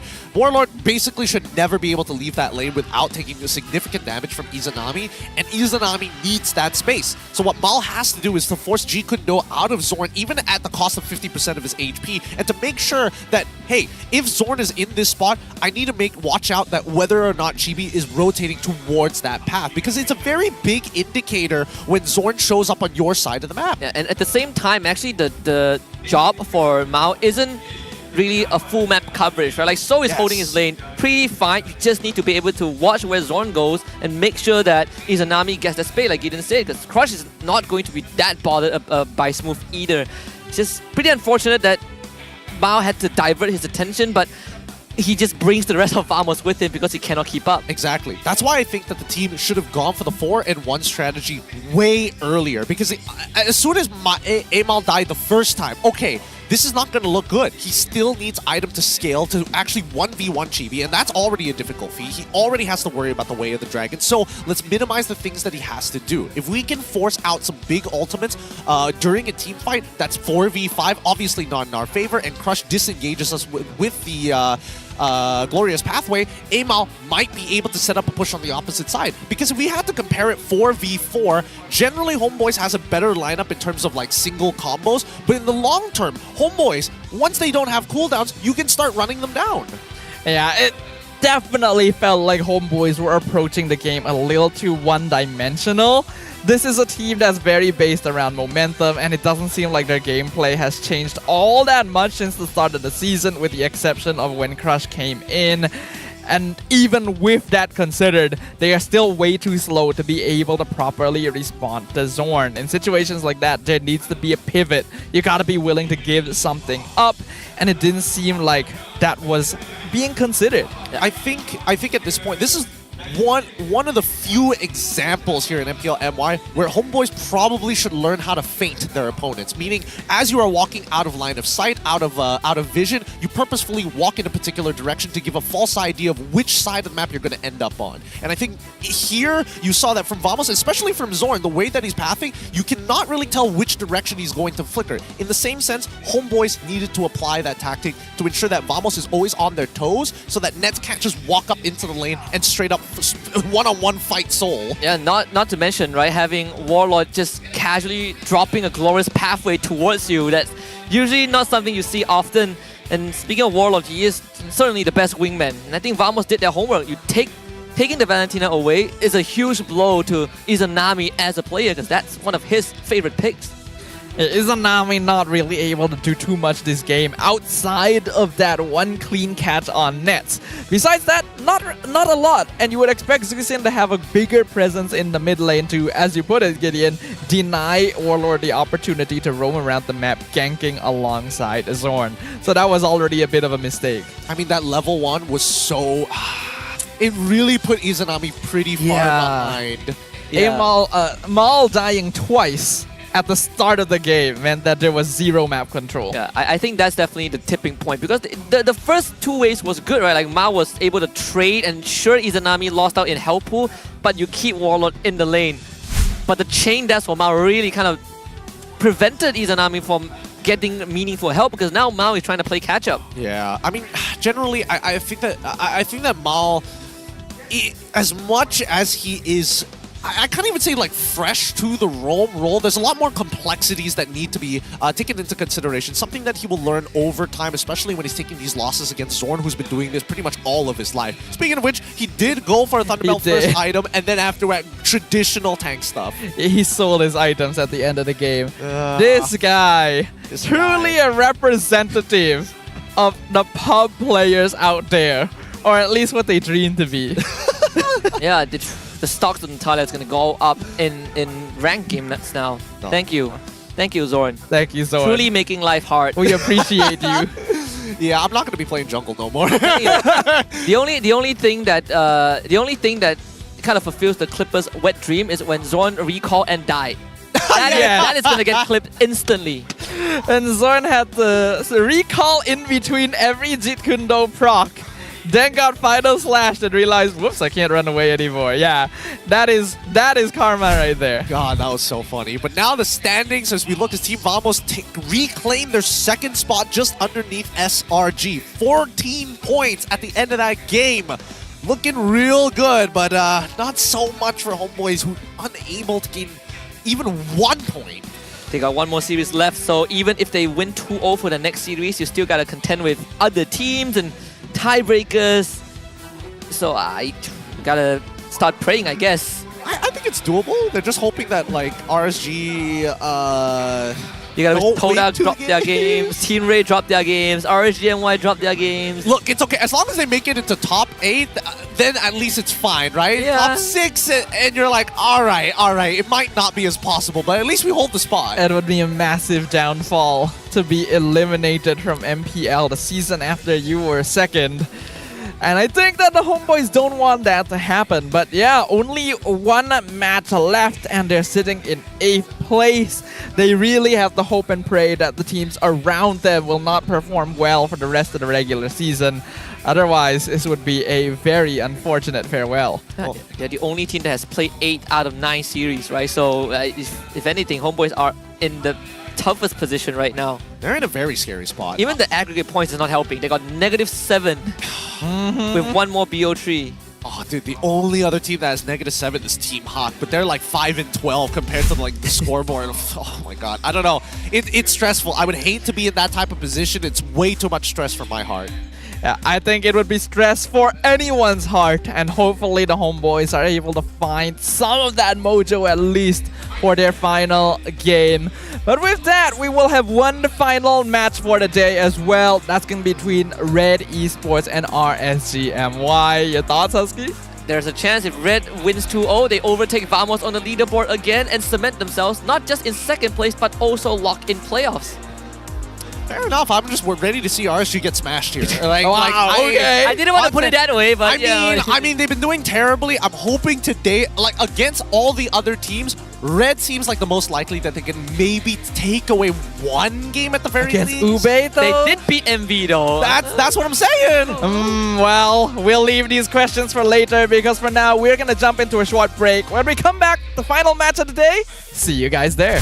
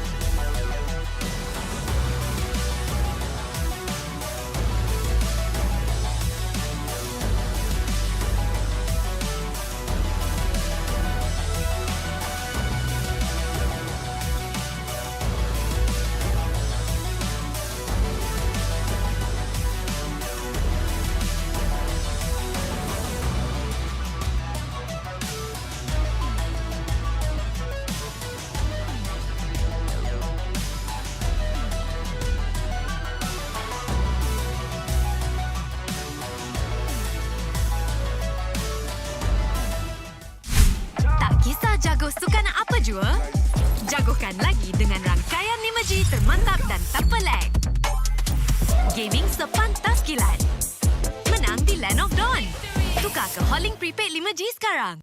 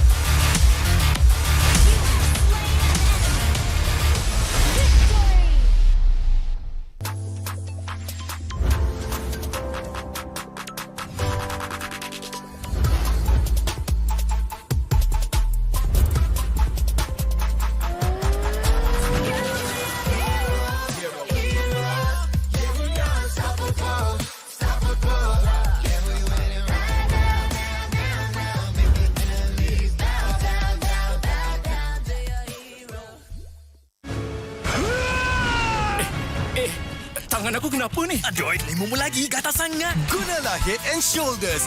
100% keyakinan, kelemamu dan kegatalan. Wiped out. Unstoppable.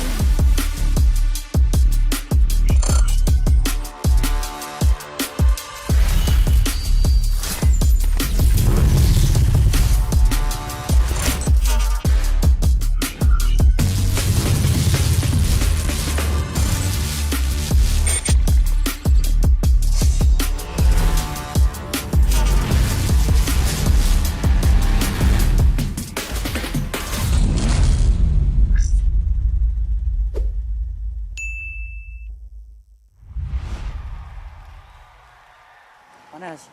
Itulah, panas gila. Kau ada payung? Ada? Kau tak dengar ke Kak Gura selalu cakap? Sediakan hujan sebelum payung untuk M6. Cik kau. Sediakan payung sebelum hujan. Oh, iya ke? Tapi apa kena-mena dengan M6? Apa kena dengan M6? Ha.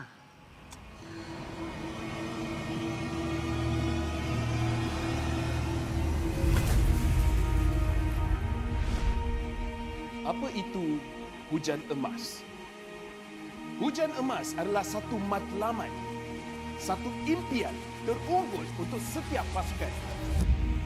Setiap musim, apakah kenangan yang istimewa? Ia adalah ketika juara menjulang piala di bawah hujan emas. Ia juga menjulang dan membanggakan nama Malaysia di persada dunia. New champions of the men's season. Seperti cuaca, musim baru datang dan pergi. Ia persis dengan MPL MY. Setiap pasukan dan pemain yang pernah menjejak kaki di MPL MY, mereka tidak pernah berputus asa. Setiap musim ada permulaannya. Juga permulaan baru untuk matlamat dan impian bagi pemain kita. Musim cuaca datang dan pergi, tapi ia tidak akan mengubah sejarah pemain kita.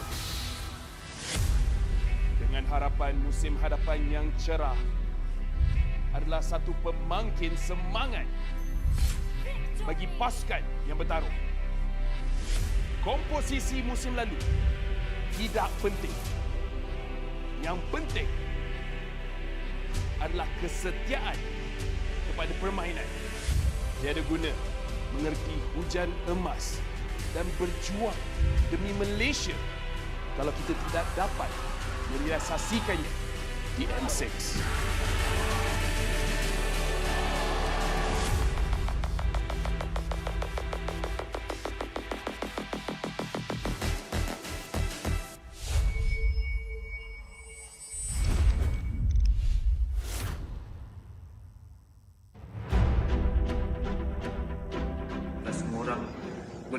Menyarung jersey kebangsaan. Jadi once you pakai menyarung jersey kebangsaan, you rasa sangat-sangat berbangga, you dipilih atau diberi tanggungjawab untuk mewakili negara. Perasaan bangga tu you tak terangkan dekat semua orang. Cuma feeling you pakai saja, once you pakai saja jersey tu, you akan rasa macam you want to give something to Malaysia. I think if you guys have any issues, so make sure lean on to each other. Talk to each other as much as you can.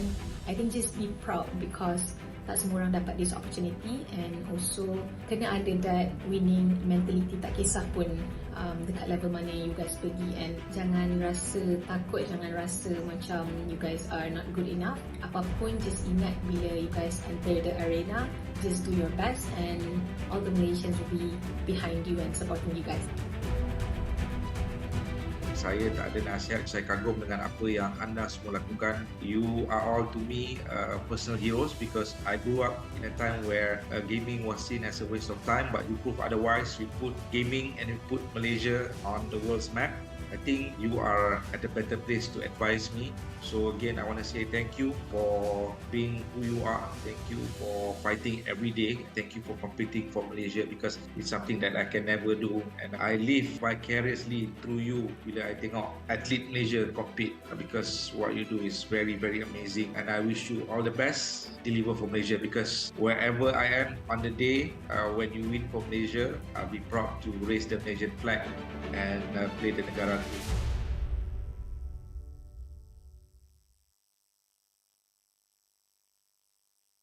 Hey guys, this is Rose dan sekarang saya bersama dengan Team Hak untuk main game Siapa Dalam Team. So sekarang ni I ada a series of questions and I'll ask you guys and I want you guys to point at the person who's most likely to.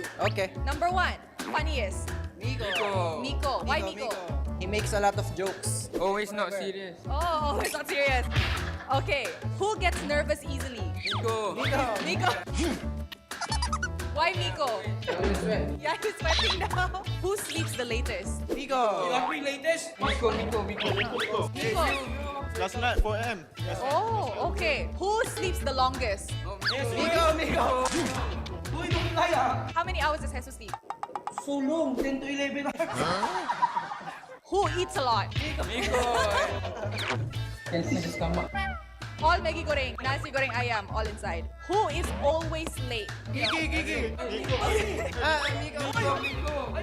Midnight. No, he's always late. Who gets angry the most? Oh, Panda gets angry the most? Yeah, but it's okay because he is eagerness to win. Who daydreams the most? Coach daydreams the most. Everybody agree? Yeah. Okay, then thank you very much to Team Hak.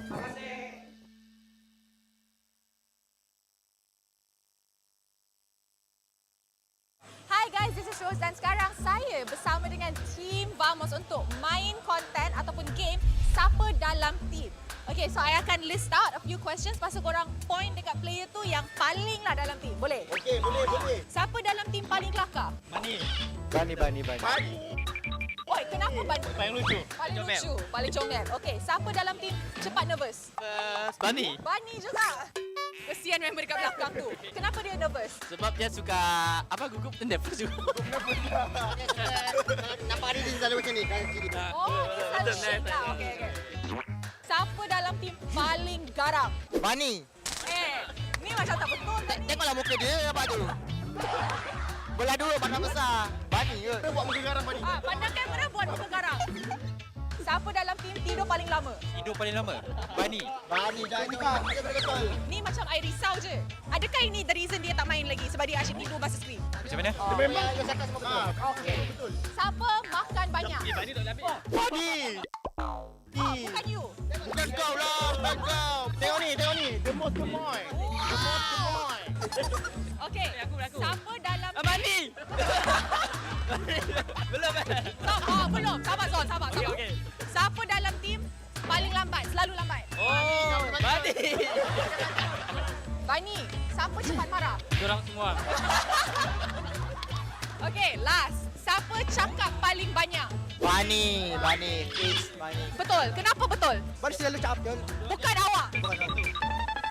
Alright, that's it. Thank you to Team Vamos. I got some big news, okay? So I got a leak. M6, what does the audience want to see? What kind of stage do we want? What about the colors? M6 is going to be held in Malaysia. We have to be greater than ever. Greater than ever. How to make M6 greater than ever.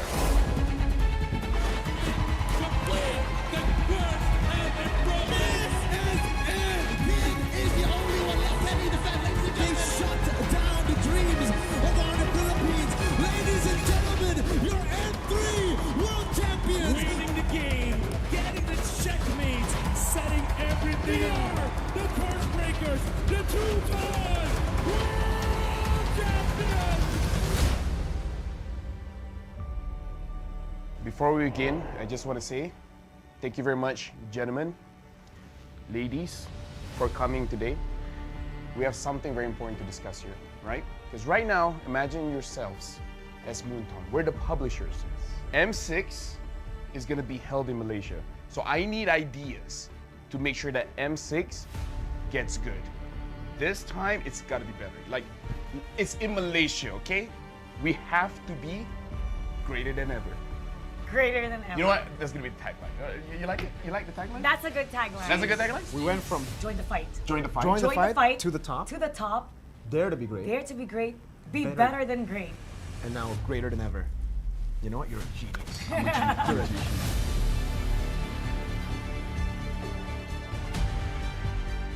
Let's talk about what does the audience want to see, right? What do you guys think the audience wants to see? More teams. More teams? How many are we talking? I don't know, but more regions, more teams. How does 16 sound like to you? I mean, it's what we had last year, right? That's true. I'm kind of dumb. Do we want more teams in the wild card or the main stage? Because there's a wild card. We had it, yeah. I'm okay with the 2 slots for the wild card. 2 slots? And then 8 in the wild card. 2 slots for wild card. So total for sure. 24. Because I'm a believer that the wild card is a legit part of the tournament. I agree. Do they actually want smart stuff? Non-PH versus PH finals, I guess. Non-PH, yeah. Non-PH, non-PH. We got that in M5 though. What specific region do you want in the finals? North America. Wow. That one is a bit. Yeah, I don't know about that one.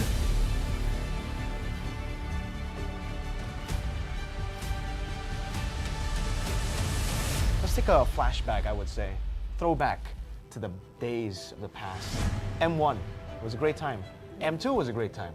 Every single tournament, it was great. He's got a lot to say about history. I love history. We got to talk about logistics here, and I feel like we need to include Mara for this one because we got to talk about the stage. M1, the stage was pretty good. I feel like it really sets the tone, right? Mara, you've seen the stage for M2, M3, M4 up until a few months ago. It was MSC as well, but let's not talk about MSC. We're talking about the World Series. Like, what kind of stage do you want? What about the colors? I think the color should change depending on what stage we're in. So if it's a group stage, it'll be a different color, wild card different color, and when it's the grand final, so they know exactly, especially when you're looking back, you know exactly what, which part of the tournament Good it will visual be. storytelling Yes. too. So you just have the LED just changing the background just a little bit. From the past, I would go to how to make M6 greater than ever, right? Greater than ever. I would say that build up a story, because everyone loves a story, a good story to be told at the upcoming M6. So let's say, for example, not just about the players, maybe about the region itself, maybe about a team that struggled so much. We have seen a lot of teams and a lot of regions develop in the previous, I would say, M series, even MSCs and every international tournament that we have. So why don't we focus on building a story that isn't matched to any other story that we have ever heard in our lifetime? I think if we're going to cover story, what about something documentary style? You know, like something that you're back in M1, you're back in the place where it all began, and you cover some of the talents who have been around since M1, some of the players who have been around since M1, who have been around through several M series.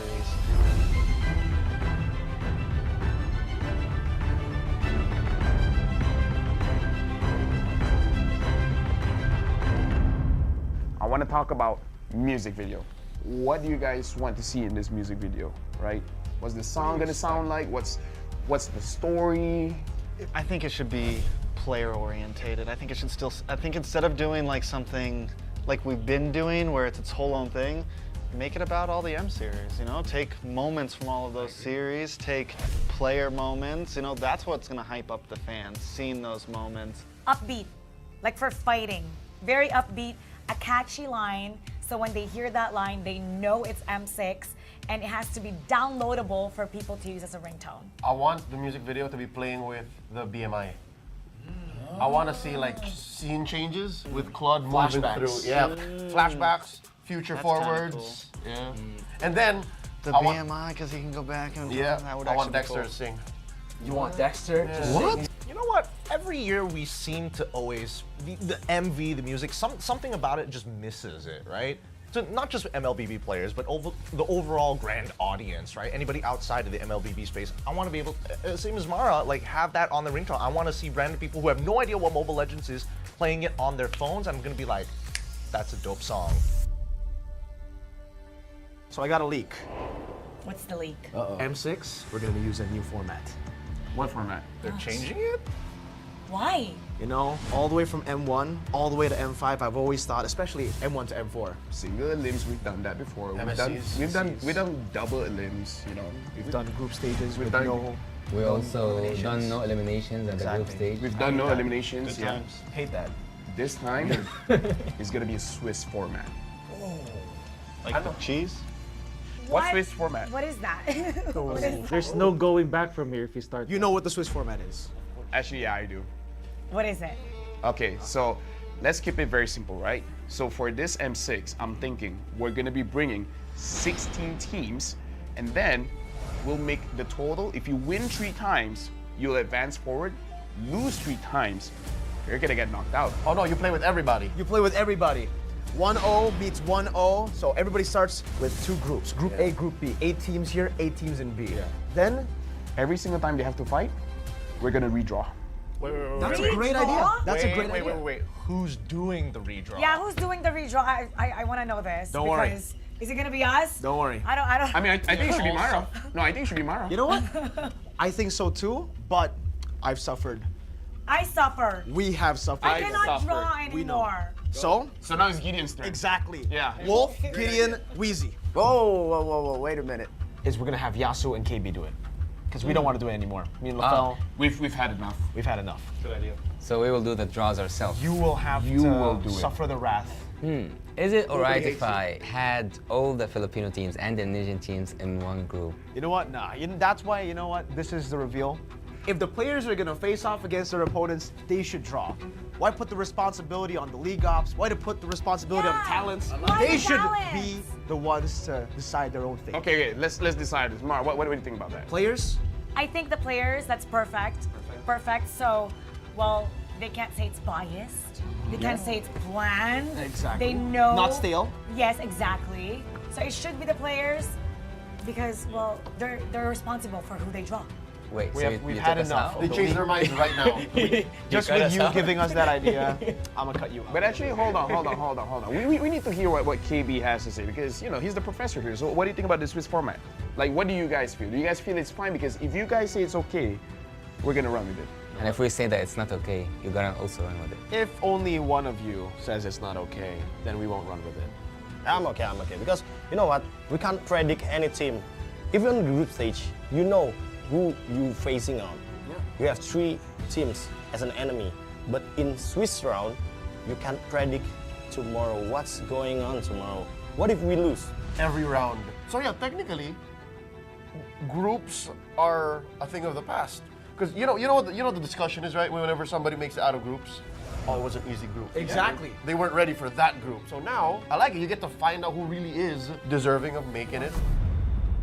It's time to talk about the strategy for the teams. No, I mean like for they think? Yeah, for Swiss format, yeah. No, okay, so we're locked in, right? It's gonna be Swiss format. Okay. We've seen teams talk about, oh, best of 2 is a different kind of strategy, right? Best of 1, completely different strategy. So now Swiss format, like Gideon, Steph, like, what do you guys think is gonna be the strategy when we're going for a Swiss format for this time? Just win.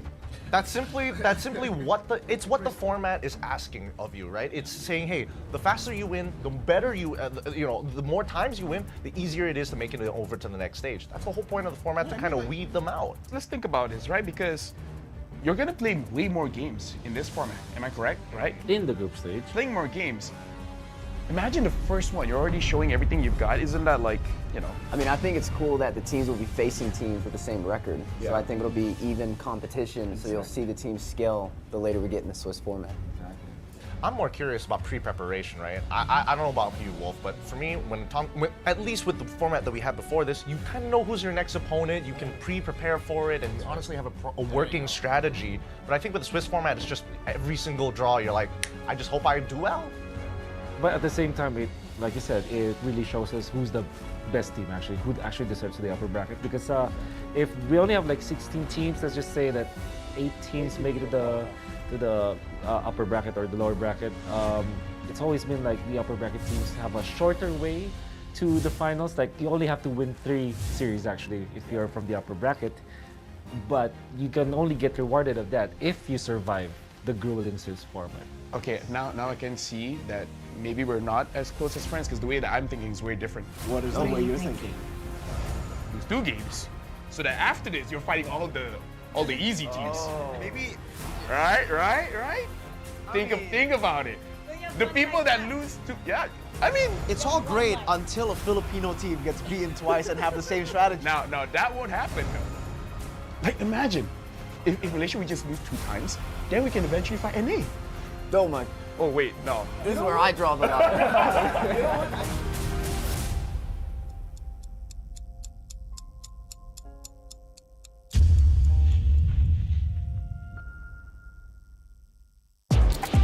Tak kisah jago sukan apa jua, jagokan lagi dengan rangkaian 5G termantap dan tanpa lag. Gaming sepantas kilat. Menang di Land of Dawn. Tukar ke Holling Prepaid 5G sekarang.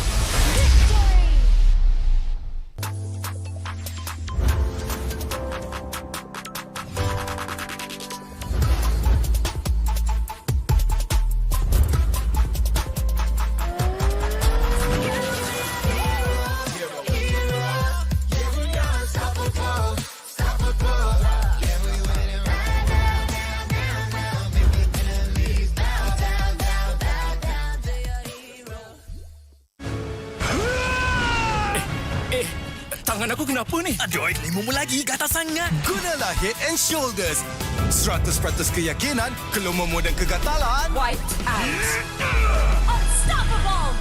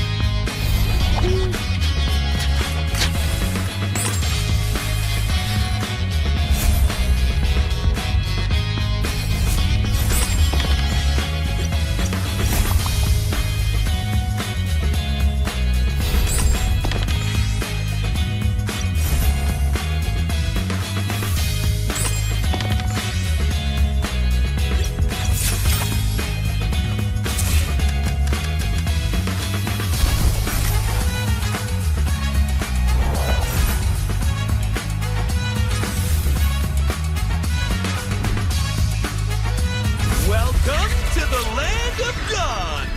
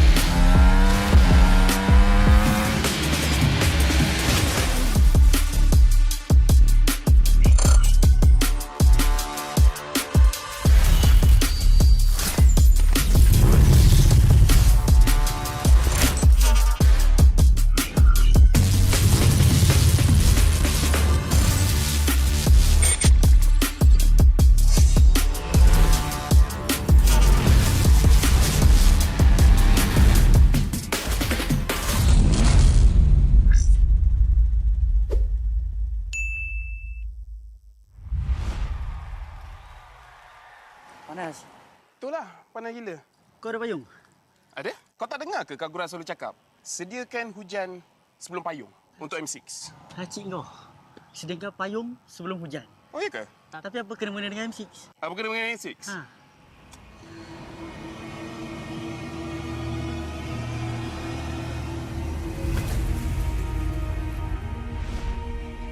Apa itu hujan emas? Hujan emas adalah satu matlamat, satu impian terunggul untuk setiap pasukan. Setiap musim, apakah kenangan yang istimewa? Ia adalah ketika juara menjulang piala di bawah hujan emas.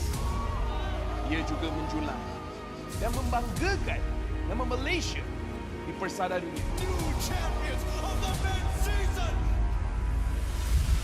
Seperti cuaca, musim baru datang dan pergi. Ia persis dengan MPL MY. Setiap pasukan dan pemain yang pernah menjejak kaki di MPL MY, mereka tidak pernah berputus asa. Setiap musim ada permulaannya. Juga permulaan baru untuk matlamat dan impian bagi pemain kita. Musim cuaca datang dan pergi, tapi ia tidak akan mengubah sejarah pemain kita. Dengan harapan musim hadapan yang cerah, adalah satu pemangkin semangat bagi pasukan yang bertarung. Komposisi musim lalu tidak penting. Yang penting adalah kesetiaan kepada permainan. Tiada guna mengerti hujan emas dan berjuang demi Malaysia kalau kita tidak dapat merealisasikannya di M6.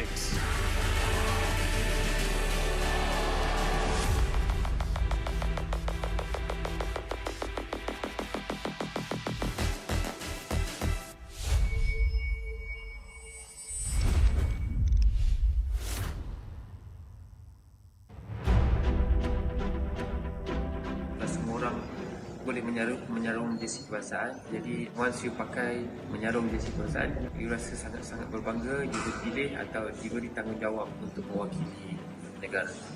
Perasaan bangga tu you tak terangkan dekat semua orang. Cuma feeling you pakai saja, once you pakai saja jersey tu, you akan rasa macam you want to give something to Malaysia.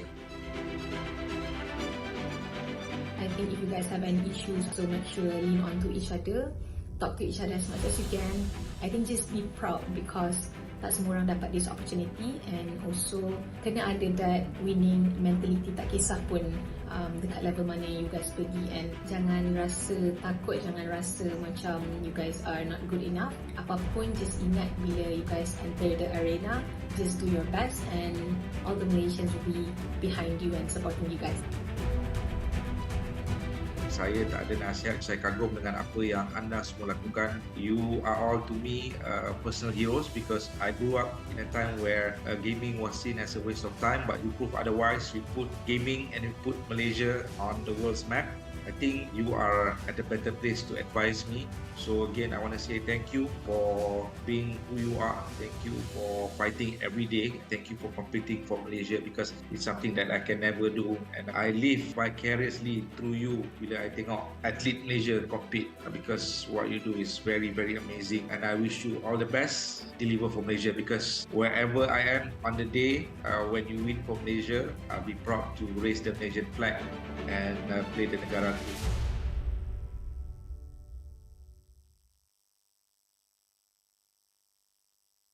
Hey guys, this is Rose dan sekarang saya bersama dengan Team Hak untuk main game Siapa Dalam Team. So sekarang ni I ada a series of questions and I'll ask you guys and I want you guys to point at the person who's most likely to. Okay. Number 1, funniest. Miko. Why Miko? He makes a lot of jokes. Always not serious. Oh, it's not serious. Okay, who gets nervous easily? Miko. Why Miko? Yeah, he's sweating now. Who sleeps the latest? Miko. latest? Miko. Miko. Last night 4 AM. Oh, okay. Who sleeps the longest? Miko. How many hours does Jesus sleep? So long, 10 to 11 Who eats a lot? Miko. Can see the stomach. All Maggi goreng, nasi goreng ayam, all inside. Who is always late? Gigi. Miko. Midnight. I'm joking, he always the one that late. Oh, he's always late. Who gets angry the most? Oh, Panda gets angry the most? Yeah, but it's okay because he is eagerness to win. Who daydreams the most? Coach daydreams the most. Everybody agree? Yeah. Okay, then thank you very much to Team Hak.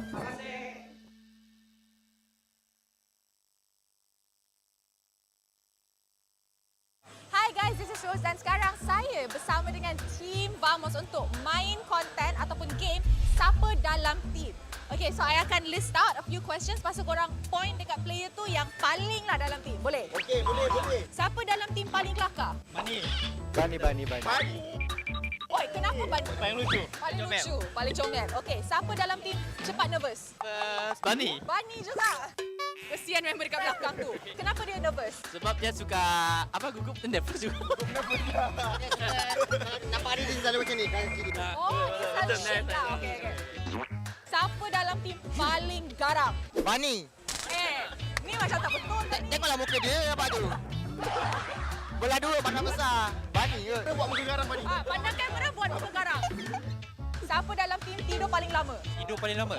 Bani. Bani dah juga. Betul. Ni macam I risau je. Adakah ini the reason dia tak main lagi sebab dia asyik tidur masa screen? Macam mana? Dia memang dia cakap semua betul. Okey. Siapa makan banyak? Bani tak boleh ambil. Bani. Bukan you. Bukan kau lah, bukan kau. Tengok ni. The most gemoy. The most gemoy. Okey. Siapa dalam Bani. Belum belum. Sabar Zon, sabar. Okey. Siapa dalam tim paling lambat, selalu lambat? Oh, Bani. Bani, siapa cepat marah? Diorang semua. Okey, last. Siapa cakap paling banyak? Bani. Fix Bani. Betul. Kenapa betul? Bani selalu cakap betul. Bukan awak. Alright, that's it. Thank you to Team Vamos. I got some big news, okay? So I got a leak. M6, we're gonna What does the audience want to see? What kind of stage do we want? What about the colors? M6 is going to be held in Malaysia. We have to be greater than ever. greater than ever. How to make M6 greater than ever.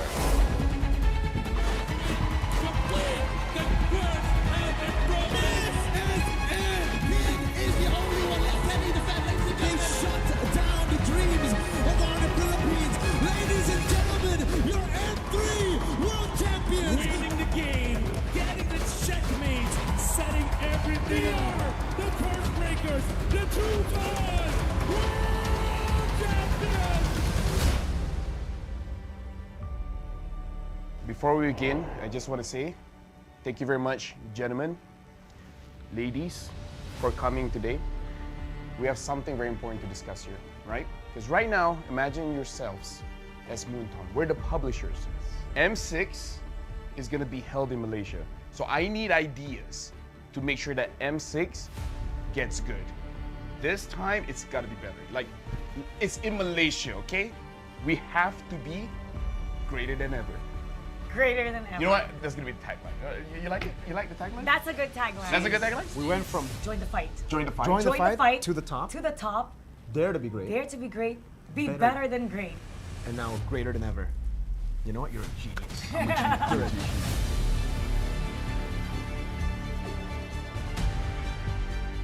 Let's talk about what does the audience want to see, right? What do you guys think the audience wants to see? More teams. More teams? How many are we talking? I don't know. But more regions, more teams. How does 16 sound like to you? I mean, it's what we had last year, right? That's true, though. I'm kind of dumb. Do we want more teams in the wild card or the main stage? Because there's a wild card. We had it, yeah. I'm okay with the 2 slots for the wild card. 2 slots? And then 8 in the Yeah, wild card. 2 slots for wild so card, total for sure. 24. Because I'm a believer that the wild card is a legit part of the tournament. I agree. Do they actually want smart stuff? non-PH versus PH finals, I guess. Non-PH, yeah. Non-PH, Oh, PH non-PH. finals. We got that in M5 though. What specific region do you want in the finals? North America. Wow. That one is a bit. Yeah, I don't know about that one.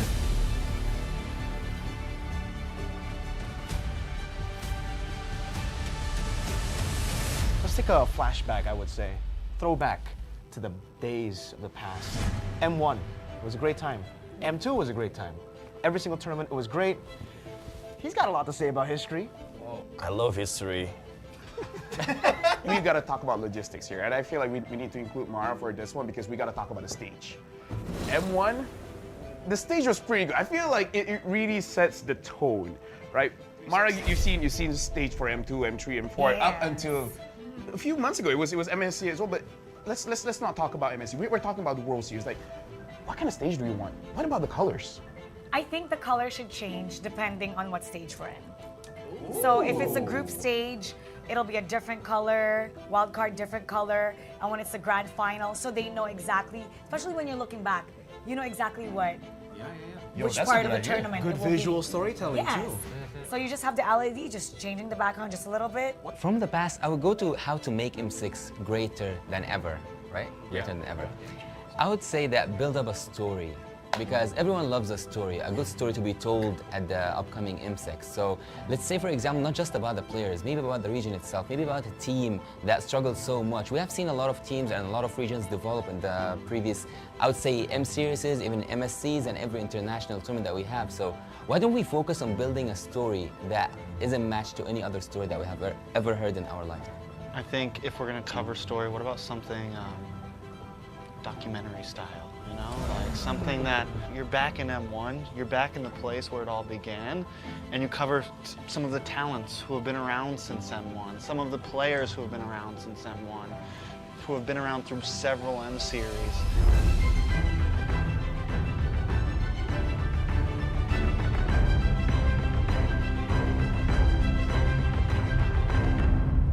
I want to talk about music video. What do you guys want to see in this music video, right? What's the song gonna sound like? What's the story? I think it should be player orientated. I think it should still, I think instead of doing like something like we've been doing where it's its whole own thing, make it about all the M series, you know? Take moments from all of those series, take player moments, you know, that's what's gonna hype up the fans, seeing those moments. Upbeat, like for fighting, very upbeat, a catchy line, so when they hear that line, they know it's M6, and it has to be downloadable for people to use as a ringtone.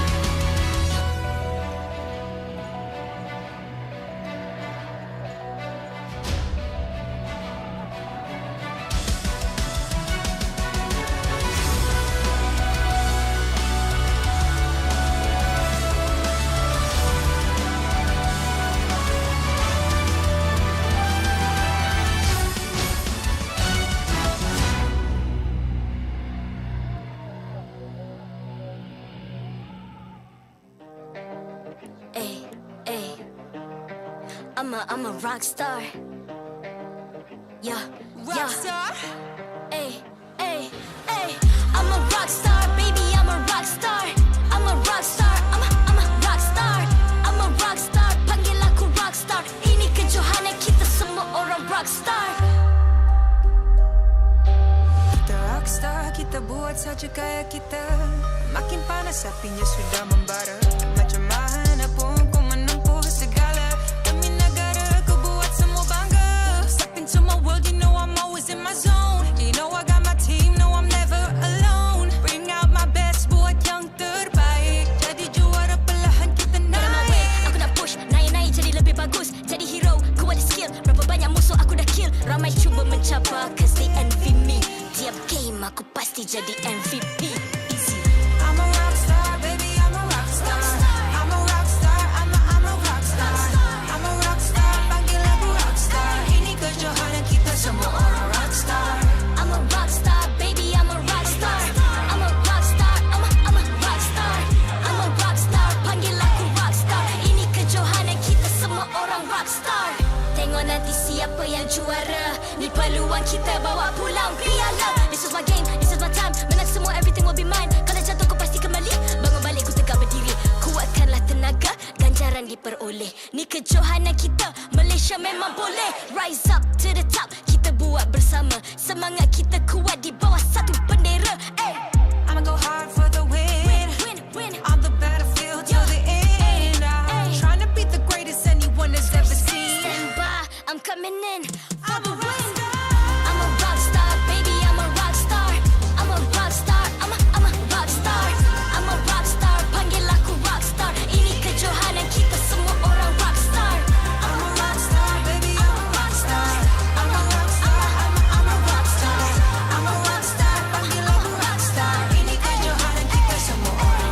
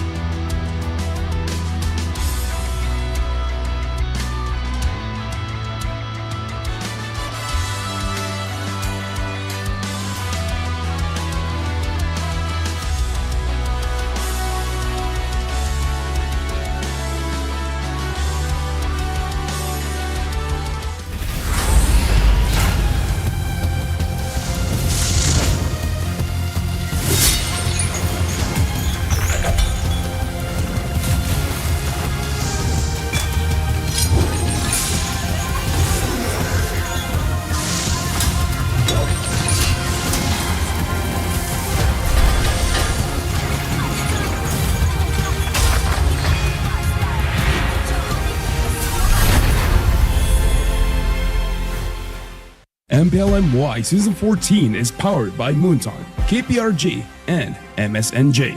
Official 5G mobile internet hotlink. Best 5G for lightning fast MLBB gaming. Official gaming phone ROG Phone 8, king of performance for mobile gaming. Official lifestyle fashion partner, up your game with RED Esports. And thank you to all our partners in esports and strategic partners. The festivities continue once again here at the MPL Malaysia Season 14 stage as we are about to jump into our final match of Seru Saturdays for Week 5. My name is Stafa, I'll be your host on the English desk today, and I am joined once again by Gideon as well as Husky. How you feeling? Feeling good. I'm running high on caffeine, but I think it's the necessary boost I need for the closing BO3. You know, another team might just lock in playoff slots, and another team might not have the chance to even keep their slot. That's a fair point here, and I think that RSG definitely looking to be the underdogs in this match, especially after like the victorious win that RED was able to achieve the previous day against the Homebois. I think they're going to be riding off of that momentum for a large part of the game, but pre-preparation could change my mind. Who knows what RSG has prepared? Yeah, anything could be possible here. We've seen a lot of surprises this season, a lot of teams getting better, a lot of teams getting worse, but one thing that we're glad to say is that all of them are doing it in style with JD. Make sure you guys up your game by checking them out. But of course, our final match, RED Esports versus RSG MY. From what we're saying, it seems like Red is the favorite going into it, but what can RSG do? What can RSG do? I mean, for starters, like that. Whoa. Hey, let's start from the very bottom, right? First things first, they got to start winning lanes because so far we haven't seen a proper winning lane. Mainly, they hold priority, and that's usually on Rippo's end, on his side of the map, assuming that he gets to play something that actually can push a wave. Other notes here, it's got to be with the gold lane. I think that's also a potential problem down the line for playoffs, but until then, let's see whether he can hold his own. Yeah, I agree. I think that the gold lane, especially, you know, they got Bunny in, and today he's playing up against Owl, right? And we saw how dominant Owl was. Signature pick on the Bruno, super lane dominant. You can't just rely on Rippo to win the lane alone. And he has a lot of weight on his shoulders, and we have seen how that kind of crumble around Rippo. So you need a secondary win condition. You know, I think it's kind of funny as well because owls do eat bunnies at some point. Yeah. That is something that happens. Well, hopefully that doesn't happen here, because we are going to have a look at the standings one last time before we jump into the match. And earlier, we witnessed Team Vamos take a very convincing 2-0 win against the Homebois. Yep. I mean, the top 5 teams, as of right now, really separating themselves from the bottom 5 currently. And I think that even though some of the bot 5 teams from 6th place all the way to 8th place have an opportunity to actually catch up with the rest of the pack here, assuming that they can actually win those 2-0 victories. But RSG MY is in a very unique spot, right? They've only played 6 games. This will be their 7th game. Even winning a 2-0 here might not necessarily get them out of the red zone. But they have the most chance, right? Aside from SRG, which at this point doesn't really matter anymore, RSG MY have a very good chance to use the last 3 series that they have to get as much points as possible. This could actually put them in contention for playoffs if all goes well, but they gotta start with RED Esports. I think this is a good benchmark to see where RSG MY is at right now. Yeah, having 3 remaining series is still quite a lot of point earning opportunities, and if they're able to somehow 2-0 all of them, that actually can even bring them up to 2nd place currently. So there's still that possibility. RSG has been getting a little bit better. They managed to get a win under their belt, but it's very, very reliant on those individual lane and player micro mechanics. Do you think they've managed to find the synergy they need to play as a team yet? Maybe amongst like 1 or 2 players, they have like individual synergies that work well naturally, but overall as a team, their team fights have been looking pretty abysmal at times, right? Really split ideas of how the fight should actually go, very focused on the things happening in front of them. Okay, we'll take that into mind. For now, we have a video for you guys to check out. Hello, nama saya Aris dan ini adalah Sensui dan juga Ul. So, kami daripada tim RED Esports, kita akan bermain Fast Hero Challenge. Okay, so game ini adalah korang antara berdua ni, diorang kena sebut nama, tapi tak boleh hero sama. You guys ready? Yeah, ready. Alright, okay, so first, Ul. Almond. Alpha, Julian, Bruno, Lea, Clint, Matilda, Mia, Estes, Grak, Carmela, Gatot, Shu, Hylos, Obius, Terisla, Wanwan, Edith, Tisha, Hayabusa, Fanny, Ding, Erkert, Saber, Amon, Minotaur, Dulong.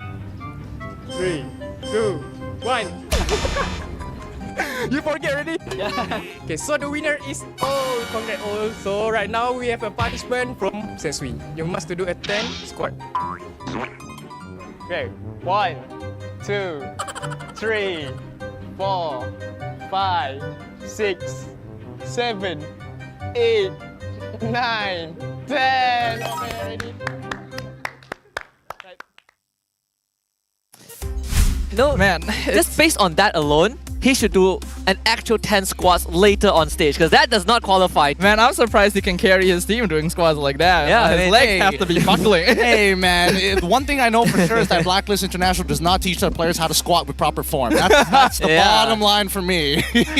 But you can't deny RED Esports have been on the up and coming for a little while. Started off the season pretty bad straight up, but have really found a place for themselves in the Ube strategy.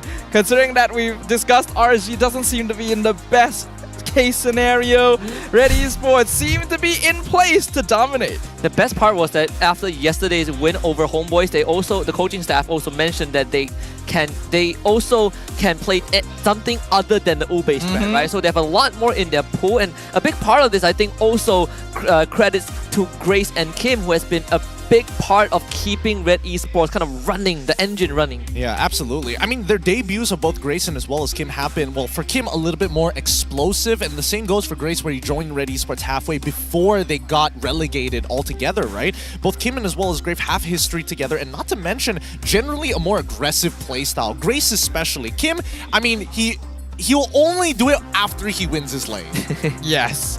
But you gotta admit, they've been meshing together very well, along with Sensui and Owl. Their Ube is clean, their non-Ube is not that bad at all. And I think Owl is really the breakout player to keep an eye on here. Once he has that farm, he goes crazy. Even when he was on loan to NIP Flash, just, you know, during the off-season, he really showed up big time, right? Very independent in the lane.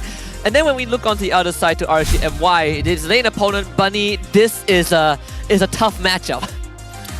It's tough is one way of putting it. I think in general, RSG has a lot of issues, well, not only when we're talking about the fundamentals of the game, but I think, you know, in a pro player sense, how they fight as a team, right? Unless it's a very clear-cut, oh, there is only one target, there is nobody else, then sure, they can pull that off, no problem. But when there is multiple targets and they need to make split-second decisions in the middle of that fight, that's when we see the team have very different and varying ideas of how the fight should be played. Yeah, we talked about adaptation earlier in the day. For RSG, the adaptation that they have elected for the season, knowing that there's a bit of scattering happening in their team fighting, is just picking up strong pocket picks. They are purely operating off of individual player achievements, and sometimes that can work, especially with Repo creating a lot of space for the team. Ran QT gonna be coming in to rejoin the roster instead of Ilham now. He did pretty good at the start of the season. Let's see how he will perform now. Yeah, we spotted the limitations of RSG MY pretty early into the season. Like when they went up against Team Hawk, it was one of the most painful series because both teams were really disjointed. And of course, if RED Esports wins this match, they're guaranteed playoffs. So very important for it. Wow, right. Second team guaranteed into the playoffs, and they both have red in their name. I'm noticing a bit of a trend here. But you're onto something. They gotta win first, and RSG could surprise us. Who knows? I would like to be surprised by RSG. When it comes down to the draft, generally they've been having like good drafted comps throughout the season. It's just the executional side of things that's been a little wonky for them. Yeah, I think it stems from different ideations, like Gideon mentioned, right? Again, you call back to the series against Team Hawk. It is clear that XP and Rome wants to do one thing, but everyone else is just not connecting. But the core difference between these two teams is the fact that Team Hawk refined on it, albeit there's still some questionable macro calls. But RSG MY are still stuck in the past, right? You still see a lot of unsynchronized movements, and at one point, if you are relying on Ripple to break the game open, you have a lot of underlying issues. Unlike a lot of other teams this season, we can see that they're trying to fix synergy, but RSG just seems to have given up a little bit on it altogether and are going for these strong individual heroes to try and make something happen. While this could give them the boost they need to make it into the next season or into the playoffs, would you say that it's just not a healthy thing to do? It probably... Not healthy is one thing. Not healthy is a very strong phrase of putting, but I definitely think it's not very beneficial for the team. Yeah, I mean, even when they went up against Todak, they had a good chance of taking down Todak, and they lost because they overlooked the drafting phase where they had an answer that allowed them to beat Todak in the first place. Like a lot of layers to how RSG MY kind of played the regular season. Hopefully, at least for this one, they put up a decent fight against Red. Well, a decent fight is what we're hoping for and what we are expecting in our final match of the day. So without further ado, let us go ahead and welcome both of these teams up onto the stage to prepare for their matchup in the Land of Dawn.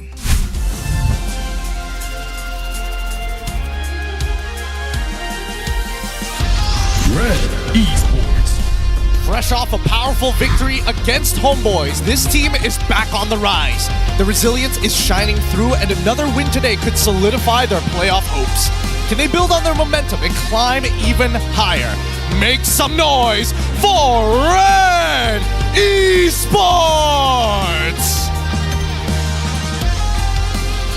RSG MY. It's been a tough season with only one series win so far, but today could be the day they flip the script and make their mark. Can they rediscover their form and begin their road to redemption? Let's give it up for RSG MY!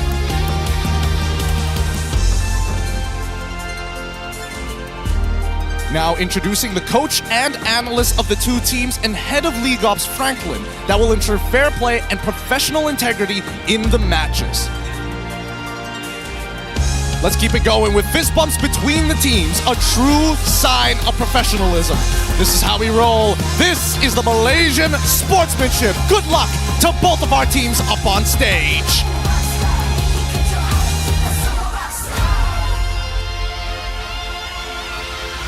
A matchup worth paying attention to here as RED Esports and RSG MY take to their respective sides of the stage. We've already talked about the dynamics that we will expect between these two teams, but are there any particular heroes that may become hot topics? Nolan, I think, is the first one that comes to mind. Nolan and Fanny. It's been a classic for both junglers, but more so for RanQT, because without Fanny, you can see the severe dip in the performance. Yeah, I think so too. And hopefully, if he does have access to Fanny once again, maybe Ripple might have an opportunity to taunt once more. Well, speaking of Ripple taunting, Adin has said that there's an art to Ripple's taunts. And we asked him, how does he get inspired? He says, during game day, I don't really think about it much, but after the game, when we win, the idea just pops out suddenly. So every single taunt has its own creative way. You know what? A part of me always wants RSG to win just so I could see Ripple taunt, because I'm starting to miss it. Yeah, it has been a hot second. We got our two trash talkers most of the time just sitting out on the bench and just not winning the game to get that post-game interview. Yeah, like when he taunted, I wasn't even here to witness it. So I'm running dry on that the taunting Ripple hype, energy. That Ripple energy. We don't have the Ripple energy. That's true. We need some of that. I like this kid. A fan in the crowd saying, it's assignment week, but I came to MPL. Why? Because I can. Dude. Hashtag study last minute. Bro, the second hashtag MPL dulu, baru assignment. Yes, so that's the good. spirit. Oh, that's man. the spirit right there. That's not a good example, kid. I hope your left isn't watching Respect. this. Respect to him. For direct translation for our international viewers, it's MPL first, assignments later.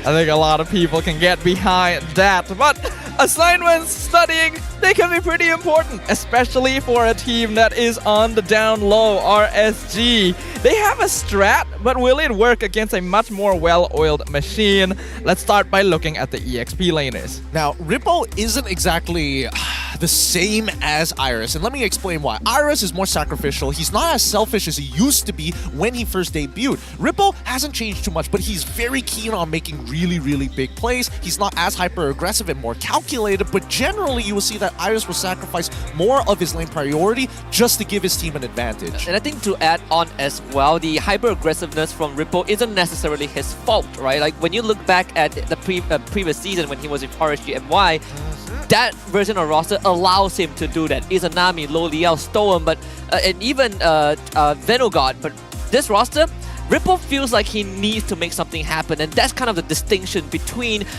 who he is back then and who he is now.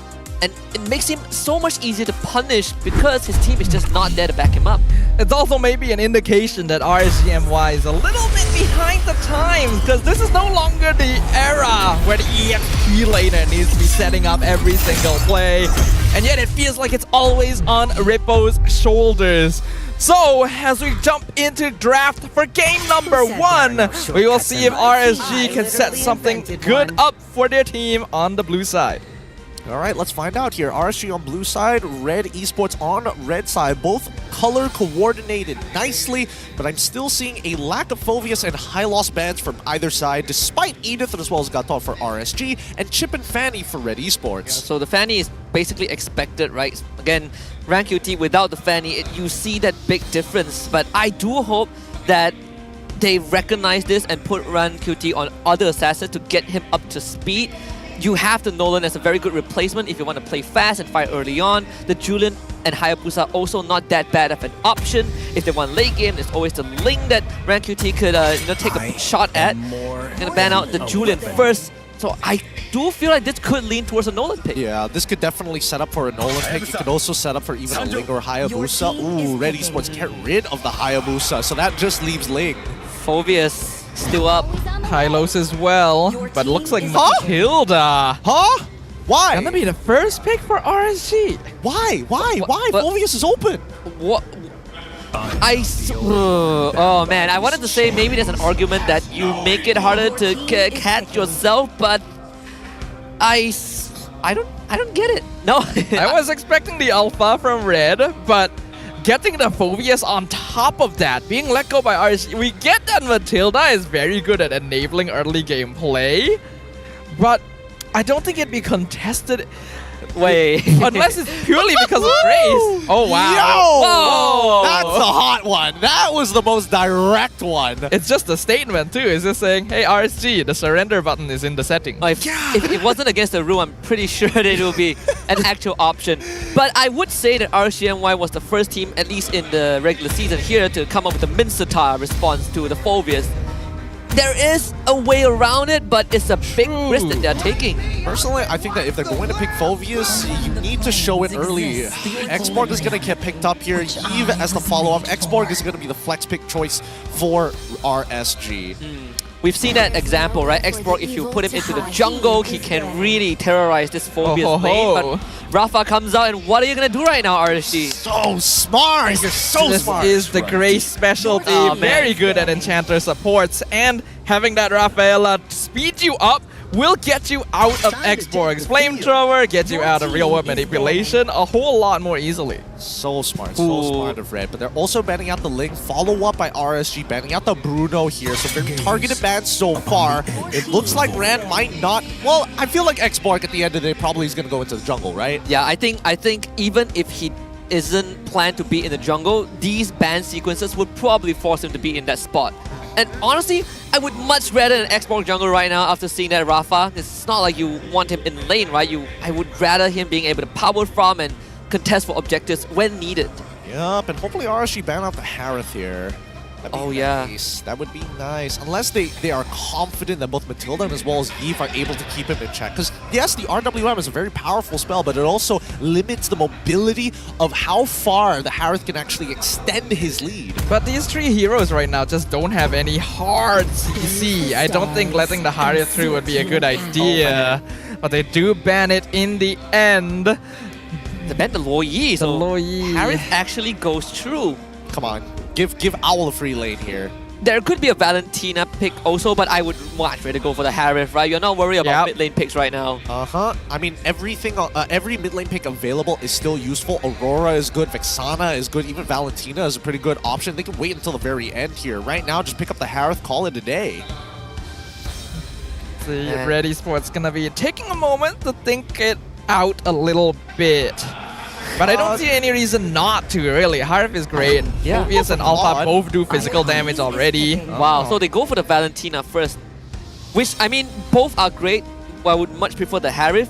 But you know what would be crazy? If RSG doesn't pick the Harif right now. I mean, RSG right now is less incentivized to pick up the Harif because Phoveus is available That's right now. true, yeah. And I think that's like the main issue. That's why Red was like so heavy on the jungle bans this time around, especially on Red side. That's probably why they let it through too. And if RSG does lock in Harif, they'll probably go like Beatrix or something because she can actually somewhat hold the lane. Even carry wouldn't be too bad. Right? I think Carrie might. I don't know, because Carrie can deal with the Phoveus, maybe the Alpha if she spaces correctly, but cannot deal with Rafa and as well as Valentina, both of which outrange her. More like carry for Red, I mean. By the way, that guy Sign said that if Rippo was MVP, he'll go bald. Why are people wagering their hair? Like, we need something that has higher stakes. Like if Ripple gets MVP, I'll get married on the spot or something. Yeah, Ripple gets MVP, I'll take chemotherapy. You know? Whoa.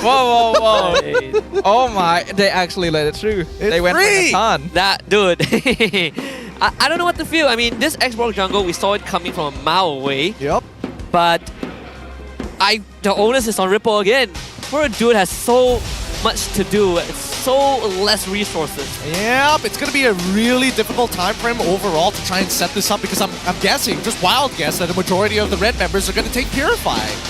This is a classic combo of Arlet into the Eve. I think we used to call it like the broomstick combo. You sweep them into the RWM. But if you have enough Purifies, if you have a Rafaela, that's not going to bother you very much. Oh boy, I don't know what to feel about this. I'm leaning towards Red, and I can't even hide my bias for this game one, but I do hope that this shift in personality is going to give RSG MY a fighting chance against Red. We're just going to find out. RSG MY on the blue side, RED Esports on the red side for this game one showdown in the best of 3. The Land of Dawn shall bear witness to who emerges victorious in game number 1, as two teams both eager to prove themselves and gain more points to qualify to the playoffs. Face off! Well, let's find out how they're going to play this out because I'm interested to see how Grace is actually going to utilize his kit.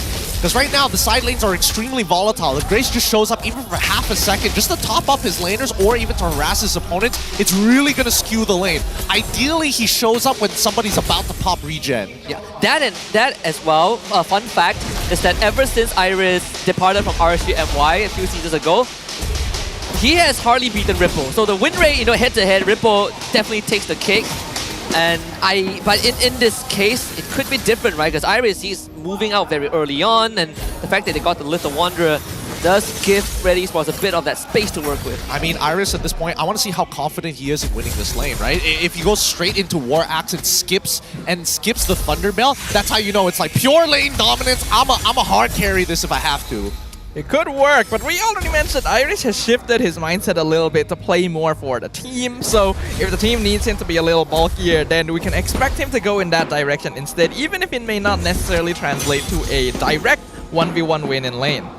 Well, I mean, let's see how it plays out, right? Because right now, a lot of priority is being put into the mid lane, which is great for Owl because he is just harassing Bunny every single time he walks up to that lane. I expect nothing less here.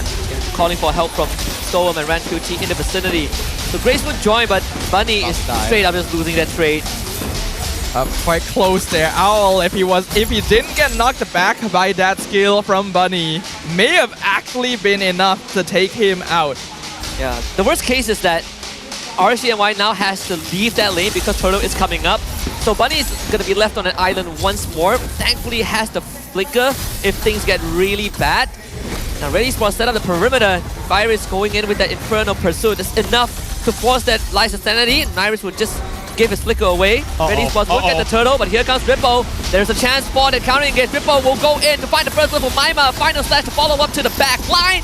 Rescued by Stoem, and RSG MY disengaged. Good stuff here. Owl coming in for a second wave from the mid lane just to speed up his farm process here, which is also great because he's level 4 and he's down to use that Zaman Force to take anybody on. But as he goes back to the top side of the map, I do feel like Owl at this point is winning so hard in lane that RED Esports honestly just need to give him a little bit of a nudge to crush down and farm the entire gold plating. You can see the difference in EXP here between Owl and Bunny, even though the waves are equal, almost a full level up. And we've seen what Harem can do if left unchecked. So the same way goes for the other side. RSG want to try and do something about this. And with Grace around, there's no chance for Storm and Bunny to do anything that's effective against Owl. He just gets topped up every time and he's gonna try and fight Bunny right now, so that entropy will have to be used. Okay, now they can set up for a potential dive. They know that the entropy is out. They have Alpha on their side of the map. Do they want to call in Kim as well, or do they want to leave Kim in the mid lane just to keep it, you know, low key? They're gonna call in Sensui and they just spotted Ran QT, so this dive still doable. If Bunny is out of position, the entropy is back up. He still has the flicker. RED Esports calling in even more reinforcement. That's the flicker from Stolen. Bunny will use that entropy. Just waiting for the perfect timing. Now takes it with the last insanity from Ran QT to eliminate Sensui. It's gonna be the RWN from Maima trying to lock Ao in place. Ao will be able to chrono dash to safety, but Stolen can chase if he needs. Decides not to do it. So, explain to me, Staffa. Why would say, if you were in Sensui's position, would you Spear of Alpha into Stoem? No, I don't think so. He'd be the easiest person to get away. And I get that, like, if you're able to burst down the Matilda early enough, then the rest of the team can't have guiding wins. But you surely don't have enough damage to do that right now. Plus, you are diving against an Xborg and Eve. That's just not smart. Right? Man. They didn't wait for Kim to arrive, right? Like, they could have waited a bit more and force out the final slash from Ripple. So this turtle back in RED Esports control. They have a stolen last insanity from Kim, and Iris going to re-engage with that ultimate. Ran QT loses his Braga armor as Kim is going to find the backline. Maima getting gone on Iris, looking for Ran QT. Stuffs it back, takes him out. As Bunny late to the party, this turtle will go over the red. Good shot. I think Iris at this point with Grace should invade straight away. They've basically gotten this secured without too much of an issue right now. Currently, in terms of level lead, Owl still winning out in his lane. They're even getting a good proxy on the bottom side before they leave.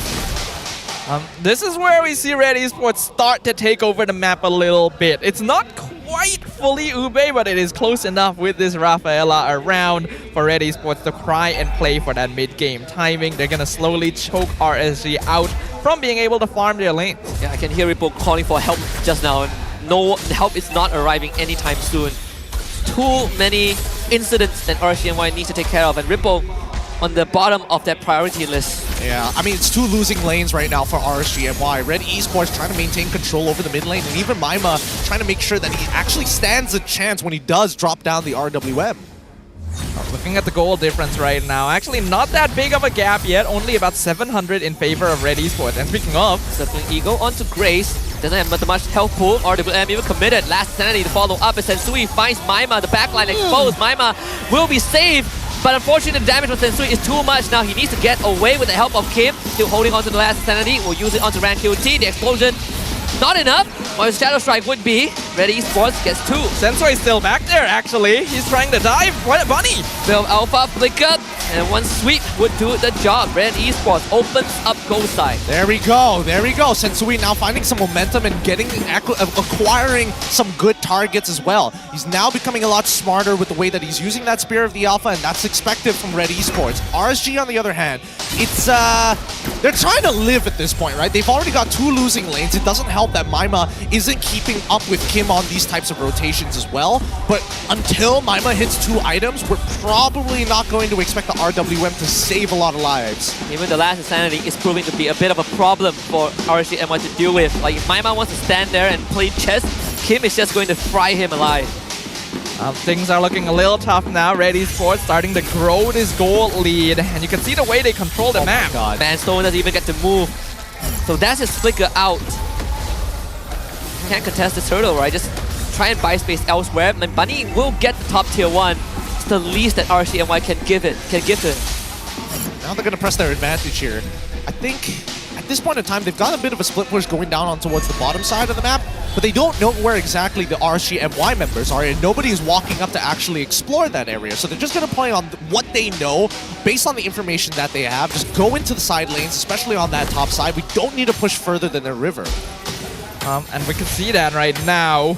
RED Esports are basically zoning RSG exclusively to their half of the map. At this stage, they are no longer in a position where they can really extend out and look for anything, especially with a Matilda as their roamer. RSG gonna need to try and slow this down a little bit for Bunny to get his items up before they can start team fighting again. Sensui did get the Queen's Wings, so a lot more sustain. See the Radiant Armor out for Iris. I suppose saving grace for RSG MY is if the game goes late, they have tons of damage to work with. Flicker Final Slash, Al committed onto Grace, they will find it, and Al will have to disengage by Ripple. That's the sacrifice. And now RED Esports, they're gonna try and prevent RSG MY from running away. Good guiding to save Bunny. Last sanity from Kim will go wide, but RED Esports, plenty of resources to work with. Maima gets gone on, getting dragged away by Stolen. Sensui looks for him with Zero Alpha, will find the Mega Q streak as Ran QT takes out Al with the last insanity, but Iris will find the trade with the drag back, Dark Wave, and the Shadow Strike to confirm the kill. Losing Owl is not ideal, but still very much a positive trade for RED Esports. I think Rippo got a bit too desperate to set something up there when he saw Owl so far away from the rest of his team. But flickering forward just to catch Grace is not worth his life. I personally think that, honestly, yes, the trade wasn't great, but I think at the end of the day, the idea was there, and I appreciate the idea coming out from Rippo at this point of time, considering how badly the side lanes are doing. But RED Esports are not pressing their advantage as hard as they honestly should. They are so much stronger than they think they are. Yeah. So Bunny will get a free bottom tier 1. Alleviate some of the pressure. RED Esports did get a wave going on top side, but that will be taken care of quickly. Now all focus turns towards the first lore of the game. One thing to note about RED Esports' playstyle, very rooted in the Filipino meta. And the thing about PH meta, they tend to prioritize playing safe instead of taking full advantage of leads. It may be slow, but it does work. Yeah, they can't even get in. RSG MY, no chance in contesting the objective, and now it's a full retreat, but Grace will give them the speed boost that they need, and RSG MY caught in a choke point will lose Rippo. Iris can still fight his circling ego. That's 3-man knockup, but not enough damage to follow up. Yep, just back up here. There's no need to fight further than that first pick, right? If you push in this traditional front to back, naturally RSG MY is going to peel backwards. Sensui even zoned Maima away, so RED Esports gets the free mid tier 1. At least Bunny finds space, continue to get that farm up. They just need time. Time's running out though. RED Esports, they just need one convincing fight. One convincing fight as the Lord is about to crash in, looking for probably around like 3 kills would be the minimum to be able to ensure that they break open an inhibitor. But now they can actually invade.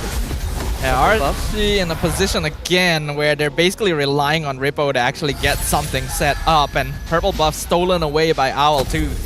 Getting harder and harder, especially when RED Esports about to get the Flash of the Oasis. Mid tier 2, not an option anymore since we misses his ultimate. Rank QT and Maima working together, the combo more than enough to just blow up Owl. Sensui needs to get out of this, and Iris is also on the run, forced to re-engage to drag out time. The Winter Crown only delayed the inevitable, but eventually Maima finds the takedown, and RSG MY actually responding pretty well. Yeah, they respond well, but RED Esports should have broken that mid-tier 2 before anything were to occur. It seems like they all got so distracted with the fight that they totally forgot about getting rid of the turret. Now, Bunny is in a very good position of his own. Probably recovered from the majority of the early game damage that he received economic-wise. Yeah, RED Esports making some uncharacteristic mistakes here, actually diving too deep and not respecting Rippo's playmaking potential. All the while, really putting themselves too far forward against RSG MY when they have so much zone control. They still hold the lead, but Bunny has been given a lot more space than he should have. Yeah, I think RED Esports, all they need to do is just wait. Literally just wait. They want RSG MY to walk out of their base. If they want to fight them in the jungle, probably not the best idea. So the next best thing is going to be this upcoming Lord happening in about 47 seconds. So just keep on invading the jungle, take every single one of their buffs, and as soon as RSG back up, take the objective, walk away. Bunny's gonna try and force Kim away. So that's entropy out. Low cooldown spell, not too big of an issue. Saving grace is that RED Esports always has their wave on RSG MY side of the map. And when we look at Lord takes, it's very hard for RSG to just casually walk up to contest it. So that's the advantage that Red has. if you're in RSG MY's position, I don't know how you want to exactly start the fight. Because as much as Ripple needs to set it up, he needs to get some priority targets, both of which happen to have Purify. And you can't really force it out without committing an ult or a battle spell.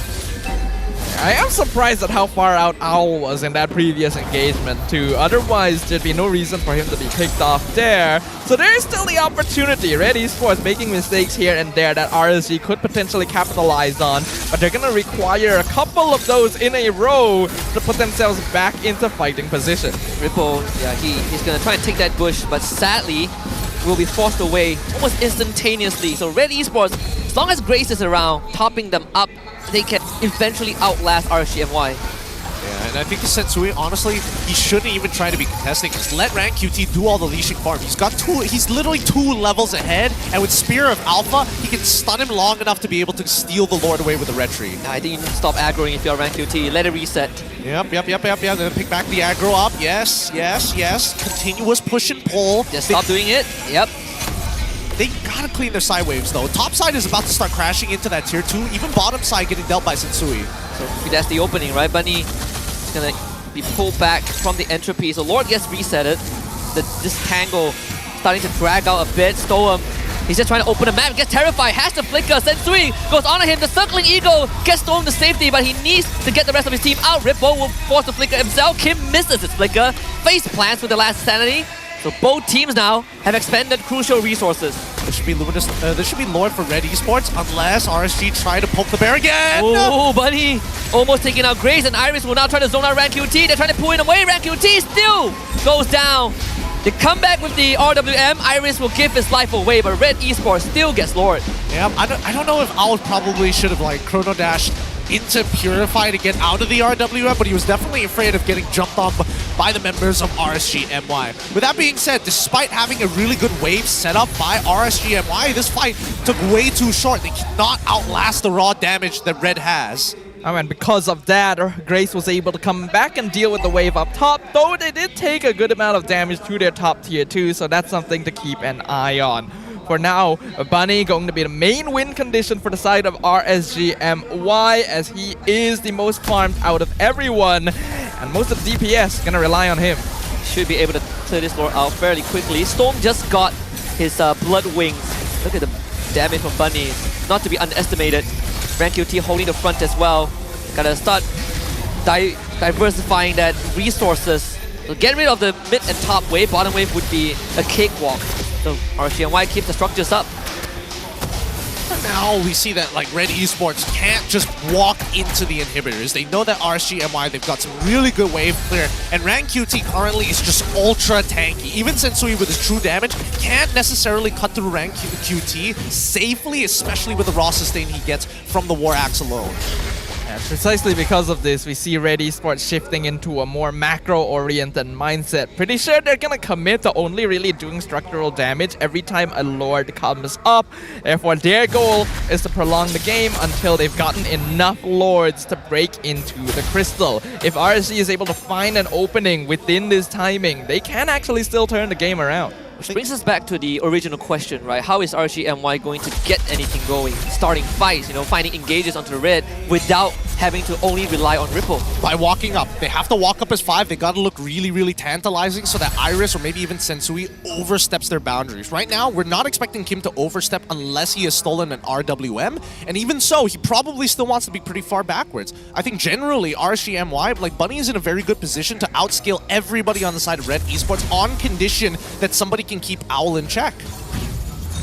This could be a little dangerous actually for RED Esports if they are not too careful in the next few moments. We have to recall, their lineup actually doesn't have any really reliable source of engage unless, for example, Kim steals the final slash. Besides that, there really isn't anything. They're relying on zoning, they're relying on catching. So if RSG doesn't give that away to them, their team fight is actually a little better on paper. Do you still take last insanity if you are Kim, or are you looking to somehow get the RWM, because I feel like at this stage of the game, the RWM does provide a lot more value considering that there are zero purifies on RSG MY side. I totally agree with you. I think the RWM is such a valuable spell right now, maybe even the final slash, but it's very dependent because none of them are really showing themselves. And despite Kim being in extremely aggressive angles, the only person who truly walks up is Rank QT. That's true as well. That could be the difference maker, right? Like, Kim gets the RWM. I mean, Sensui is working on the Lord, or at least he tried to, without the rest of his team there. RSG MY really keeping tabs on where RED Esports are at. Focus on the macro right now from RED Esports, but that is making them split up quite far across the map. Fight breaks out mid-side, circling Eagle on the 2. Oh boy, they caught Kim, that's the RWM. They all are in the kill box as Iris hops around with the Inferno Pursuit. Rank QT turns around with the last Insanity to try and get out as RSG MY. They've gotten rid of the Valentina. Do they want more? Find the stun. Ripple comes in, but Sensui and Grace are just too dang tanky. Bunny ends up getting taken out. Ripple finds another final slash. The fight is starting to drag out, but RSG MY have ran out of steam, and RED Esports breaks it open. Great utilization of the mobility from RSG MY. They just continue to peel on backwards, the push and pull. So much better from RSG MY in comparison to RED Esports, who can't seem to keep them down. Yeah, Storm on this Matilda making a huge difference here because without him, RSG would have probably lost 3 or 4 people in that fight alone. It was a big turnaround by Red thanks to the double Winter Crown timing. Unfortunately with this, they should still get the Lord in the hands of Sensui. Unfortunate, didn't have Bunny to work with. That was the last piece of the puzzle for RSG MY, and to hold off against the third Lord of the game, almost 19 minutes in, Red is surely going to start breaking some structures. Yeah, but I think that RED Esports needs to also identify that right now, Bunny does not have his flicker. Maima does not have his flicker. Even Rippo does not have his flicker, right? Currently, they have to wait 46 seconds until they get that flicker back up. And I think that RED Esports right now needs to fight. As soon as that Lord starts crashing down to the inhibitors, expect to see maybe Maima even drop her RWM if it gets really, really serious. But Kim, he's already still in the last Insanity. He holds a lot of value, I suppose, to RED Esports. Does provide slow and some good AoE damage, but I feel like teamfight setup is what RED Esports really lacks right now. RWM or Final Slash would both be good, but the Lord gonna be crashing down mid right now. It's the impetus for RED Esports to see how much damage they could deal. The Lord still fairly healthy, entropy out from Bunny as well, working on the big bad Lord as RED Esports turn their attention to the top side, trying to get a second inhibitor. Ripple caught out, Final Slash, circling Eagle, RWM, Iris in a rough spot, wave is cleared out. RED Esports only getting one inhibitor, but Iris is now in a very dangerous position. Uses the Winter Crown, had to commit the flicker. Rank QT last Insanity, not able to do much, but Iris re-engages with the Inferno Pursuit and gives his life up to Bunny. Okay. Was that the smartest choice? It feels like he was already getting touched by the edge of the last Insanity, so you might as well go in anyways before you die to the explosion. I think it's fair. I think it's fair, but I feel like RED Esports at this point of time has already missed their checkmate angle. We've already progressed to 20 minutes into this game. They didn't push their advantage hard enough, and honestly, Owl was extremely strong. The thing is, they did try to push their advantage, but RSG was actually able to hold back and counter-engage. And we can see now they are actually starting to control the map thanks to the scaling on this Natan. If you didn't say it right, so you need to start walking up, kind of posture yourself. Maima even coming in the RWM. They know how important this mid-tier one is. 21 minutes in, RSG MY finally gains control, or at least for a piece of the map. Yep, a key point in the map, in a matter of fact. Allows RSG MY to set up more ambushes around enemy territory and even go for some pretty crazy stuff along the lanes. Oh, Bunny loses his entity because of that. Bit sad, but it's fine, it's fine. He'll make it back in no time. Very low cooldown ultimate. RED Esports still holding the gold lead, but not gonna matter as much at this stage of the game. Ooh, even the Holy Baptism going to miss there on Rank QT. He's gonna get his ult back just in time for the Lord. Look at top side, right? Bottom wave, there is the bottom lane, there's a wave setup. The top side as well, RSG MY. A big slow push, and that's where the Lord will spawn. See how this is going to play out because Owl is already at full build at this point in time.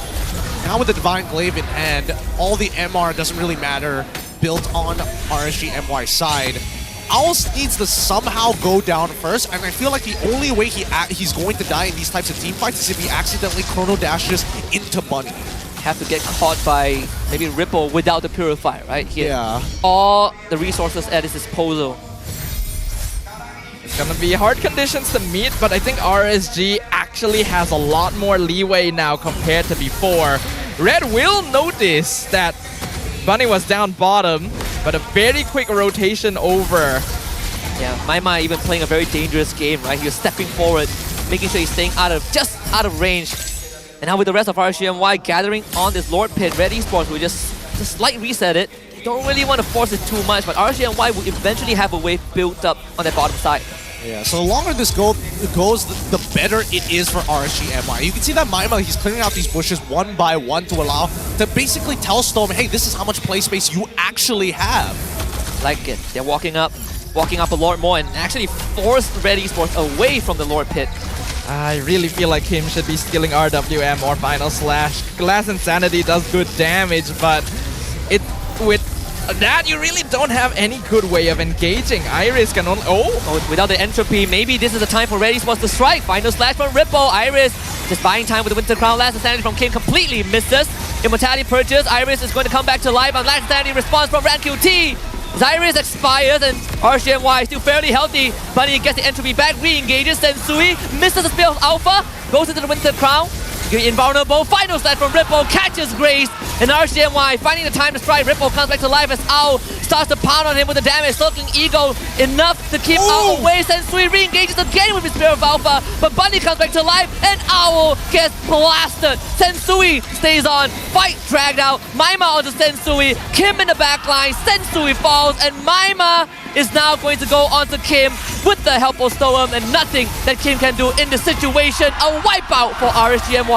Unbelievable stuff by RSG MY. They out-sustained RED Esports at their own game and finally get a recall to actually deal with the mid-wave, as we do see that RanQT is trying to get a free inhibitor, and maybe this could be honestly, this is an endgame scenario had he brought in the squad. Yeah, but thankfully it's not. Iris will come back to life just in time.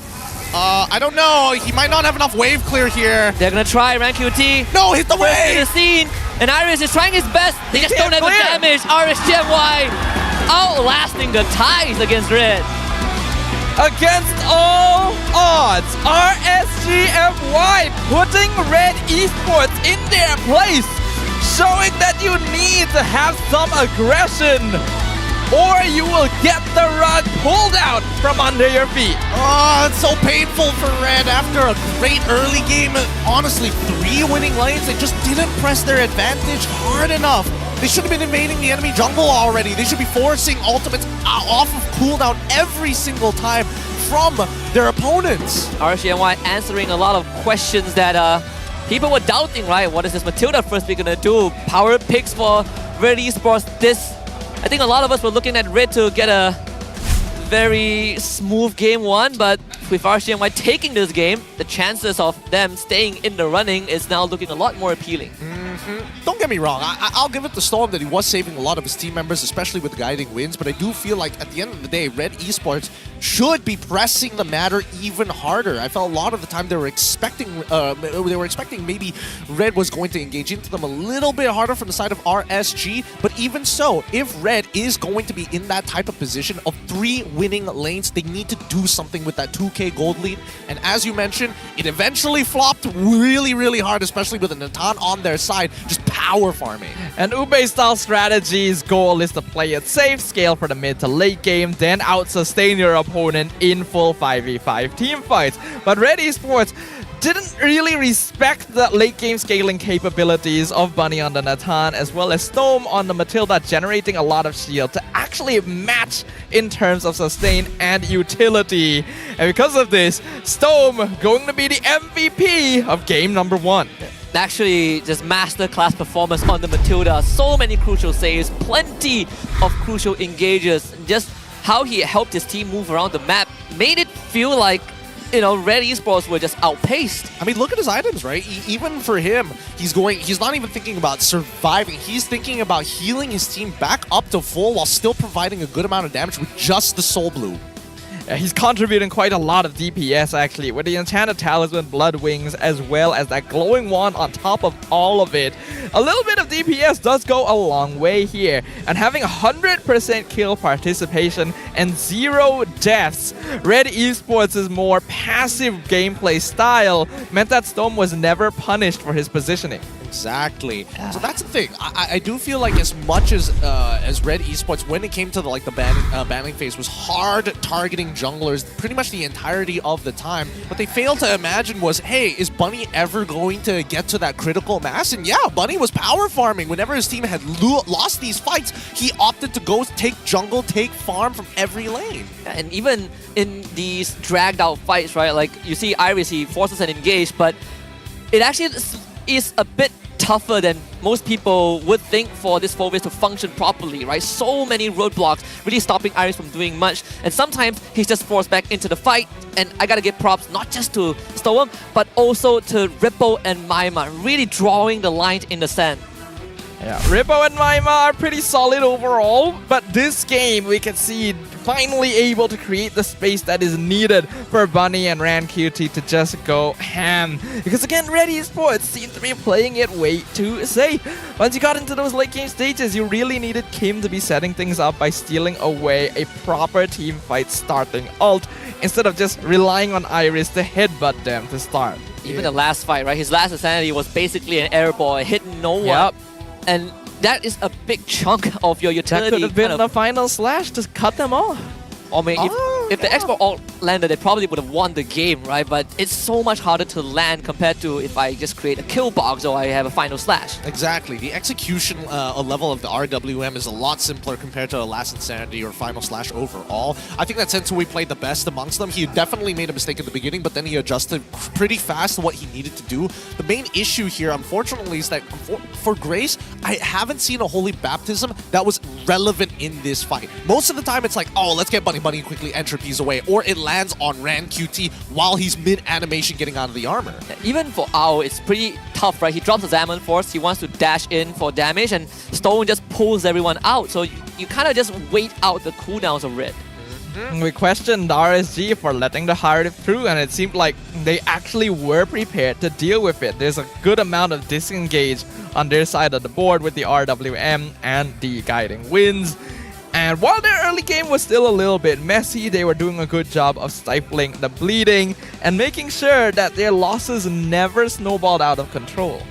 They kept the gold difference at, I think, 3k max the entire game, right? Like, we never really saw RED balloon it, and every time they tried to, they got like, what, 2-3 Lords? But RSG never really gave them the space to get more.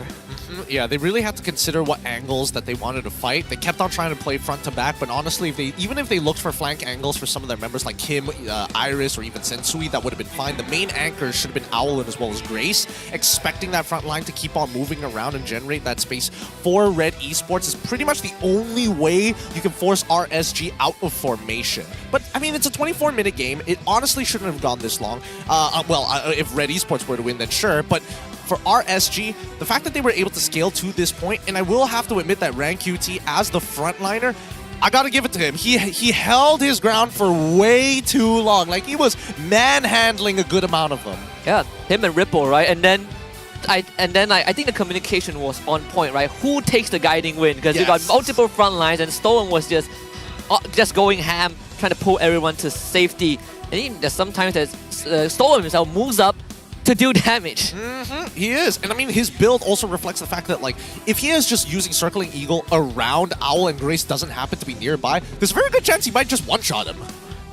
The use of Circling Eagle was very good this game. It was generally more used as a disengage tool rather than trying to force a fight, which I think is great because they are leaving that to Rippo. They're trusting him with the job, even if it's not necessarily something the EXP lane needs to do all the time. Rippo does seem to be quite good at it and knows RED Esports is going to group up quite heavily once a fight has begun, so that final slash landed multiple times.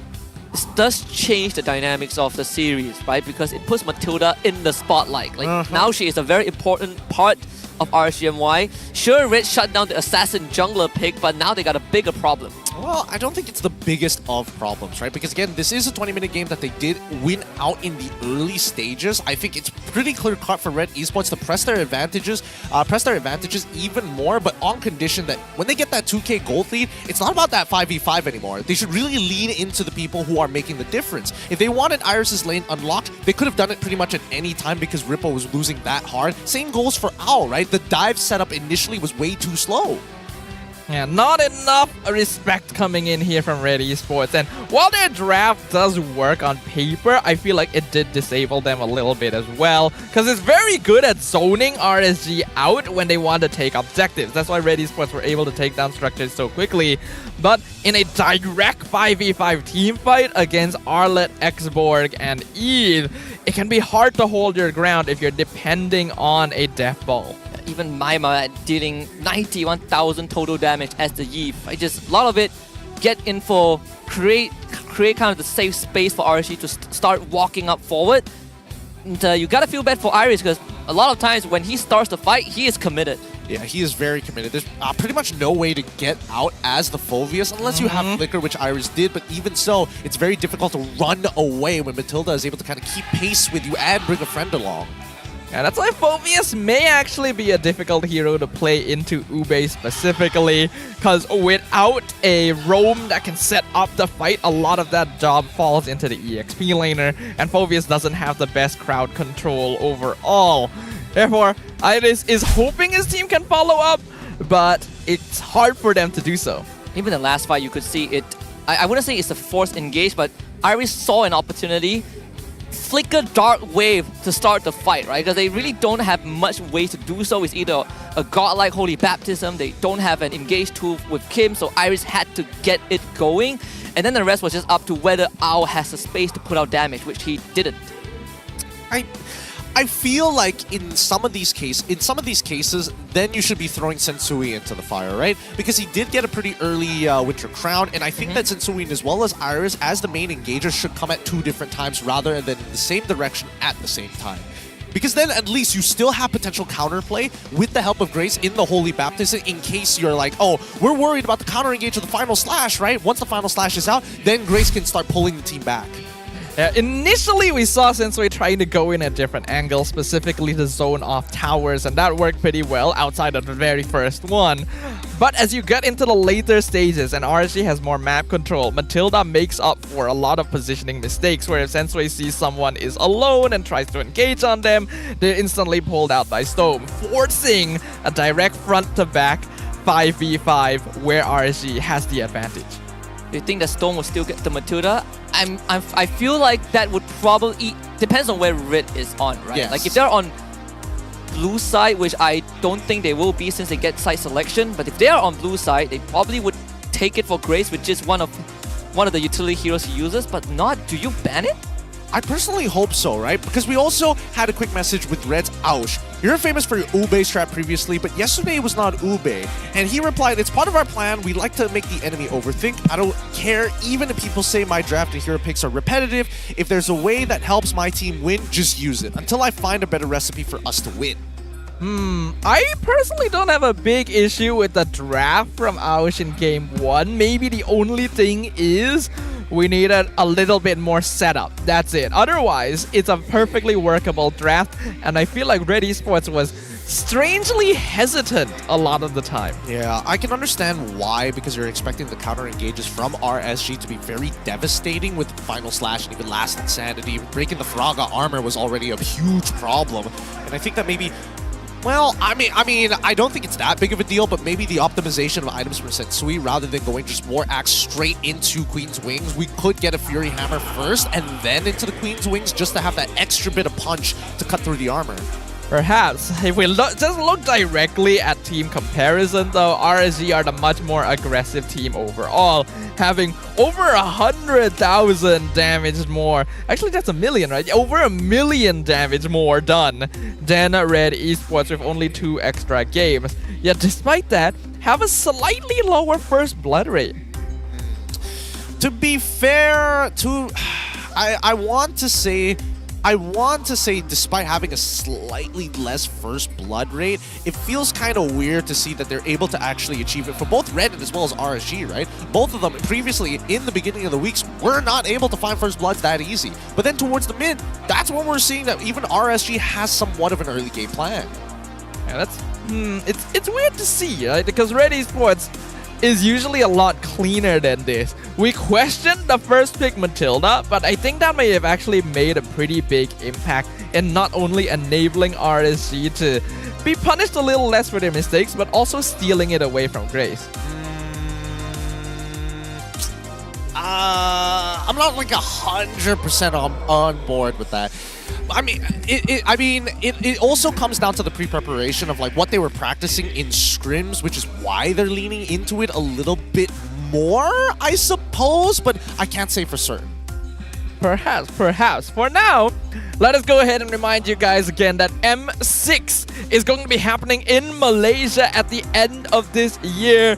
Early bird tickets have already sold out. So you guys want to make sure to grab tickets for the rest of the days as soon as possible. And while you're at it, do scan this QR code, use the redeem code to get some little rewards in game. Yep, and this is just the early bird, right? There's still plenty of other tickets available still. Not to mention even, what was it? Grand finals, semifinals, and quarterfinals? We still got like pre-sales and regular sales. And comeback sales. Comeback sales. And maybe we got post-game sale, who knows, right? The post-game sale. We got plenty of seats at Axiata Arena, so don't worry about it. We could fit an entire village in there. Yeah, probably. But it's time for the drafting phase here, and I do want to see some of the adaptations, specifically from RSG, because I don't think they're going to go with the same strategy once more against Red if it's going to be the exact same draft, assuming Red takes the Red side.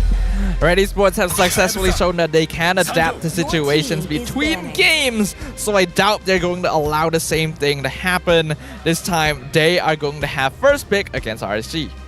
It's close to an upset as we can get, right? RSG MY is just one game away from really pulling the rug from underneath Red, giving themselves not only a breathing chance, but also tipping the scales on a perception on RED Esports performance. Julian gets banned out once more. RSG MY starting off by eliminating mobile junglers. Okay. It feels like despite the teams swapping sides of the pack, they haven't changed too much, honestly. I feel like it should be the other way around, but even so, let's see. Matilda gets banned out for the side of RSG. Ooh, yeah, Red is on red side, blue side. So it kind of falls into what we discussed early on. There is a possibility that they take Matilda. The Matilda first pick worked surprisingly well, so RSG gonna respect that now that they are on second pick. RED Esports also banned out the Khalid to make sure Iris has a better time in lane and to prevent potential early invades. This is a chip ban, right? Yeah, it's got to be a chip ban. They're willing to let Phoveus through. RSG is willing to let Phoveus through one more time, and I'm okay with that, right? Because Iris definitely was overstepping his boundaries, and if he's going to get a volatile pick, sure, do it again. All right, Lucian's going over to from RSG MY already. So does LaFell's curse still exist? I can confirm it still does. We did it yesterday. Somehow does. We were like, Ruff is not going to get caught as the Hanabi, right? 3 seconds later, proceeds to get caught. He dies. So yes, it still exists. The LaFell curse is just too strong. It's way too strong. But we do see the Gatot getting locked in for the side Red as their first pick. This is flexible for them. It feels like Iris is most likely going to pick it up, but there is a chance that Grace could pick it up too. Yeah, Grace actually popped off with the Gatot earlier in the season to the point that teams started banning it against him specifically. So the Gatot getting let through here going to go a long way in enabling RED Esports to take fight more on their own terms. We'll see what's the response from RSG MY. They will take the Phoveus themselves and the Cho as well. So very honest opening. Cho roll Phoveus XP. Right. I'm totally fine with that. Again, Phoveus, Ripple plays it fine. Stoem in particular, pretty decent on Cho. We'll see how Red responds to this, and it looks like they're getting the Lo Yi as well as the Alpha once more. Ooh, this one's a bit dangerous, actually. Yeah, a lot of cross-map plays, right? Because Lo Yi did get banned out by RSG in game 1. And unfortunately, Cho can't be everywhere all at once at the same time. Diversion and Avatar, the Guardian, to open up the map. Going to be really good. Not to mention the team fight potential that they carry on their own. This is a very different situation where now RED Esports does have ways to effectively start and continue fights. What does Maima play here? Because usually they get their mid lane pick within the first rotation. Valentina or Vexana? Aurora? I think it's gonna be Valentina again. I'm not gonna lie, but he did take Eve in game 1, but this one definitely feels a bit harder. Let's see, they take the link, okay. Okay. They opt to skip it, they show the link first. Alright, I'm fine with this. Generally, I'm okay. At least with link, you're able to kind of like foresee maybe where these crop smat plays might head towards. You're able to kind of forcefully get these global ultimates out of RED Esports before you make anything happen on the map. So far, the drafting from RSG actually pretty smart. Now that we are 3 picks in, they realize that RED Esports will not have quite as strong an early game compared to game number 1, which gives a bit more leeway for a scaling jungler like the Link. How long though? Next couple of bans Time to take the targeted towards gold lane, getting rid of the Bruno once more, similar to what they did in the previous match. And we're seeing the Harif follow-up from RED Esports. Okay, so it's going to be like down to the gold laner bans. It's slightly different this time from Red, right? They don't want to take that risk. We did have the, and now to think about it, it's only one gold laner ban out in game 1. So Moskov, Claude carry a lot of options for both sides, but more for RSG MY themselves. They did show the Natando, so that could be one of the pocket picks that, you know, they can select again. I mean, if they're missing magic damage, then sure. But I think right now, based on what we're seeing so far, I think that it doesn't really matter what mid laner that RSG picks up. I think the only exception to that would probably be Novaria, that's able to kind of open up vision for the rest of the team. But if you're playing like Task, for an example, what a call! That's a call, all right. Wow. It's so smart. Dude, this is how Wolf must feel like sometimes. Right. This is why you're the analyst. Man, I hate my job. Nothing can come true for free. Now, RSG, first pick on the second phase. At this point, showing... do you want a last pick or gold or mid lane? Either or. I feel like gold lane most likely, unless they're picking Yves or something crazy like that. Then you probably want to pick Claude first. Yeah, I agree. If you're going for a more typical mid lane pick like Vexana, you can just show it right now and save your gold in for later. But if you want Eve or that stuff... Team is picking. Okay, I do like the Aurora actually. RED Esports has a dive comp. Yeah, it's not the worst, right? If the Loyi wants to bring her whole team there, the Aurora could just... freeze your whole team. Yeah. Keep them in place. Don't let them move. Oh, see this big circle. Oh, what's this? Imagine if he mistimes it. I mean, imagine we're foreshadowing a mistimed, like, point-blank freeze. He has 2 chances, though. He has his ult. Yep. And what if he misses both? That's just on you. He just deserves to die in that fight. Right? Like, there's no getting out of that. He just accepts it. He doesn't even bother flickering. He's like, oh no, my passive got broken. Proceeds to stand still. Well, final picks for Red going to be the Arlet stolen away from Rippo, as well as the Moskov in the hands of Owl. RSG gonna finish with the carry. Ooh, that's not gonna be easy for Bunny to maneuver around all these big AoEs with her short hands. I don't know. I feel like even Owl's gonna have a bit of a rough time. I'm not gonna lie. Yep. Like, how does he get in? How does he keep up with the rest of his team? I guess it's like the whole team engages, then you Spear of Destruction, wait 3 seconds, wait for the ability ults to come out, and then take the Shadow. Yeah, I think looking at both teams' lineups, they're going to be much more appropriate for fighting in the mid-game.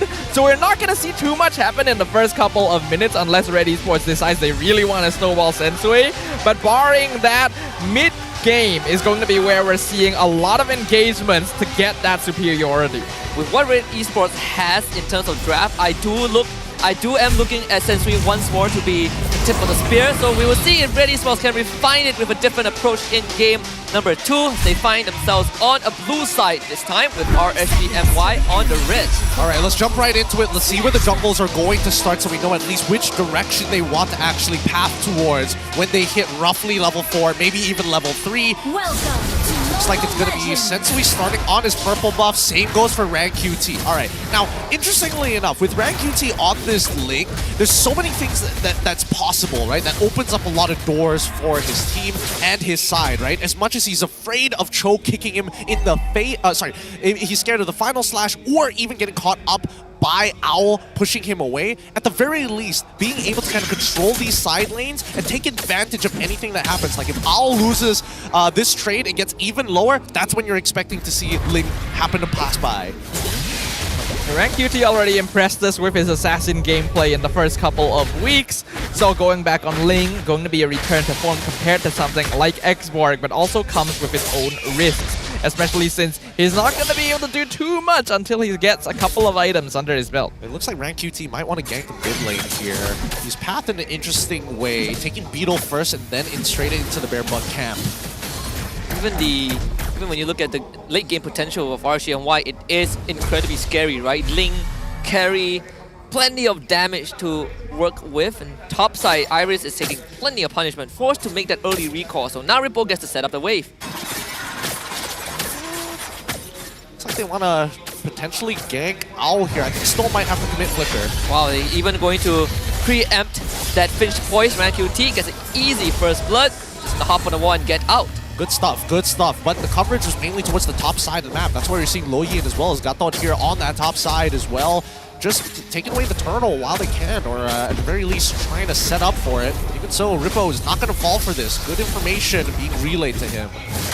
So far, so good. Coming in from RSG. Getting an early lead for Bunny is going to be great at this stage. Diversion also going to be... Oh, not for scouting. They teleport in. Dude, if only my man was level 4. If only he was level 4. He was so close to that.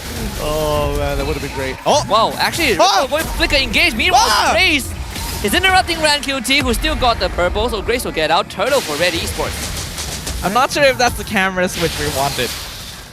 I feel like one died, it's fine. I guess so. They played it for suspense. They played it for suspense. Storm, no way he's going to kill Grace without that ult. Until then, honestly, pretty good for Bunny, right? At least he can play the game. He is doing more than playing the game. Having a 1 assist advantage up on Owl is going to help accelerate that goal lead a little bit. Both Carey and Moskov ideally want Trinity complete before they can really start joining team fights. So the earlier Bunny completes his compared to Owl, the better it'll be for RSG. I'm curious onto what the heck is the plan for RED Esports here, right? Because the way that they're moving across the map feels similar to the previous game, but at the same time, I want them to be aggressive. I want them to be pushing up these lanes and instantly invading, even for information. As far as we know, RED Esports should have less practice on a more default composition compared to Ube, and this is not going to be an Ube strategy. So, not too sure if they're too used to this just yet. They were able to win with it previously, but RSG showing new signs of life here. Even RED Esports actually putting members on the bottom side, but just could not find a route to make something happen. Until now, Bunny will flicker to safety. That's a kick from Stoem. Grace underneath the turret, but Kim, he's gonna take the aggro. Rank QT jumps on top of him. Kim will run away. Oh man, Grace must be thanking him for tanking those first 3 shots before they both walk away. And even so, Grace might have been able to save Kim in case he got jumped on by Ling with the Revitalize. Even so, as these lanes are getting pushed out right now, honestly, RSG MY is having the time of their life. They get free farm, they've been stealing camps away, their lanes are doing perfectly fine. This is a complete opposite of the previous game. Yeah, this is great actually for them. With Carey and Ling, as long as they're even with RED Esports, they are actually leading. And that's exactly what's happening right now. RED Esports with heroes like Alpha and Lo Yi ideally want to start making things happen a little earlier on, but we're not really seeing that. Getting pretty dangerous for Red. I think you can feel a bit of desperation because Maima is straight up creating a no-go zone. The RED Esports will start working on the second turtle. The Ripple around, it's not going to be easy. Storm gets jumped on and Ripple just re-engages. Here comes Avatar the Guardian, and Sensui will secure the turtle for himself, but here comes Tempest of Blaze. Rank QT goes in, gets a double kill, jumps around, Jit Kundo on a Kim. Rank QT still escapes at the very end. Spear of Destruction even connects. There's not going to be any follow-up from Red. Alright, so they take their time with this. Pretty good fight from both sides. Good engagement coming in from Ripple. Oh, he should be alright here. Even used to conceal. He outplayed his Spear of Alpha. Wow! Misses. Wow. Storm just absolutely jukes him out. And now Okay. Rank QT is here, boy. Rank Don't- QT. Yeah, don't continue. He wants Kim so bad. You can see how badly they're positioning for him every single time. So Maima flickers. Here's the kick. Stolen rejoins the fight, and this could be the death of Iris. He will escape. Spear of Alpha onto Bunny. Stolen falls. Bunny now in the front, overextended. It cannot catch up to him. alive. And Bunny gets out. Rank QT rejoins the fight, and Maima finds Sensui. That's the light wheel diff coming in from Bunny. Manages to get it down at basically 1 HP. And unfortunately for Grace and Sensui, they sat there and ate it. Oh, besides that as well, where has this Storm been all season? I'm starting to see a little bit of that same microplay from the peak of RSG. This is great. Aggressive rotation from RSG, keeping them in the lead, maintaining pressure, all while feeding assists and kills to Rank QT and Bunny. RED Esports actually in trouble here. Well, this is going to be a pretty tough game for them. It's not going to be as early dominating, lane dominating for RED Esports, but in terms of raw items, I'm looking at Iris right now, and it looks like he hasn't really completed anything, right? He's got a Fury Hammer, but I think he's also opting to pick up the Thunderbelt. There we go, the Thunderbelt as quick as possible. All things considered, RSG MY isn't too far ahead, right? Just they peaked at 1,000 gold advantage, so RED Esports, they still have time to work with, but it's gonna start running out pretty soon if they don't find some meaningful takedowns. They should see that Rank QT is in bottom lane right now. If they notice him with Owl, that could be go for RED Esports around the turtle. Owl actually trying to man fight him. That's a 1v1. Rank QT just got the Heart's Claw. Owl misses his ultimate. That could be his death. He pushes Rank QT away. There's an opportunity. Rank QT able to jump onto the wall and retreat. Meanwhile, Turtle Fight breaks out. Storm kicking Grace, kicking Iris. Grace shows up with his ult, and now Storm on the run. Iris could not catch it. Turtle for it. Does Rank QT really not win that against Owl? He's 3-0-2. Owl played it really, really well, don't get me wrong. Holding on to his knockback for the longest of times, and honestly juking Rank QT as he goes in for well, actually not canceling his Finch points, but his just regular dash. I think that that should have been pretty free for Rank QT. And he also has Haas Claw. I think a lot of it did come down to Owl actually outplaying him, delaying the Spear of Misery, but... Oh, this is gonna be tough. But he still got out. Oh man, that split second when Rank QT just short of picking up that second sword allows Al to actually make it through. If he gets a perfect combination, maybe he can put him at 1 HP, but even so, it's starting to feel like this game is slipping out of their hands. A little bit. A lot of commitment being used by Rank QT multiple times now to try and take down Owl, but not having much success in it. They are still even with RED Esports, so that's good for late game scaling comp. But considering the number of kills they have, they should definitely be more ahead. It's back to an even state, in fact.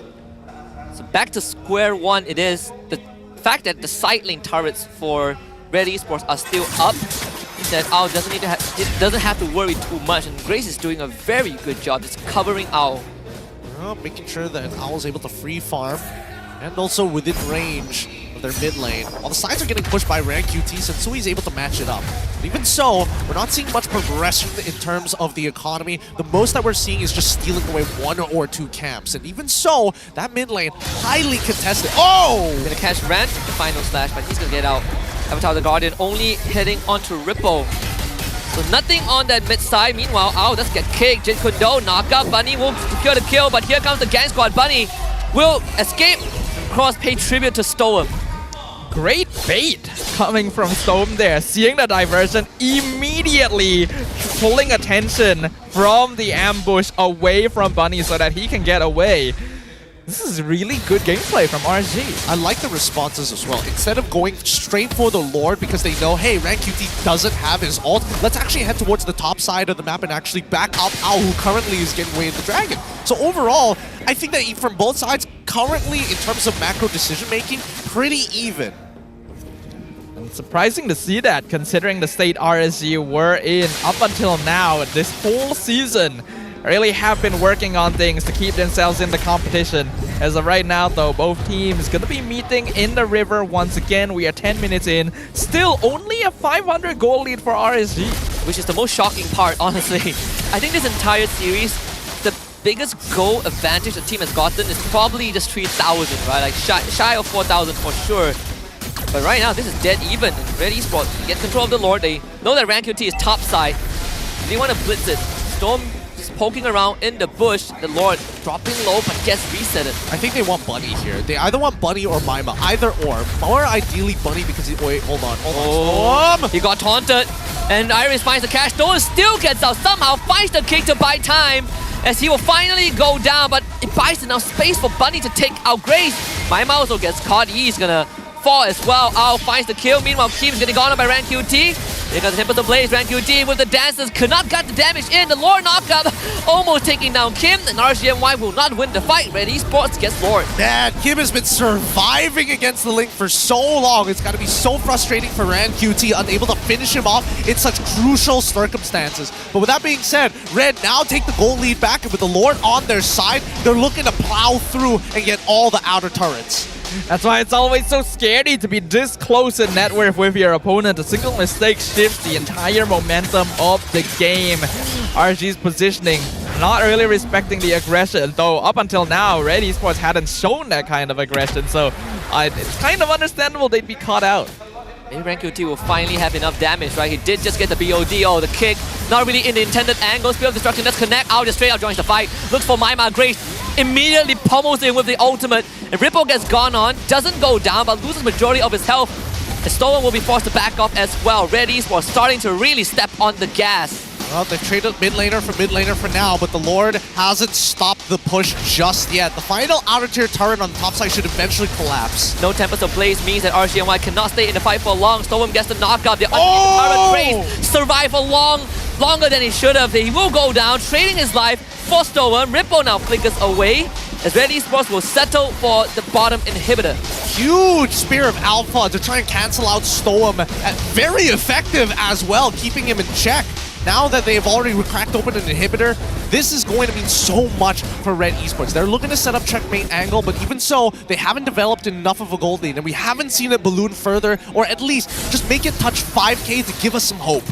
Yeah, it's reaching the point where Owl is becoming a pretty big problem, but Bunny is still going to be able to duel him since the carry hasn't actually died yet this game. Just finished his Wind of Nature as well, so it's up to RSG to see if they can set up the circumstances. And unfortunately, a lot of that pressure going to fall onto Storm specifically, and RED Esports is starting to adjust to his initiation.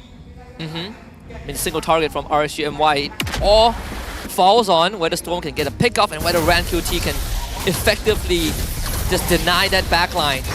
It's definitely slipping out of RSG MY's hands. Storm will still be fishing, but with Grace in the front, it's just not a viable target. Honestly, it feels like both teams are fishing at this point, right? It's clear that, RSG has some marked targets for specific players. Everybody else is just trying to play as fluidly as possible around them. Storm, nope, you can't do the same trick twice, not like that. Not over yet. I think that RSG, they just need to give this purple buff away, and that's real sad for Rank QT, but what can you really do about it? Yeah, better to give away the purple than to lose your life at this stage right now, as RED Esports gonna be able to get another free inhibitor. RSG's chances of securing victory dwindling right before their very eyes. They're nervous. They're nervous to walk up. They don't want to fall in range of Iris as well as Setsui. They just know, as soon as they get caught by Spear of Alpha or even the Final Slash, Grace is going to come skyrocketing to join the fight. Yeah, and Stolen can't pull the same trick off anymore, right? So it really goes down to whether he can find a creative angle. So the flicker becomes infinitely more important. But this Lord is just no way to contest it. Ripple is going to get caught by Iris. No way out from him. Even with the flicker, he's only delaying the inevitable. Rank QT is going to finally show himself. Jumps right in very early on. So RED Esports will pull up the Lord. Rank QT just completely control an attempt that shouldn't feel like it works, but right now they're in a horrible spot. Bunny, Storm, Maima, all Delta Sling, and Kim finding the good reaction. The yin-yang on a Bunny takes him out, so RSG MY left with just 2 members. God damn, Kim is nasty on this Loi. He waits, puts down the rotation. And Storm actually botching the flicker. So he's gonna go down, but at least Maima cleared the top wave. Now 3 more seconds for Ripple to come back. Iris buying time. Maima will use his body as a shield, trying to clear out the wave. Here he comes, pass and pop. Ripple wants to join back the fight. RED Esports will just focus on the objective. They will not go down. It's game 3 that we get. A full series being claimed here by RED Esports as they make use of their game knowledge and control to stifle the momentum coming in from RSG and not allow them any additional advantage despite a clean early game. A very good equalizer coming in from RED Esports. It keeps RSG in check, keeps them in place. You can't just win every single time. You have to face resistance. We're seeing some patterns showing. Matilda, important for Red to consider, but at the same time, the Arlet pick has been valuable, right? Victory in both games and has been very important getting these engages off. I think the draft is definitely going to change with now maybe Matilda coming out of the map. Well, yeah, maybe if they are on blue side from RSG, Matilda on top of the Arlet might just be the way to go here. But even so, I just feel like both sides are just really afraid to commit to a fight unless they have some guaranteed odds. Yeah, it does seem that way, right? But you gotta give props here to RED Esports. We know that they can be a very passive team, but I think they used that passiveness very effectively here when RSG was in the lead, making sure to disengage every situation, using information on the map to prevent giving more kills over to RSG when they were already in the lead, and slowing the game down long enough for them to take back control. And even when RSG MY seemingly looked like they have a sizable lead, they're winning these skirmishes, it never really blew past 1,000, and I think that's something that RSG MY might have overestimated once they realized that, okay, Stone can't pull the same trick off over and over again. That's where they really got into very dangerous territory, and this one was just desperation from Ran. Yeah, I think that, you know, as much as professional MLBB does get extremely technical, the higher and higher you go up the list of some of the best teams in the world, between RSG as well as RED, I feel like keep it simple. Honestly, keep it as simple as you can. And with that philosophy in mind, that's why Iris simply just, hey, if there is a pick and he's clearly away from his team, final slash him out of the way and let's fight.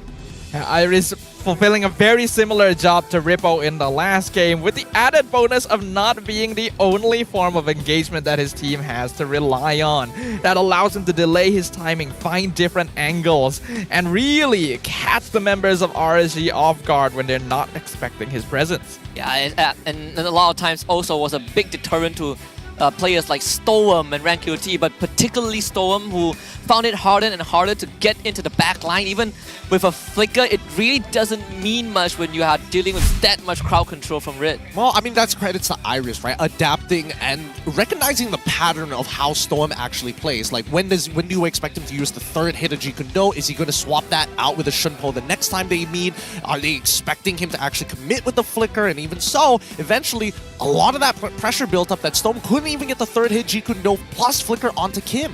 I think it's funny looking at this game because the win conditions feel a little bit swapped. You would think, looking at their lineup, RSG is supposed to be the team that just plays it slow, keeps the net worth even, and then scales up to take over the late game. But it was RED Esports that was doing that instead, preventing RanQT from getting any additional kills. He was 3-0 and then just went killless for the rest of the game until the very end. Yep, poor dude. Yeah, can't 1v1 the Moskov, cannot 1v1 the Loyer.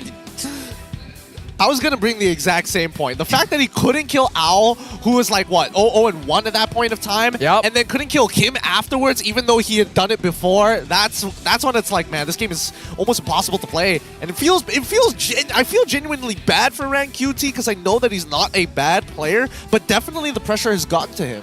It's very tilting when you're in that much of a lead and you still can't take these 1v1s when you're supposed to be able to do so. And you can see Storm getting more and more desperate as time goes on as well to start a fight, to get the pickoffs he was securing in the early game. But RED Esports just huddled up together. They just knew, we just gotta hold on. RSG is going to want to do something, and that's when we jump back on them. I think the worst part was that RanQT gets a fresh Haskell, immediately tries to 1v1 Owl 2 times and doesn't get him in both times. He uses his ult both times as well, and still they got the Purify out of the poor man Owl, and he still survives. I cannot justify that to be legal, but at the same time it happened, and I just have to accept the fate. I mean, Owl is a bird as well, you know, so he has some experience dealing with these flying opponents, and unfortunately, we see this as a core example of why Ling isn't as popular anymore. He does have a lot of damage, but he's not able to safely output it by himself. So both games with Phoveus have resulted in a loss, but I mean, what is the contributing factor to that though? Well, I think a lot of it just comes down to how far is your Phoveus compared to your anchor, and this time Maima in particular always has to move out of position. He's got no mobility whatsoever other than his flicker, and as soon as Grace puts the Sky Guardian's avatar on top of him, he's out of there. I think the key factor here is that both these teams like the team fight, and both teams are actually surprisingly good at disengaging from fights. So because Phoveus is very all-in, once you start the fight, you have to keep chasing them. You can basically force him to drag himself back into your team and separate it from the rest. Not to mention, with a Phoveus in the EXP lane, you lack AoE setup. Once again, heavily relying on Storm, and with Iris on the Arlet this time, is able to stack them all together much better. Even in terms of total turret damage, it's just Owl being the demolisher, right? Split pushing lanes, and RSG MY couldn't really match up with the cross-map movement that Red has. Hall of Famous, we got Owl and Grace. Ooh. And that, Owl having the rich guy and the carry, and Grace being both the sandbag and the best wingman. There is a reason people consistently banned Gatot against him. Yep, he is very fast on the trigger when it comes down to the Sky Guardian's avatar, and the placement has been really, really great. Even some of these fights that we see Ran actually getting caught, he actually gets taunted first before getting full comboed by Kim. Of that last fight, when he wanted to jump in with the Tempest of Blades to steal the Lord, gets taunted, jumped on, immediately blows up. Yeah, poor dude got just completely RKO'd by the Sky Guardian avatar.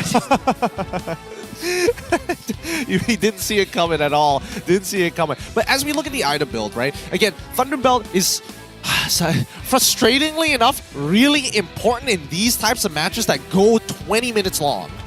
They're basically fully stacked at a certain point, right? But the crazy part about all of this is how much sacrifice that Iris had to put on the table. 14 minutes is when he got his Dominance Ice. Yeah, he's just buying components, right? Buying very cost-efficient scraps. But all he needed was to get those engages off, and I think in this game it's a lot easier for Iris to pull it off. Didn't really have to worry about it too much, knowing that you have Grace to basically split the battle lines. You talked about how Iris plays a much more sacrificial role nowadays, and you can see that. His farm really was not good. Rippo was actually itemizing faster than him, but his contribution to the game weighed a lot more heavily because he was setting people up. He was stacking them together for the Spear of Alpha, for the yin-yang reactions, for Grace to come in and smush them into paste. It's just great. It is just great. And I do think that I feel like both RSG and Red had opportunities to actually exploit the other. Red being that if you're worried about the Sky Guardian's avatar, just take Grace out of the equation. Force him to use that ult. It is a very long cooldown. And on the opposite side, right, as much as Rippo was getting shoved further and further deeper into the enemy lines, I still think that Sensui could have made a couple of early game plays of his own. I think the hardest part was actually walking up to RED Esports when there's so many area denial abilities, right? Like you walk up, there's Iris, there's Kim. But we also need to look at RED Esports kind of hero picks, the draft statistics. We have here Coach Bam, as well as his most picked, most bans, and most banned against heroes overall. Gatot gonna be very high up there because Grace is very solid on it. The Vexana, a very good option for delaying team fights, and the Edith just being a very flexible pick. Well, let's not forget about their most banned against. We're seeing the Harith, we're seeing both Ling and as well as Fanny being very, very common bans. And not to mention the opponent bans as well, also including Harith. Even on top of that, when you look at RED Esports in general, they definitely put a lot of focus in making sure that the enemies start overthinking about the draft, and I think that's something that Coach Ausch talked about, right? Oh, people remember us as the Ube strat team. Now we're gonna let them overthink. Are they gonna play Ube strat? And we show them a different side. I think Game 2 was a very good example. They don't necessarily have to run a Rafaela or utility support, but they have heroes that can do almost the same thing but play a more significant role in the front line. I mean, at the end of the day, it feels like RED Esports wants to play as a full 5, right? And the same goes for RSG. I feel like in terms of the decisions that are being made, they're pretty even, but even when it comes down to the team fight, the tools that they have access to break down coherency is a lot more valuable than just having raw team fight power in general. I agree. That is always going to be the case here. So, curious to see what will happen once we're in game number 3.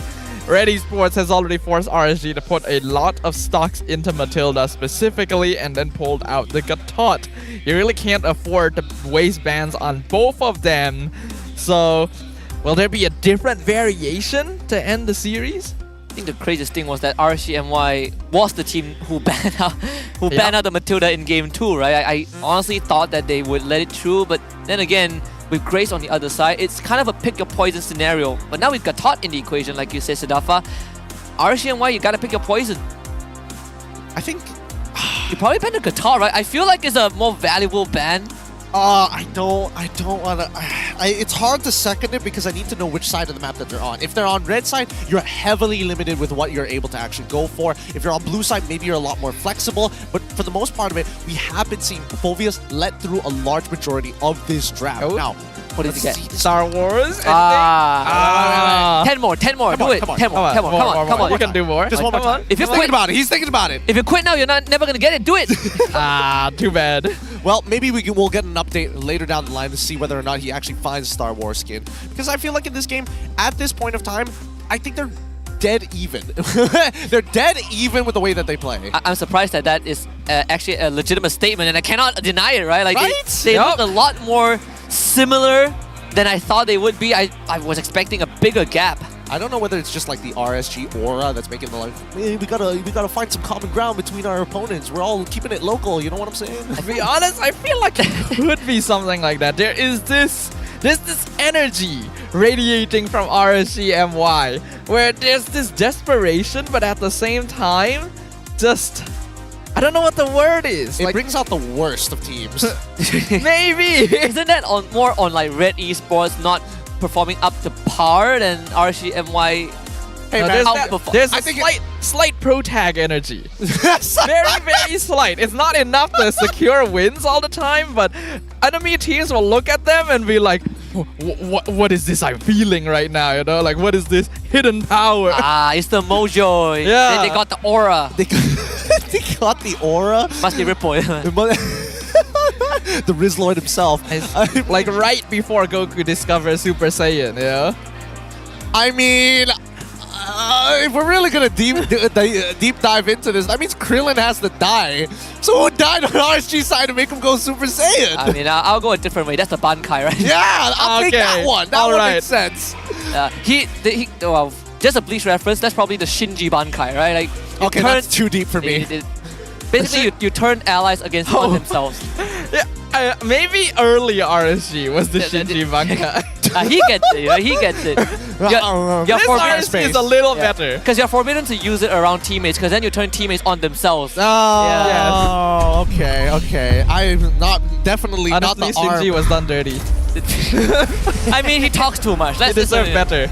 He yaps too much, you know. So we gotta get him out of the way. This man is drip. He deserves to yap. Hey man, drip is one thing, but the draft phase is another. Let's jump right into it and see which side these teams have opted to take. With RSG on blue side, while Red back on the red side. Let's see what the adjustments are, because I hope to God that somebody takes this Matilda.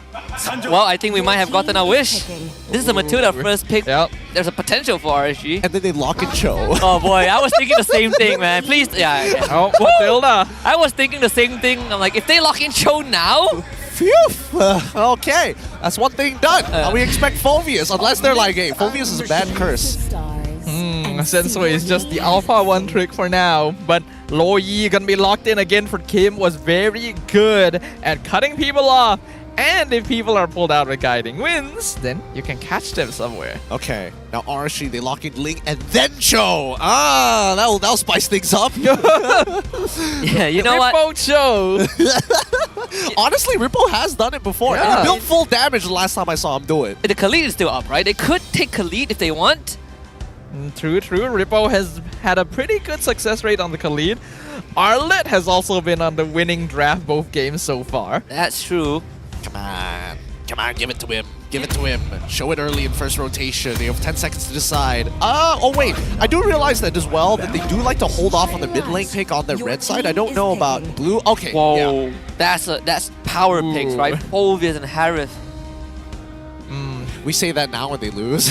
I mean, Phovius has lost both games so far. Yeah, Harith also lost a game. That's the thing. That's what makes me really nervous about this game, right? You don't know what you're going to get. Finally, somebody gets the high loss. Thank God.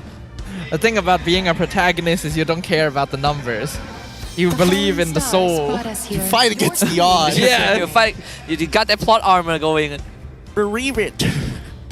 Yuki didn't win against Kaiba by looking at how low the Exodia win rate is. Hey, Naruto became Hokage just because he believed, you know? Dude, that's so real. Now, that is very real. Yo, I'm thinking at this point that Yuki is like meta decking as well. He's going online. It's like, man, there's only a 16% chance for me to actually achieve Exodia. Deep cuts, deep anime cuts here. But now we go into the second phase. Once again, Novaria is going to get eliminated here. Go into RSG side. What are you boys thinking? You know what? Yeef doesn't sound too bad for Maima again. For Maima. Either that or Aurora, right? I feel like both would do well against what Red has currently. I think Vex is not bad. Against Hylos and Alpha. That too, yeah. Wow, so they banned an Xorn this time. You know what? Just play Valentina. I think that Glorious Pathway is already funny enough to steal as an ultimate, and it really just negates the opposing Glorious Pathway because it's like, oh, you get movement speed, but then you also get slowed, but at the same time you get the heal, so it's like, kind of, you go nowhere. You could even steal Diversion and just both be teleporting all over the place. Oh, I mean, that's another way of playing it too, but I think that it's a little bit more low-yi favored in lane if you do pick up the Valentina. It'll be pretty funny, right? Because if he comes out to diversion plays. They diverge into a bush, they walk out of the bush, and then now it's my turn to hide in that bush. Or if they divergent on top of each other, right? Who shows up first? They're both looking at each other, standing on top of their own portals, menacingly staring at each other. This circle ain't big enough for the two of us. Oh, that'll be so funny. Okay, all right. Now I have legitimate problems. Why Beatrix? Why? That's Claude, right? Because Owl is just busted.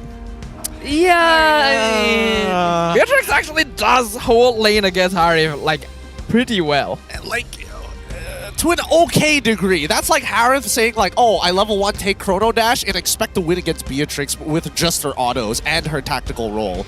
It's not happening. I personally don't think that Bunny is going to make that type of mistake, but I do think that Red need to have more combo starters, and I think this final pick is going to be Arlet, right? Because what else? I'm thinking the same thing. Stone was one of the first to play Arlet roam a few seasons ago. Should still be pretty solid. Let's see what it is. Valentina and Roger. Oh, very different approach. It's very safe of him. Very, very safe. Okay, so again, they're expecting the Harith to do a decent amount of damage, including Phovius as well, so that Roger can maybe finish it up. Generally, in terms of disengaging, they've only got Matilda to do it, so I guess the extra mobility from both Valentina and Roger is going to compensate, so only Harith needs to worry, or maybe even Phovius needs to worry about picking up and tapping the Guiding Winds. Arlet, I mean, the Arlet pick does worry me if I'm looking at RSG's draft, right? Because there's really not much way to get away once you get Final Slash. Gotta really play around the timings of that ability. I better take some Purifies, even if you're a jungler. Who needs Retribution? Just take Purifies at this point. That one's going a bit too far. I don't need farm, I just need to survive. Yeah, that just could be the case here, because I feel like outlasting the fight is more important than actually winning the fight. I think RED Esports, their composition is a lot harder to pull off here. Yes, they do have Grace on that high loss to maybe single target lock down somebody, but it's still up to Iris and Sensui to kind of gather people up so that Owl can find the big ult. Well, they've done it before. We'll see if they can achieve it again, because the Land of Dawn opens up for the final time today. Will it be RED Esports or RSG MY who takes home the win? The RSG MY still have one more chance to stay in the running. It's hanging on by a thread, but for RED Esports, they might not be able to guarantee playoffs for now, but it could still put them a foot forward through the door if they win this one. The junglers are going to be starting on opposite sides of the, same sides of the map. Right?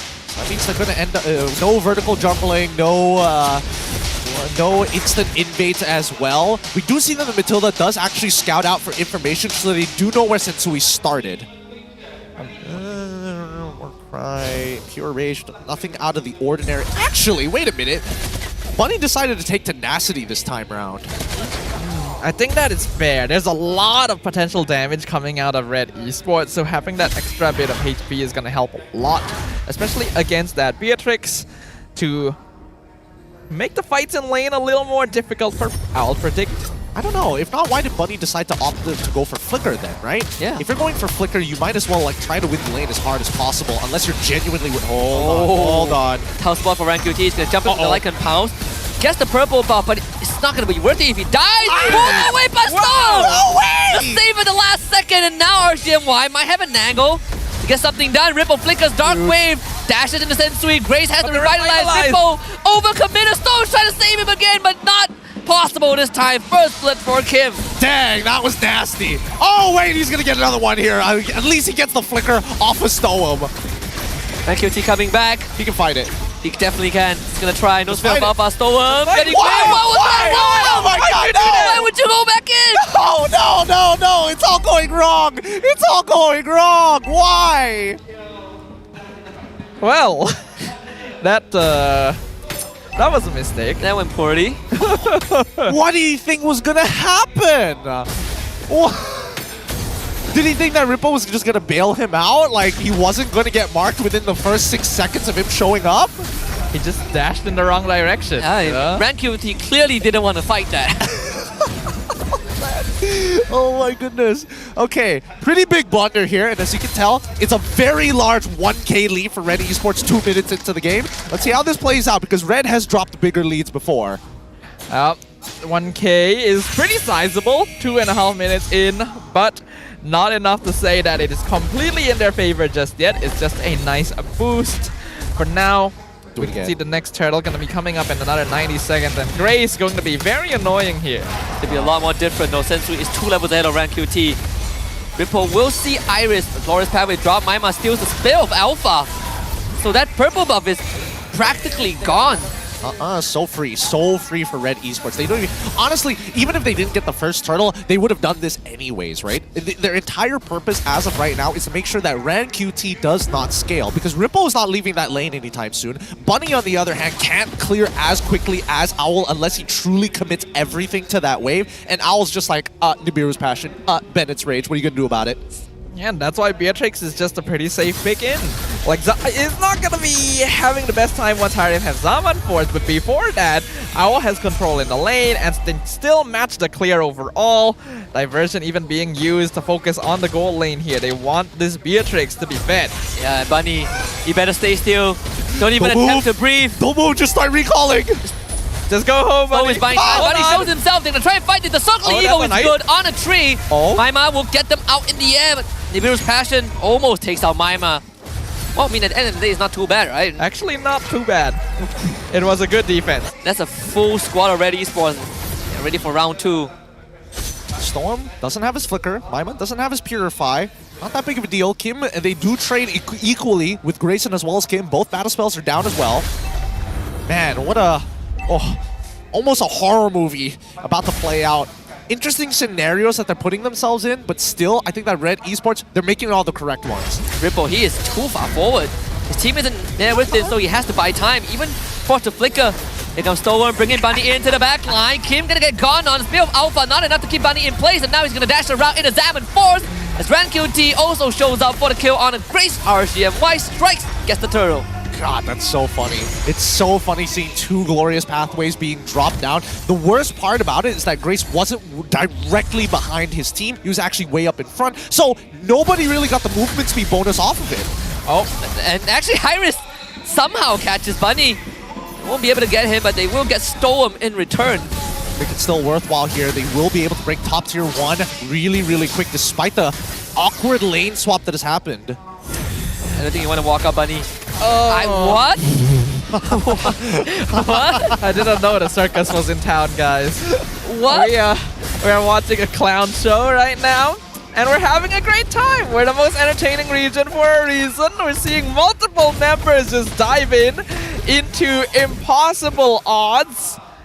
Would it look cool if he made it work though? Maybe with Purify, I guess, but like the fact that he dashed forward with plus the Diamond Force with the Flicker, I guess he was trying to like clear the way fast. I have no real You guys explanation. remember how you mentioned Krillin needed to dive? Dude, Bunny was a One Punch Man antagonist. You're never beating Saitama like that, you know? Not with that attitude. not that. But by golly, he's gonna try.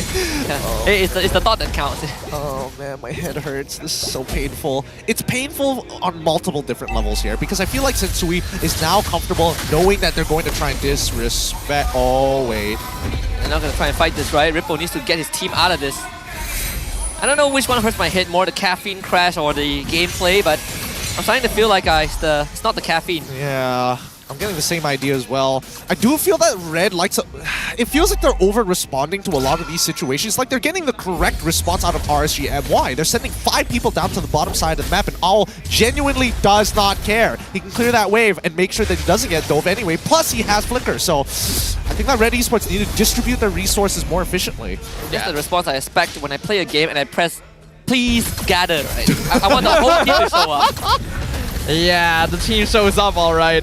And so we're gonna get the turtle for now. Bunny instantly pulled out with the guiding winds, and RSG will successfully disengage. RED Esports is starting to build up goal lead again. They're gonna try to fight again. Sensui out of position.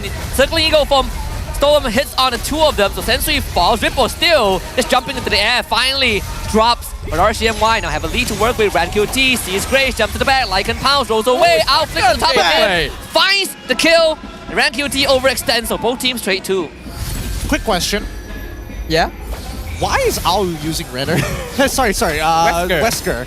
Why does he so happen to have Wesker in his back pocket? My only assumption is that he was working with Kim on his TP to maybe catch somebody in the brush. Now he was setting up for an ambush. He was going for the ambush play, so he had Wesker set up for when someone ran into him, and it didn't work out. I don't think he expects to use that regularly. It's just that the situation suited it. I mean, maybe his thought process was, if RCMY will die me anyways, I might as well man up. Proceeds to a wide stance, stand his ground. Who one-shots who first? Can Bunny do it faster than me? We'll find out. Find out on the next episode. Here, at least we see the first items start to come through. Whoa! They're not gonna get Grace. At least not for now. Let's see how long he can hold on. Damage is actually more than enough. Ripple will find a kill. Sensui completely whiffing that out. Not really sure what the thought process was, so he falls. RanQT does drop, but Ao is now compromised. They're gonna jump onto him. And it's a double kill for Bunny. Everything falling apart for the side of RED Esports. Iris misses the stun, jumps to the Bunny. Bunny pulled away, but the guiding win once more as Iris will fall. As 4 for RSGMY at the cost of 1. I don't know how badly either one of these teams wants to win at this point. I feel like as much as this is a struggle for a RED Esports, and yes, good plays coming in from RSG MY, but if we got a compilation of how many ults have been whiffed in this game alone, it probably would top the entire season. Yeah, but why? They're making so many mistakes. You know what? I feel like RED Esports should ban Matilda. I think they're not calculating the extra shielding coming in. They keep diving in thinking, okay, we're doing a good amount of damage. Matilda comes in, gives the shield, pulls people out. And RED Esports is like, oh, I'm bad at math. Well, okay. To be fair, despite having like a pretty whopping lead at the very beginning and it hasn't really developed into too much, at least they're getting battle spells, right? Bunny doesn't have his flicker, Stoem doesn't have his flicker, Rippo doesn't have his flicker, in comparison to just Kib. Also, Sensui needs to understand how important that Spear of Alpha is. If you miss it, that's a lot of agency kind of wiped off the floor. I think the big brain play is to purposefully miss it so that once you see the commitment from RSG MY, that's when Iris goes for the flicker final slash plus Grace dropping down the ult. Oh. Catch Ripple, that's a full combo. Ripple pulled away but still goes down. Circling Eagle from Storm, knocks on the 2, it's time to peel for his team, but RanQT just cannot survive it. Nibiru's passion a bit too strong. And that's actually good because RED Esports has just kept RSGMY away. Storm still hanging around, and the rest of RSGMY tried to clear the wave. Storm now gets jumped on, Law and Order, keeps them in place. Maima jumping back in. Lord will be there for RED Esports. Final slash once more. RSGMY overcommitted, overextended. Maima has to be escorted out by Storm. Nicely done, and that's why Maima steals the Spear of Alpha, baby! In clutch situations like that, it can save you. creates just enough distance to pick up and even still be in range of the guiding wins. So far, pretty good for RED Esports, currently at 30k compared to RSG MY's 28k. I don't know whether it's going to stay the same in the next 3 minutes, but we'll find out. Oh, Heptases on the Beatrix here. Owl getting quite farmed up. Just 1 or 2 items away from being full out, and that first ult burst to start the fight going to hurt a lot. Oh yeah. Even the Ren's apathy will be a bit painful, right? They have ways to set it up if RED Esports finds the angle. I'm more worried about Ran QT. How is he going to join the fight? He's got to facilitate Bunny and also Ran. A lot of pressure on Storm. It's way too much pressure, in a matter of fact. But then again, at the same time, I feel like RSG MY, they're on the cusp of turning this around. Because this game is dragged out, Bunny now getting that Holy Crystal, that's huge for him. So if RED Esports, if they with their... Oh, then Sui should be fine this time. Stone just have to disengage from that. Okay, alright, they're gonna lose all, they're gonna sacrifice all their outer tier turrets here for RSG MY. Well, it's not really synced up, so RSG MY should have a slightly easier time defending. They're gonna lose all of the Holy Shield. Let's see if they can take care of this Lord for now. Have to be careful of Iris, right? Still has the final slash. Grace just flops the Glorious Pathway. That's 1 inhibitor now. RSG MY cannot find an angle into the fight. Yeah, it's really, really difficult here because if they do want to actually go for the wave clear, they have to put themselves at such a dangerous angle that Iris could easily catch them with just the final slash alone, not even considering the flicker, right? And even for Kim, as long as RED Esports is taking a traditional front to back, they should win 90% of these team fights, mainly with just the Loyi alone. Because Maima is trying to play off of his cooldowns, but at the same time, there's no realistic way that Shadow Strike can hit multiple people at once. And again, the issue of having Phobius in the EXP lane against this lineup specifically is you're not able to punish RED Esports for grouping up as a 5-man. They know that they don't have to worry about anything like a final slash or the penalty zone and can just run down RSG as long as the conditions are right. Another Glorious Pathway, RED Esports rinse and repeat. Ripple lost half his health bar just like that. Chunked out. It's not an easy game here, but RED Esports, they're setting it up, right? Once again, I think at this point, just please play the Lord Dance properly, right? You have a missing inhibitor on the long lane opposite to where the Lord is going to spawn. Utilize that to your advantage. Just let the wave build up. You don't need to rush this. It's on RSG's side to make the call. Owl gonna officially hit level 15 alongside Sensui, a definite EXP and goal lead in control of RED Esports right now, 13 minutes in. Lord gonna be up again. I don't think RSG can really contest this. I don't know how you even walk up, right? Not with Grace around. They will try. Ripple actually flickers for the engage, but they're not in range to get the Lord. At least they get Kim with the help of Stowe. Now Bunny, full reign of the fight with the Zaman Force. Ran QT found Owl. They're gonna jump on top of him and Stowe will follow up. Owl was the target and Owl goes down. Ripple's sacrifice so far has been worth it. Iris next on the chopping block and Sensui will escort him out. Grace turns around. But RED Esports, you just need to look for the disengage. Sensui caught out Spirit Bomber to get away, but Storm got his ultimate back. That's the Winter Crown for Sensui to buy a bit of time, but not enough to survive. Ran QT picks him up, RSG MY with 3. Interesting decisions being made here. RED Esports had control over the pit. RSG started the engage. We saw Owl kind of being left in the lurch for some reason. Storm just brings the team to him, right? Yes. I do not understand. I really don't. RED Esports just need to fight in a straight line. They don't need to group as 5. They literally need to set up. They need to stand in a straight line like they're lining up for school. That's what they need to do. It's really not that hard. It's a 5k goal swing for RSG. God. Off of that one fight. Good God. I really don't get it. Grace's ultimate is in a straight line. Kim likes straight lines. Sui likes straight lines. The only person who doesn't like straight lines is Iris because he goes horizontal. This game is leading to a lot of questions. RED Esports seems so much cleaner coming into this week. RSG does seem to have this quality, right? They really are just bringing out the worst in their opponents somehow and forcing them to fight on equal ground. Maybe this is the best version of RSG MY that we've seen this season. You remember Prime RSG? This is the ascension back to that spot. Ah, man. Some teams get better the stronger their opponents are. Yeah. You know, RSG makes their opponents worse. it's like the body of a smith, you know, you get tankier the lower your health is. This one is the more desperate you are, the better you play. You got nothing to lose. Oh man, I'm gonna go for another deep cut here. What is that?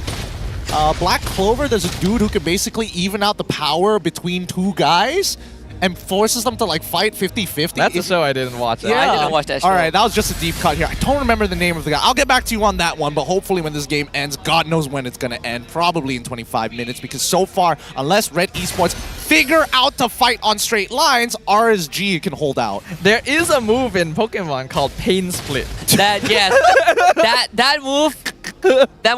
move is great, honestly. It great. totals up the HP of both Pokemon. Yep. And then evens them out. Yep. That's basically RSG MY's hidden passive.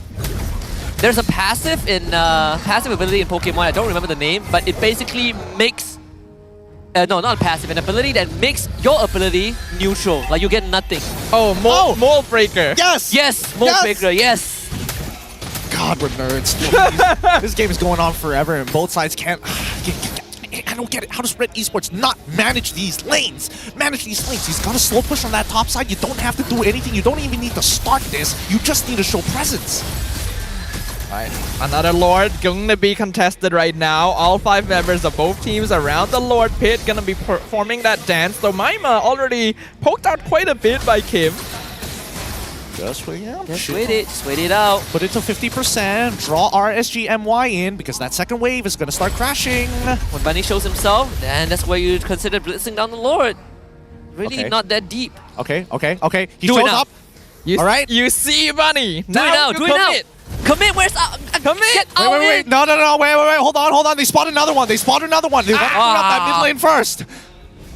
You gotta get out in. They missed the timing. You gotta wait another wave.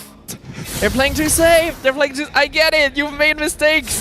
But that was the chance. That was the time. Need to get out in, man. Who's gonna do it first? Somebody's gonna make the first move here, and I think that RSG MY might just be the first one who fights. They clearly saw Bunny. Storm saw all of them. He's onto Owl. They're gonna jump onto him. Ripple just full on commits. Owl just goes down. Mama found him. And this is a straight line, but it might be a bit too late. Ripple continues to dunk on him. Sensuito is fighting Bunny, but he just doesn't have the output. Ran QT gets rid of Grace's immortality. Maima falls, but so does Sensui. RSGMY wins the fight. There's no way they win the fight like this. Oh my god. Oh, I can't believe it. Storm, why do your mechanics have to be so good? Had you just missed out on one person there, maybe RED Esports could have saved a member, but man, RSGMY bringing it back. The hero arc starts once more. Okay. Well, RSG get the Lord.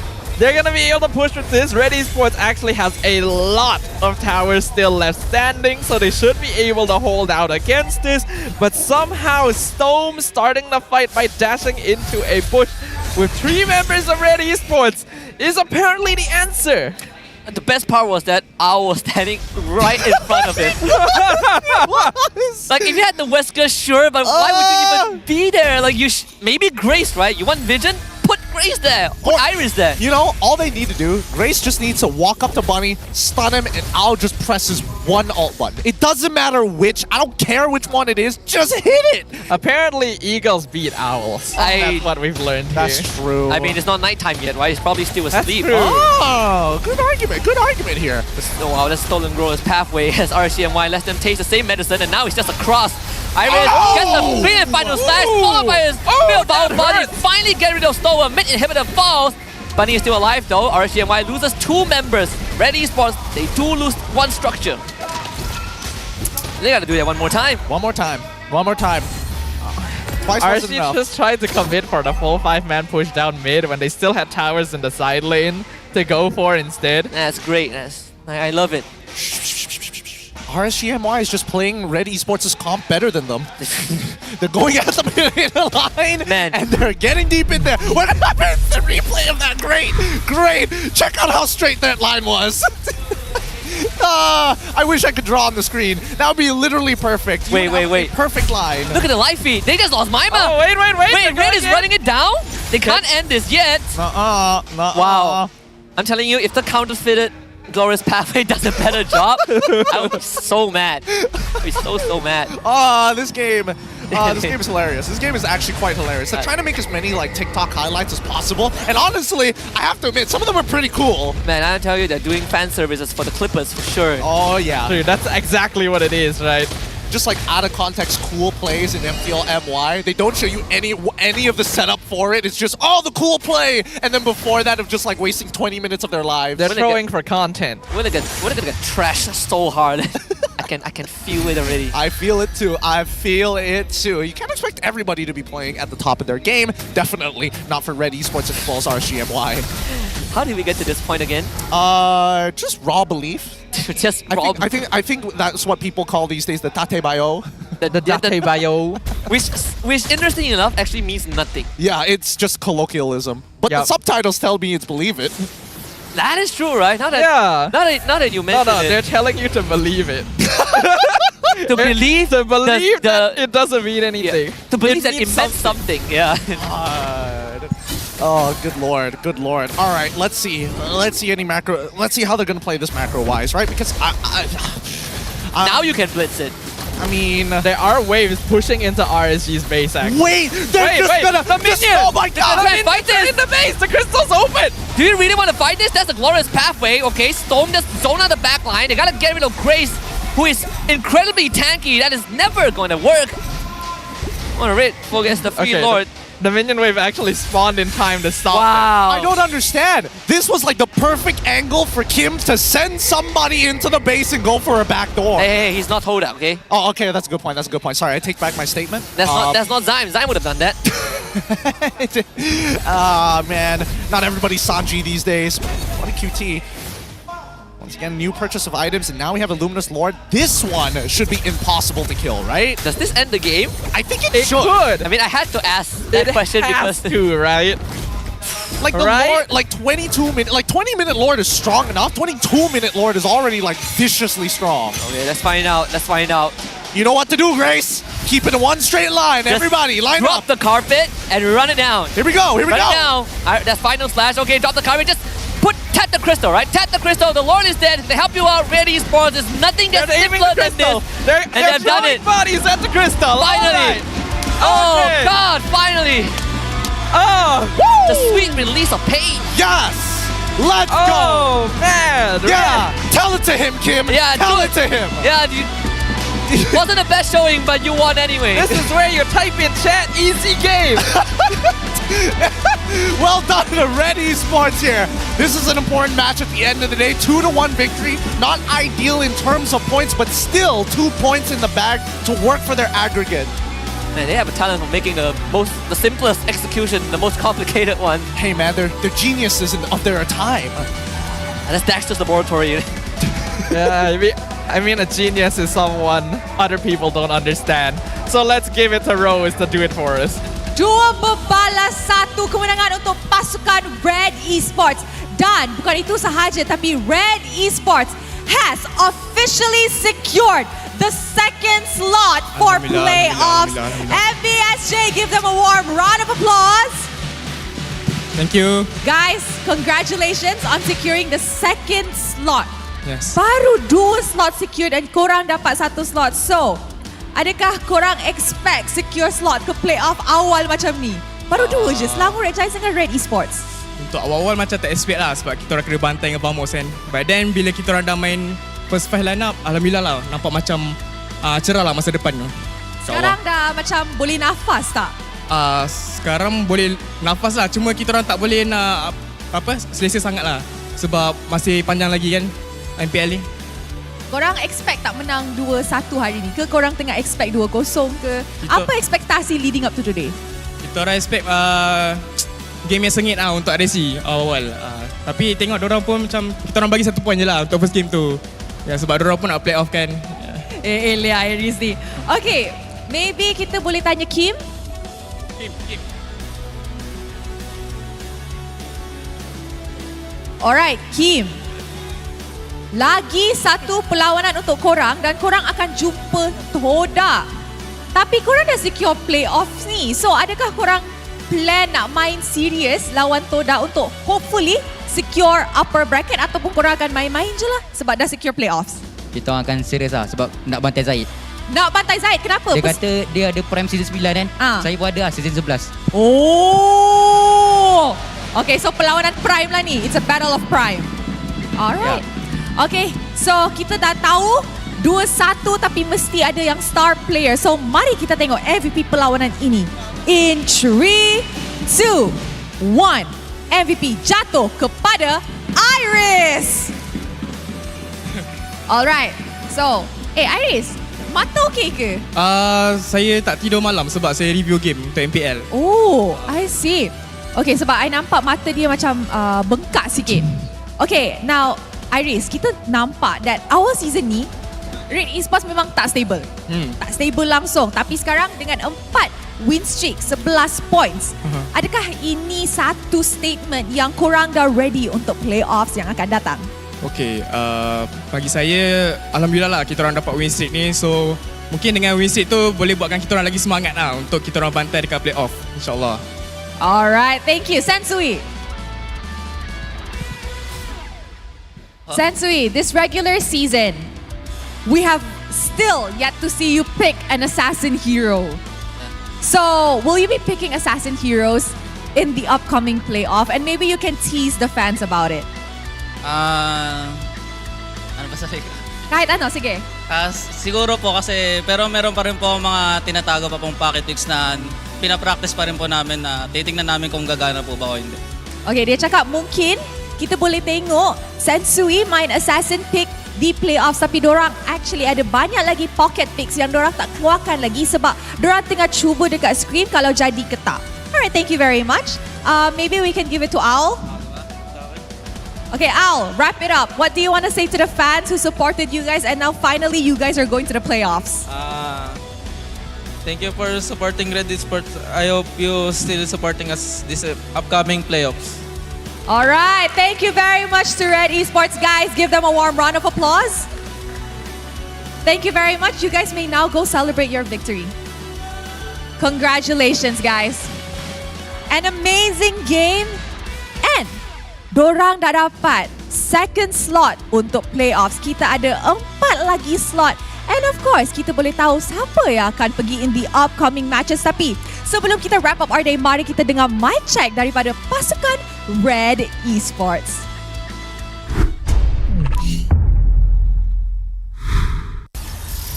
Nathan low. Balan Pilger. Still can or not? Still can. You can engage, bro. Watch, my low. Okay, just take the front. I think I'm dead. It's okay.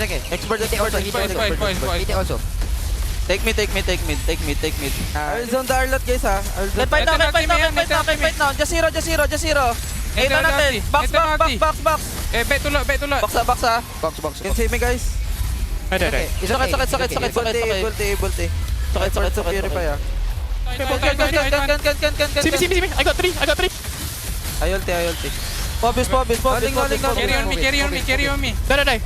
Nabarin. Ay, lingaling, guys, ha. Box. Ganyan ko to box.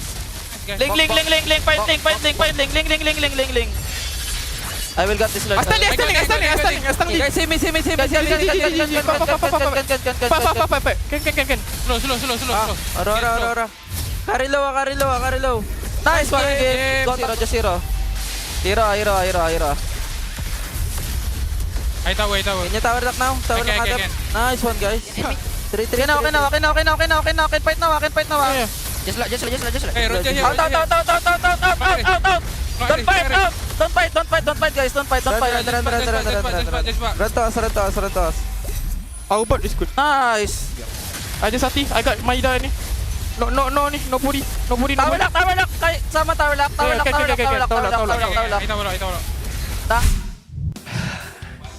Well, that was a game, right? Great game. Gucci, real so style, so GD. Could have asked for a better ending. Exactly. I generally the comms seem to be okay. I thought maybe it was a comm issue initially because they have imports and they need to be able to all communicate in English. You can definitely see a bit of other languages being thrown into the mix. But even so, the comms seem not to be much of an issue. They did get the main points across. If anything, maybe they're responding a bit slowly though, right? Because we were seeing Sensei just screaming like out, out, out, out, don't fight. And they're still like trying to get away from the fight and stuff. So it could have been a little cleaner.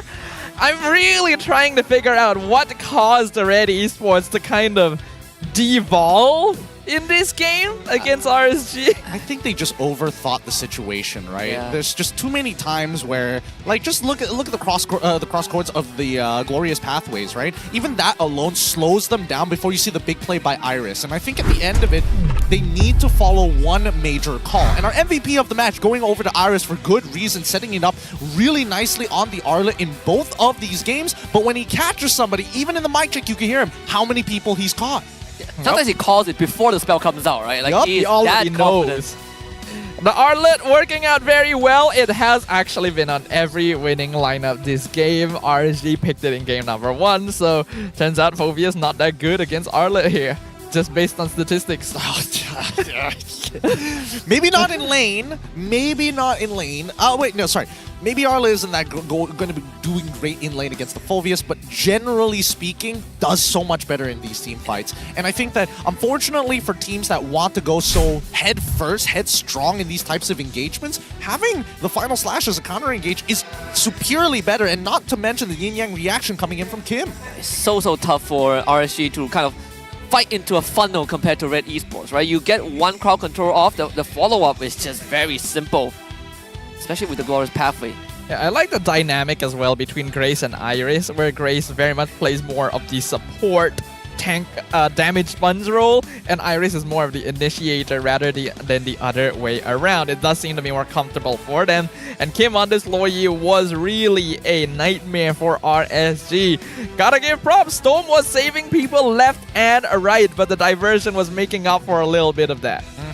Just to make sure that he keeps in pace with the rest of his team to maintain that formation, right? I feel like, unfortunately for Rank QT, he had a couple of moments to maybe make some huge plays for himself, but he never can be the first person to jump in these fights. And I think that if RSG were to try and change anything different, or maybe at the very least, try to compensate and look at the VOD reviews, I would only imagine that they needed to figure out where Iris was, and not to mention have Storm, when he face checks, to be a little more careful, especially to utilize the Soul Bloom first rather than going straight with the Guiding Winds. That, and also I'm not really sure if they figure out that one of the keys to get to Red is if Storm can pull someone straight onto Owl's face, there's really nothing that Owl could do, right? Like the dive potential of this comp is actually more menacing than it initially seems to be. The problem is, like you said, if Iris gets that counter engage, that's where it all falls apart.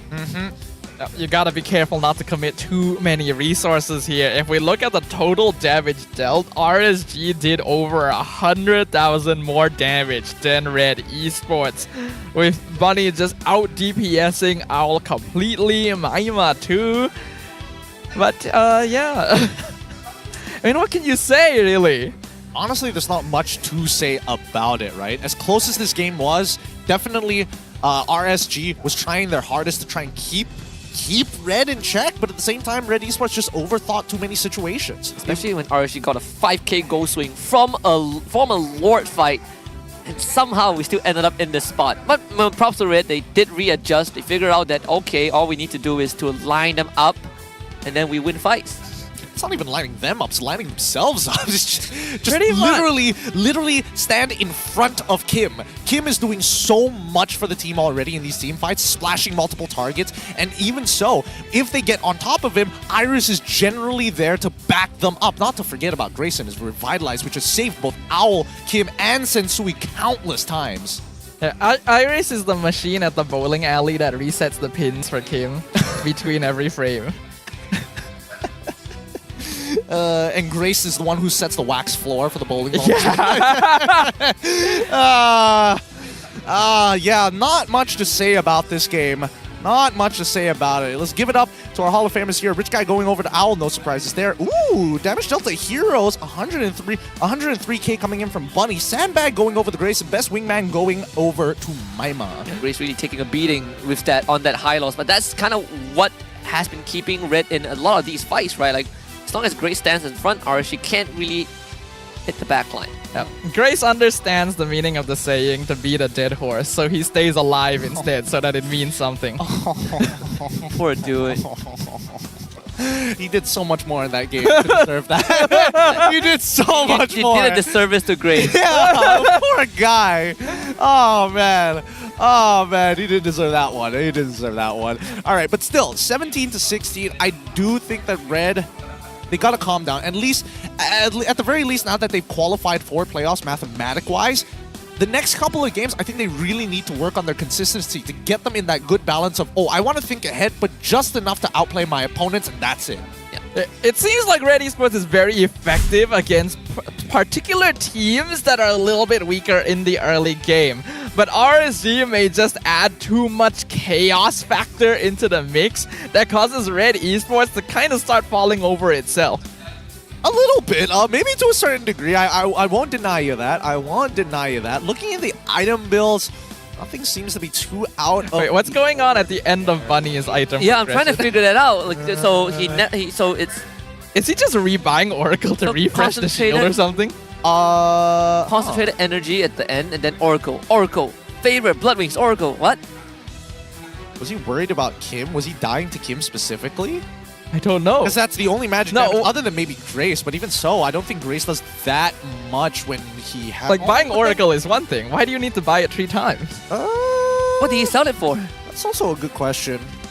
Not entirely sure. I'm not entirely sure about this one. I guess he needed to do something with the money, right? But he didn't buy anything after it. He just feel sold like it to buy it again. To be fair, I feel like we're missing a bit of data here. I Yeah. feel like on top of the Oracle, there are probably other purchases like Winter Crown, for an example. Maybe. Like quickly Yeah. being used one on top of each other because the game is so Maybe long. it's too stacked. True. It has happened before. It has happened before. But now let's look at the current standings with RED Esports making it into the top 3 and tying up against Team Valmos 14-14. The aggregate points is what sets them apart on top of the match win-loss. RED Esports looking pretty comfortable right now in 3rd place. RSG, unfortunately, still not able to get that victory, but they were able to get 1 point at least, so that should still sit them in 9th, right above Team Hawk. How many of you guys still have your predictions in terms of power ranking for the team correct? Gone. Aside from SRG, of course. Absolutely gone. Hold on. I'm gonna check. I know you do a lot of that. Yeah, I do that every 2 weeks. I'm gonna check again because I don't remember right now. My man's got a full tier list, but between you and me, Husky, none of them. Not even a single one. For me, aside from SRG and Vamos, and maybe MV, the rest, especially the bottom teams, right? I'm actually very close. You're very close? Besides Monster Vicious, I'm quite close. Oh, yeah, the You're Prophet. kidding. Yeah. Yeah, the Prophet right there. See? What? No way. Okay, let me just double check this. Okay, so SRG RED in 2nd, and then Vamos 3rd? Close enough. All right. That's fair. And I'll take it. Look at the rest as well. Oh, there was more. Dude, yeah, there's the rest. Man is hitting the nail on the head. There's more. The whole list. The whole list? Hey, look at sorry. the right side. Oh, the right side. Thank you. Number 4, JP Niners. Okay. Kodak at number 5. Team Ray at number 6. Homeboys at 7. Monster Vicious in 8th. RSG MY in 9th. And Team Hawk in 10th. Actually, it's pretty accurate. Yeah. Pretty close. Yeah. Pretty Like, close that's by. 7 out of 10, right? Yeah, 7 If you out of ignore 10. the sequence. These teams gave me a headache making this tier list last week. Hey man, you still hit more than half of it. Yeah, that's I'll true. take it. Pretty darn impressive. Very impressive indeed. Me and Husky currently only at a 20% correct accuracy. Yeah, man, we took the safe route, right? Vamos SRG. That's fair enough. This is the end of week 5, day 2. We still got 1 more day of matches before the end of week 5. And tomorrow we are going to be witnessing Team Ray go up against Todak. Then the Niners versus SRG. And ending things off with Monster Vicious versus Team Hawk. But between you and me, guys, I'm looking forward to MV against Team Hawk. Really, I'm actually looking forward to Team Ray versus Todog. I feel like there's a possibility of a coin flip for Team Ray. I agree, but I want to see if, like how close or how one-sided the game between MV and Team Hawk is going to get. Because to be very fair, I'm not sure which MV we're going to get. I mean, we might get the for starters. You've already got the appetizers of JP Niners versus SRG. Yeah, well, I mean that one is straight up dessert. Wow. Niners have been getting stronger though. We gotta give them some props. Yeah, I mean I agree. And then there's SRG. I will give them credit. They are improving, but not at a rate where they can go to an international. And I think that's what we're expecting here, right? And this is why the second half of the year is really, really crucial for a majority of the teams, and even for the talents who are casting up on desk, right? Our judgments become harder because we're getting closer every single day to the upcoming international, the big one of the year. Yeah, especially when you look at when you start observing other regions and you make comparisons, you're like, oh boy, we are not ready at all. Yeah, a lot of people online have been saying that besides SRG, Malaysia is still the easy server. And as much as I'd like to refute them, these teams are, not giving me good reason to. We're taking a lot of beating and telling you. Every day I go online and I'm just like, this hurts, man. Hey, just because we have the full spectrum and everybody doesn't have the full collection doesn't mean that we're any less, okay? We still have the high ends. All right, I'll take it, anything that we can get. But with that, we're gonna close out our show for today. Thank you very much, everyone, for joining us. There will be a whole new day of games ongoing tomorrow as well to close out week 5. So if you guys wanna keep an eye out for which teams will be able to claim the rest of the playoff slots, make sure you guys show up. All right, so with that, I believe we are about to close out. Thank you again, everyone, for joining us. Make sure to join us tomorrow. We will see you guys then. Bye-bye.